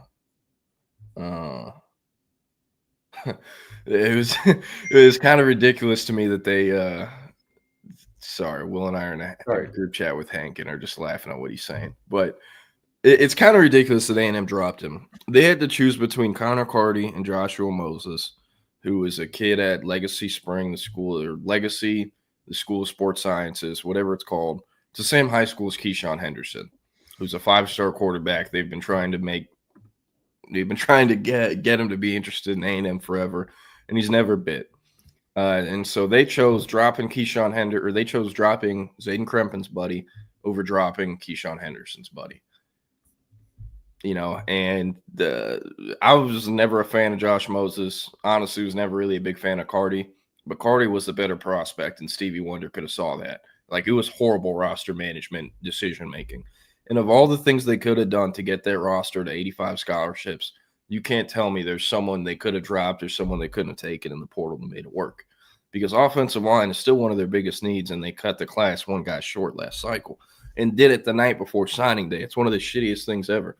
And he's doing all right. He signed to Tech. There's another Prosper Eagle out there in Ellis Davis. They're having fun in Lubbock. But, there's a reason that he chose A&M in the first place over Tech. That's where he wanted to be. And, he committed in like May or June, stayed committed. And what do? They dropped him the night before signing day after he stayed loyal and didn't take visits elsewhere. So, at first, I thought that would make a big impression in Krempin's recruitment. If I was a kid, I would have looked away at A&M and never visited again. But, hey, we all have different things. And early on, that's what it looked like it would be. It looked like A&M and Krempin were going separate ways. He gets back on campus in the spring. They get an OV. He tells me he has an OV scheduled, and then a few weeks later, I'm finalizing stuff with him to get a graphic made, and he's like, actually, that A&M OV probably isn't happening. I was like, all right. 3 weeks later, I see our A&M site writes a story, A&M OV locked in. So I guess there might have been something there. Maybe A&M got over it, smoothed feelings over. I'm not sure. Also, like, I never want to accuse kids of, or I should be careful how I phrase this. Like, everyone sees and hears about money in college football and thinks kids choose where they're going based off the money. That is not what is happening with Zayden Krempin. But I do know A&M gave him a high number. And when you get a high number, it makes it easier to forget about, what happened with your buddy. It's human nature. Any school with that, it doesn't even just have to be A&M. If Michigan did that to Connor Carty and offered something high, you're going to look at him a little bit differently and kind of forget about it. It's just how it works. So I don't know if it'll be A&M or Michigan or LSU. It sounds like A&M or Michigan. I don't know what happened with LSU, but one thing we do know is Texas has a lot of confidence it will not be them. So there's that. Did you see this video yesterday? I'm not saying his name, but Noah, the linebacker at Eastern Michigan. Yeah, I saw they were hyping the whole team up, getting them going. That kid's got to be good, because if I was one of the teammates, especially like an older guy, I think I'd be sick of that after about a day. Yeah. They got to come up with a new name for him or something. But Isaiah Young, I guess, could be a linebacker. He's interesting, like you said. Was one of those kids at San Marcos that got wrapped up in the RICO charge the UIL gave him, where they were suspended from varsity play for 3 years. So he's like been terrorizing JV opponents for 3 years. I'm pretty sure he committed to either Baylor or SMU. He committed to SMU, yeah. But he's visited Texas several times. I think if they offered, they could get that one done. But, I mean, kind of an undersized backer, 6 foot, 200 pounds. And, I mean, those kids at San Marcos are just kind of screwed. Like, you can't eval kids off JV film. You can extend an offer to a kid, but you can't take that kid unless you see him doing something of substance versus varsity competition. So, I don't know. It's interesting, though. There's a high school coach in that district who was telling me, so, you know, sometimes schools in Texas high school football, the freshman and JV teams usually play on Thursday nights, varsity on Friday. But some of these districts, some of these schools in these districts don't have their own on-campus stadiums, their own stadiums. They share a district stadium. So sometimes it'll overlap where the varsity and JV and freshmen are all playing the same night on Thursdays. And that happened with San Marcos.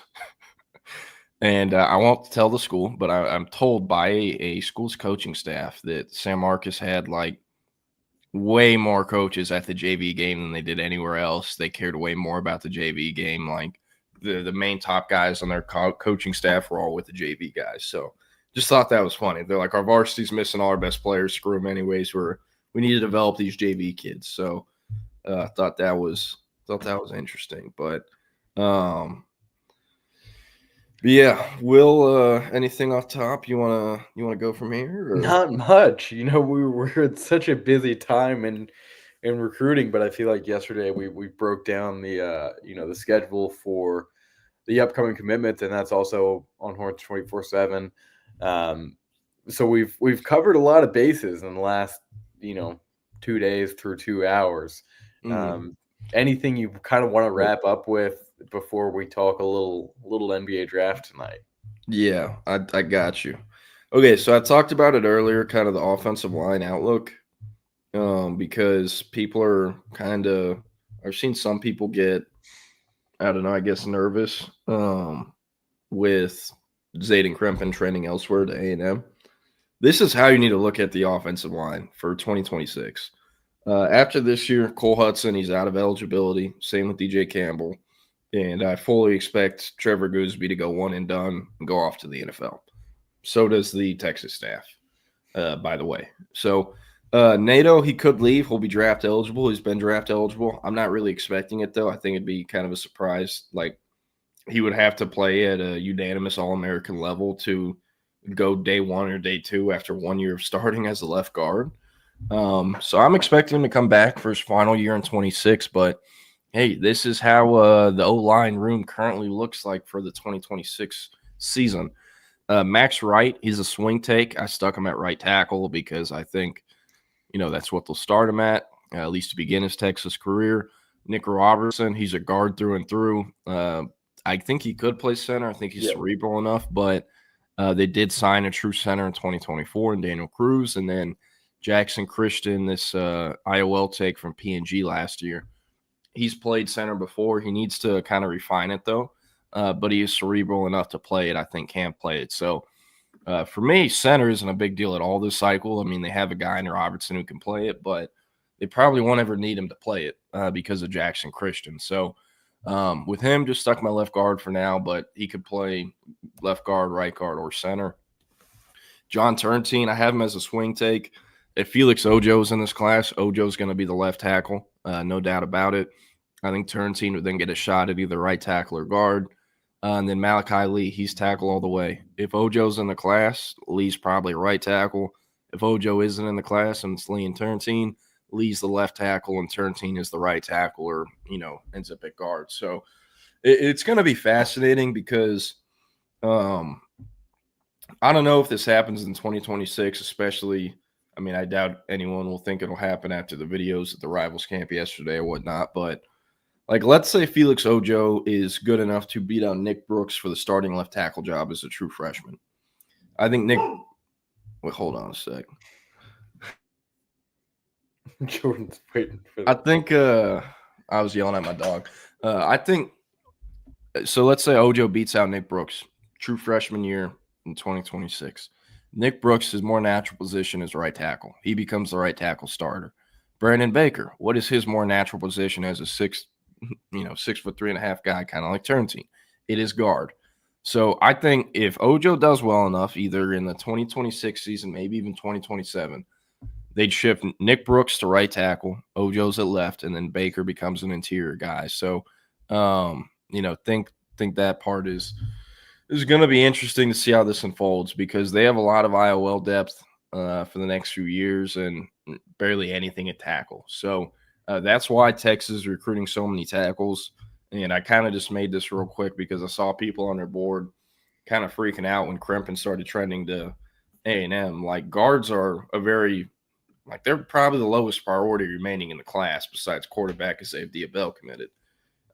So think they'll be all right at tackle, no matter what, and they definitely will be a guard. But hey, NBA draft tonight. Do you know what time that's at? It's 7:00. And man, this is like this year I'm actually more excited for the NBA draft than I am the NFL. And I've just gotten a little bit more into basketball as of late. Sorry, real quick before you break it down, give me your favorite NBA mock draft guy. Let's just Draft Express. Let's just go with the basic. I like the gentleman at the Ringer with Bill and Rosillo and everyone, but grew up on the Draft Express ones and sticking with it. I'm going to take a look at what he's got right now. Because I don't know if you've heard, Jordan, there's maybe the weirdest decision by a prospect that I've personally ever seen in professional sports. Ace Bailey out of Rutgers. Can you talk to me like I'm 5 years old? I've seen the headlines about it, but don't know anything about it. Just break it down for me from the jump. Ace Bailey, he's supposed to be a lottery pick, but he's doing some weird stuff with draft prep. So Ace Bailey should be the number 3 pick in this draft. He is the third best player. He was the second best player at Rutgers last year, and that makes you the third best player in the country. Obviously, Cooper Flagg at 1, Dylan Harper at 2, very likely to the Spurs. And then Ace Bailey to the 76ers at 3 made so much sense. He kind of extends their timeline. He fits in with that team. He can kind of, take the heat away from having to pay Paul George for a few more years. But he says, I don't want to work out for the Sixers. Please don't take me. And then over the last couple days, he said, well, I don't want to work out for Charlotte, who has 4, and I don't want to work out for Utah, who has 5. And really, I don't want to work out for New Orleans either. There's one team in the top 7 that I want to go to, and it's the Washington Wizards, which is just a very odd choice, given how the Wizards franchise has been run, forever, but especially in the last 10 years or so. He wants to go to a place where he can be the best player, if not, or at least a top 2 or 3 scoring option on his team once he gets there. He's right. He won't be able to do that in Philadelphia. They're pretty loaded. They have Tyrese Maxey. Embiid could be back. As I said, they have Paul George as bad as he is these days. Grimes, Jared McCain. That's a deep team. And I understand why, guys being picked number 3 wouldn't want to go to Philadelphia, and is why I think they will end up taking more of a project player and trading down from 3. Other than that, you gotta want to go to one of these teams. You can't just say, I only want to go to a playoff team. I only want to go to a contender. It's just not how this works. And eventually someone is going to take him. In my eyes, someone will take him tonight after not having a workout with him. He's only had a workout with one team. It was Wizards? I believe the Wizards the only one that he actually did. I know Brooklyn had thought about it, but I'm not sure they really want him. And the Wizards are very heavily connected to Trey Johnson. And it's going to be, if we get to 6 and Trey Johnson and Ace Bailey are both on the board, it's going to be very interesting. Yeah, that's probably the biggest storyline of the night. The Hornets. You see, the Hornets may be the one they could end up taking Ace because no one has wanted to work out for them. Why? This is another kind of just, I think Ace is kind of the reason this happened, where guys are saying no to workouts. They're saying no to workouts with the Hornets because they don't want to play with LaMelo Ball. Are you serious? I'm serious. This is like, it's been reported by several, NBA front office people, by several draft, experts. Prospects don't want to play with LaMelo Ball, don't want to play with Brandon Miller. And Charlotte, like Washington, has just generationally been a bottom feeder. Kneppel out of Duke is probably their guy. I think that's just an awful pick at 4. The funniest thing to me, go ahead. The funniest thing to me, Ace Bailey and his agent are like, we don't want to go to fucking Charlotte. We want to go to the Wizards. Like, what are we talking about? Why do they want to play for the Wizards? It's definitely a choice. The Wizards, I will say, and now even less, they don't have a true scoring option. They just traded away Jordan Poole, who averaged 20-some-odd points there last year. They traded New Orleans for CJ McCollum and Kelly Olynyk. Barf. Yeah, it's a gross trade. Good for no one, bad for everyone. Charlotte needs to do a lot of things. The first one is draft VJ Edgecombe. I'm telling you, after the second pick, if 20 teams aren't calling to try to get that third pick to draft VJ Edgecombe, who in my eyes was clearly the second best freshman in the country. I thought he was better than Harper and Bailey. And I did think he was better than Trey Johnson. I think VJ Edgecombe moves the needle for one of these teams. If he ends up at a Charlotte or a Utah, that's unfortunate because it's going to be hard to make those teams into playoff contenders. You have to be the floor at one of those places. Is you have to be Kemba Walker, you have to be Donovan Mitchell. Like there's a very short list of players who have really taken those small market teams to relevancy. I do think that the VJ Edgecombe was one of those. Ace at 6 or 7. It's gonna be a fun draft, Jordan. I think Trey Johnson gets off the board before 8. Trey Johnson should have learned how to rush the passer, 6'4" 3/4 with a 6'10" plus wing. I'm telling you, these guys are all these basketball guys. It makes the football ones look like regular Joes. Get your ass in the fucking get your ass on the line. Put your hand in the dirt. Speaking of Trey Johnson, where's he supposed to go? I know it seems like the consensus is like 3 through 8, with the Nets being like the 4. Yeah, I wouldn't say anywhere as close as 3. I do think 4 maybe in the question, but Kneppel to Charlotte seems kind of like a done deal. So then we go 5 through, I'm going to say 9, but really 5 through 8. Utah seems like a good spot for him. Utah will, in my eye, if Kneppel's not there anymore, they're taking either the Texas point guard or the Oklahoma point guard. So Trey Johnson or Jeremiah Fears. Jeremiah Fears is actually a year younger. He's Cooper Flagg's age. So he's, that'll be part of it. And Utah's already taken a lot of young guards. They've taken guards that have reclassed before. So wouldn't be surprised if they end up going the Trey Johnson route. At 6, I've already talked about the Wizards with, I do think Ace Bailey will still be there. If there's not a trade up. So if Ace Bailey is not there, that'll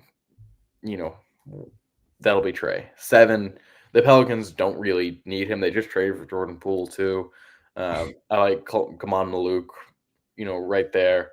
And then 8, Brooklyn. Brooklyn makes a lot of sense. So Brooklyn has 5 first-round picks. Brooklyn could be a team that trades up to, this one could be crazy, but they could trade up to 2 with San Antonio. Apparently San Antonio's asking the world for the number 2 pick. And Brooklyn, they have 5 first-round picks tonight. Just tonight. Like, they got in this Kristaps Porzingis deal and somehow made out of it with a first-round pick. So, they could route those picks to another team. San Antonio could get a star, even though they're not going to get Giannis and they didn't get KD. I think that could be the big trade that we see tonight.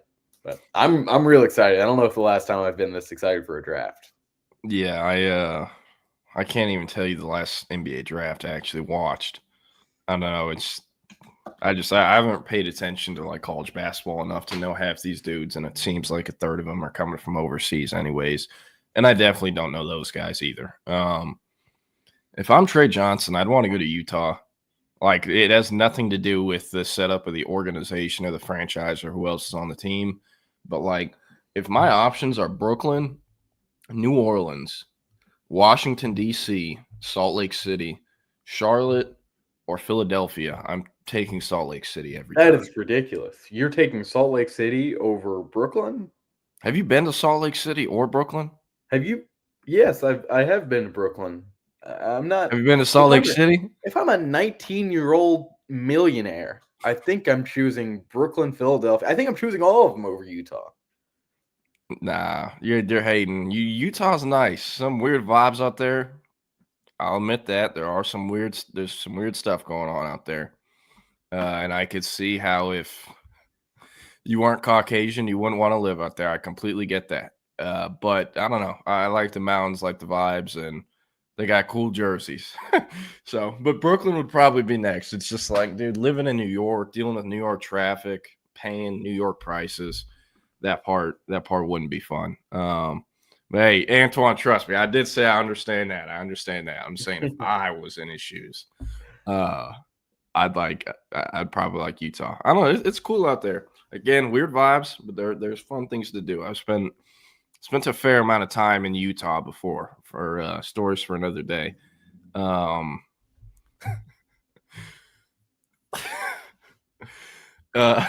Yeah, we're just gonna go ahead and wrap the show up. There you go, Nathan. Yeah. There, I knew it was coming. I double tapped Y. I lobbed it up to y'all. Y'all just had to dunk it home. But yeah. So we're gonna close it out. We will see you tomorrow. Planning on the only guy we have tomorrow is Jalen Lott, who's playing at State, and feel pretty confident at this point he will be a USC Trojan, Oregon Duck. And he is playing on Friday in playoffs. It will be one and done elimination. So y'all are kind of in on a conversation, I guess. But Will, are we thinking we got to see him tomorrow, or I think we will have to see him on Friday. I think we can take our time tomorrow, be here on this show, and then make our merry way over to College Station later in the day. That sounds like a plan. I'm gonna do my show here tomorrow, and then drive down there, getting dinner in College Station with an old friend, a fighting Texas Aggie as well. So looking forward to that. We will see y'all tomorrow. We are gonna get out of here. Up next, Steve Sarkisian sat down with our friends at Third and Longhorn to talk all things Texas football. This is one you don't want to miss. But hey, happy Wednesday, happy hump day. I'm Jordan Scruggs. That's Will Turboff. And we will see y'all tomorrow. Peace.